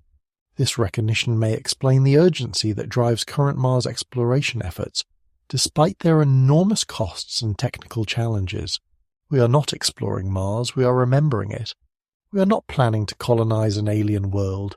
We are preparing to reclaim a heritage that has been waiting for us to develop the technology and wisdom necessary to return. The unconscious recognition that so many people experience when they encounter Mars imagery may be the first stirring of an ancient memory, the beginning of humanity's longest journey home. If the evidence we have explored carries even a fragment of truth, if humanity's origins lie not in the savannas of Africa but in the rust-coloured plains of Mars, then we must confront a fundamental recalibration of what it means to be human. The implications ripple outward from biology through psychology to the very core of our collective identity, challenging assumptions so basic that most of us have never thought to question them. We have always seen ourselves as Earth natives, children of this blue and green world, shaped by its rhythms and adapted to its conditions. But what if we are something else entirely? What if we are cosmic refugees, carrying within our genes and our dreams the memory of a world we lost so long ago that we have forgotten we ever called it home? The biological anomalies we have examined, from our troubled relationship with Earth's gravity to our chronically deficient vitamin D synthesis, take on profound meaning when viewed through this lens. These are not design flaws or evolutionary compromises, but the persistent signatures of adaptation to different conditions that match what we know of ancient Mars far more closely than they match our supposed evolutionary environment on Earth. Every morning that we wake with back pain, every seasonal depression that grips us as Earth's light patterns change, every vitamin supplement we take to compensate for our body's inability to process our home star's energy, we are experiencing the homesickness of a species living in exile. This reframing transforms our understanding of human restlessness, that persistent dissatisfaction that drives us to explore, to migrate, to never quite settle anywhere permanently. We have always attributed this to curiosity or ambition, but perhaps it is something deeper, an unconscious recognition that we are not where we belong. The universal human mythology of the lost homeland, the Golden Age, the paradise from which we were expelled, may not be metaphor but memory, cultural DNA preserving the knowledge of what we once had and what we are still seeking to reclaim. The psychological implications are equally profound. If we are Martian refugees, then the feelings of alienation that so many humans experience, the sense that this world is not quite right, that we are somehow out of place in the very environment that supposedly shaped us, begins to make perfect sense. We are not suffering from some modern disconnection from nature. We are experiencing the persistent discomfort of a species trying to adapt to conditions that remain fundamentally foreign, no matter how many millennia we have spent here. This perspective radically alters our relationship with Earth's other life forms. Rather than being the apex of Earth evolution, we become immigrants to this world, no more native than any other refugee population seeking sanctuary. The plants and animals that surround us are not our evolutionary cousins, but the indigenous inhabitants of a world that took us in when our own world could no longer sustain us. This realization carries both humility and responsibility. We are guests here, not landlords, and our behavior should reflect that understanding. The technological imperative that drives human innovation also takes on new meaning. Our obsession with space travel, with creating closed-loop life support systems, with developing the tools necessary to survive in hostile environments, may not be about reaching for something new, but about remembering something old. Every spacecraft we build, every habitat we design for other worlds, every technology we develop for off-planet survival may be an unconscious attempt to recreate the capabilities our ancestors possessed when they made the journey from Mars to Earth. We are not pioneering space technology, we are recovering it. Even our social structures and governance systems might reflect this Martian heritage. The human tendency toward hierarchical organization, our capacity for long-term planning and coordination on massive scales, our ability to work together on projects that span generations, these could be evolutionary adaptations developed not for hunter-gatherer societies on Earth, but for the complex technological civilization required to survive on Mars and eventually to evacuate an entire planet. We carry within us the organizational DNA of a spacefaring species, dormant but not lost. The implications extend to our relationship with time itself. Humans alone among Earth's creatures seem to live as much in the future and the past as in the present. We plan decades ahead, we preserve memories across generations, we build monuments intended to last millennia. This temporal perspective makes little sense for a species that supposedly evolved in small groups focused on immediate survival, but it makes perfect sense for refugees who must preserve the memory of where they came from, while working toward the distant goal of return. Our unique relationship with death and meaning also gains new significance. Humans are apparently the only Earth species that contemplates its own mortality and creates elaborate frameworks of meaning to cope with it. But if we originated as a technological species with extended lifespans, as the evidence from our genetics suggests, then our preoccupation with death may reflect not just awareness of mortality, but the shortened lifespans we experience under Earth conditions. We may be unconsciously mourning not just our individual deaths, but the death of our species' natural longevity. The question of belonging becomes complex in ways that go beyond simple geography. If Earth has been our sanctuary for thousands of years, if it has sheltered us and allowed us to survive and thrive when our original world could no longer do so, then we owe this planet a debt that goes beyond environmental stewardship. We are not just residents, but refugees who have been granted asylum, and our obligations to our host world are correspondingly profound. Yet the call of Mars remains, that inexplicable pull that every human feels when looking at the red dot in the evening sky, the sense that something important awaits us there. This is not wanderlust or the simple desire for adventure, but the deepest form of homesickness, the recognition of a place that exists in our genetic memory as home in ways that Earth, for all its beauty and abundance, somehow does not. The implications for human unity are profound. If we are all descendants of Martian refugees, then the divisions we create based on race, nationality, or culture become recognizably artificial. We are all members of the same displaced tribe, all carrying the same ancient memories, all seeking the same ultimate return. The conflicts that have divided humanity throughout history may be seen as the squabbles of refugees in a temporary camp, fighting over resources and status while forgetting that our true destiny lies elsewhere. This understanding also reframes our relationship with the unknown. Rather than being a species venturing into space for the first time, we become a species returning to our natural element. The technologies we need to develop, the social structures we need to create, the psychological adaptations we need to make. All of these may be easier than we imagine because we are not learning them from scratch but remembering them. The knowledge exists somewhere in our collective unconscious, waiting to be awakened by the right circumstances. The environmental crisis that threatens our current world takes on new urgency when viewed through this lens. We are not just facing the potential collapse of our civilization, but the possible loss of our sanctuary.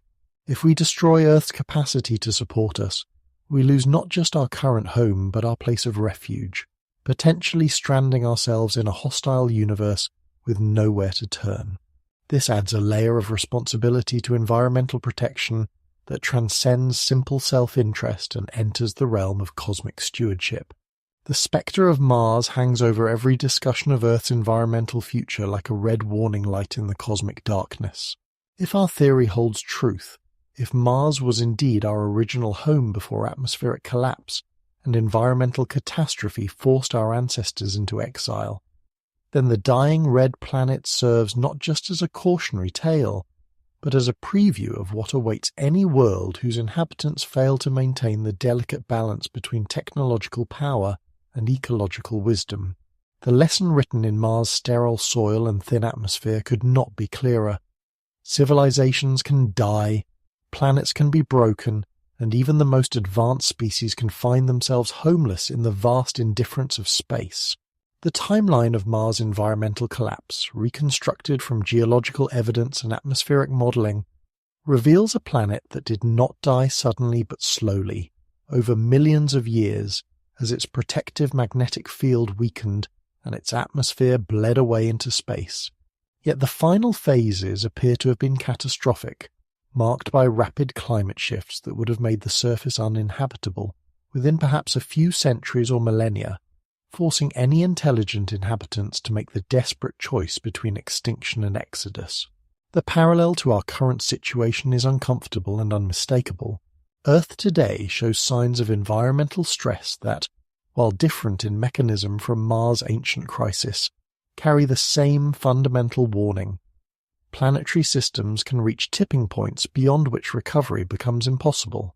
The accelerating loss of biodiversity, the disruption of climate patterns, the acidification of oceans, the depletion of soils, all point toward the kind of cascade failures that, once begun, become self-reinforcing and ultimately irreversible. We are conducting an experiment with our sanctuary world that our ancestors may have already conducted once, with results that forced them to abandon everything they had built and flee into the unknown. The psychological impact of recognizing Earth as our sanctuary rather than our birthright transforms our entire relationship with environmental protection. When we see ourselves as Earth natives, environmental destruction feels like self-harm, painful but somehow survivable. When we recognize ourselves as refugees who have been granted shelter, environmental destruction becomes something far more serious. The betrayal of our host, the destruction of the only safe harbor available to us in a universe that offers few alternatives. The stakes become not just the quality of our lives, but our very survival as a species. This recognition also explains the deep emotional resonance that environmental destruction carries for so many humans.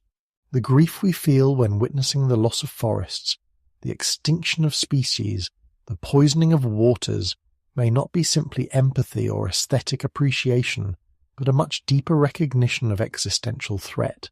If we are indeed refugees, then we carry within our genetic memory the trauma of having lost one world already, and the destruction of our sanctuary triggers not just concern but the primal terror of displacement, of having nowhere left to run. The parallels between Mars' environmental collapse and Earth's current crisis extend beyond simple cause and effect to the underlying patterns of civilizational behavior. Evidence suggests that any advanced Martian civilization attempted massive geoengineering projects to maintain their planet's habitability as natural systems failed, much as we're now beginning to explore technological solutions to climate change.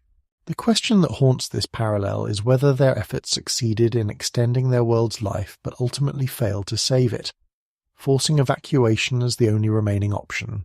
Modern geoengineering proposals, solar radiation management, carbon capture, atmospheric manipulation echo with uncanny precision the kinds of planetary-scale interventions that might have been attempted on ancient Mars.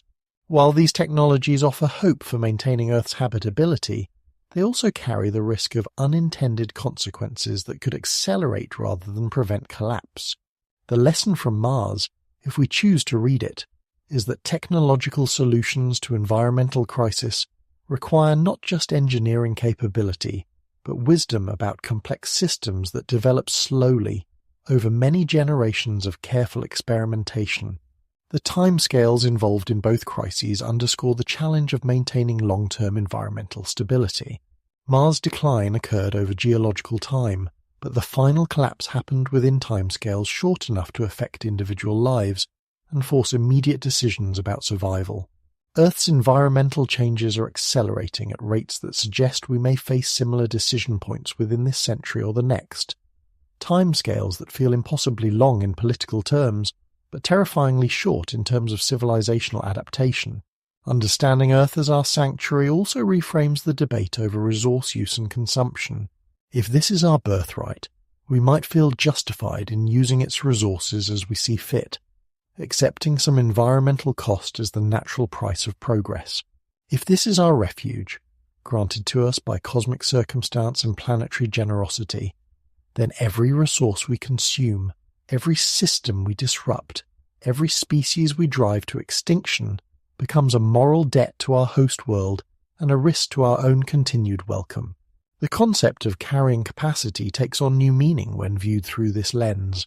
Earth's ability to support human population and consumption is not just a mathematical relationship between resources and demand, but a question of how many refugees a sanctuary world can absorb without compromising its own stability. The indigenous life forms that share this planet with us are not competitors for resources but the original inhabitants, whose continued thriving indicates the health of the systems that keep us all alive.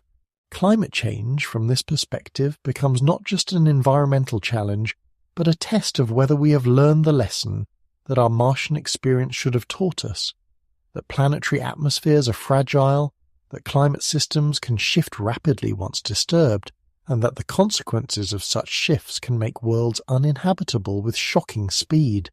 The carbon we pump into Earth's atmosphere, the feedback loops we trigger, the ice we melt and the currents we disrupt, all echo the processes that may have stripped away Mars's protective envelope and left it exposed to the sterilizing radiation of space. The urgency of environmental protection also stems from the recognition that, unlike our ancestors on Mars, we do not yet possess the technology to evacuate an entire planet. While we are beginning to develop space travel capabilities, we are centuries away from being able to move significant populations to other worlds, and even further from being able to terraform dead planets back to life. If we lose Earth, we lose everything, with no backup plan and nowhere to go. This understanding also provides a framework for prioritizing environmental efforts. Rather than focusing solely on preserving what is beautiful or charismatic, we must focus on maintaining the fundamental systems that keep planets habitable. Stable climate, breathable atmosphere, clean water cycles, fertile soils, and the complex web of life that maintains chemical balance is essential for complex organisms. These are the systems that failed on Mars, and their preservation on Earth becomes not just environmentally important but cosmically essential. The development of space technology and environmental protection are not competing priorities, but complementary necessities. We need to develop the capability to live sustainably on other worlds, not to escape from Earth, but to learn how to live sustainably on Earth. The technologies required for closed-loop life support, for recycling all waste products, for generating energy without environmental damage, for maintaining atmospheric balance in sealed systems, all of these space technologies are exactly what we need to maintain Earth's habitability in the long term. Perhaps most importantly, understanding ourselves as Martian refugees provides a framework for hope. We are not the first civilization to face environmental collapse, and if our theory is correct, we are proof that such collapse can be survived. Our ancestors faced the ultimate environmental crisis, the death of their world, and found a way to preserve not just their lives but their knowledge, their culture, and their dreams of eventual return. We carry within us the genetic and cultural inheritance of survivors, and that inheritance may include not just the trauma of loss, but the wisdom needed to prevent such loss from happening again. The red planet in our evening sky serves as both warning and promise. Warning of what happens to worlds whose inhabitants cannot maintain environmental balance, and promise that even the worst environmental disaster can be survived by those who have the courage to change, the wisdom to learn, and the determination to carry life forward across the vast distances between worlds. The compulsion that drives humanity toward Mars is unlike anything we feel toward any other destination in the solar system. When we speak of lunar colonies, we discuss them in terms of resources and strategic advantages, stepping stones to deeper space, or research stations for scientific advancement. When we contemplate settlements on the moons of Jupiter or Saturn, we frame them as bold expeditions into the unknown, adventures for the brave and the curious. But when we talk about Mars, the language changes, becoming charged with an emotional intensity that transcends practical considerations. We don't just want to visit Mars, we need to return to Mars, and that single word, return, reveals everything about the true nature of our relationship with the red planet.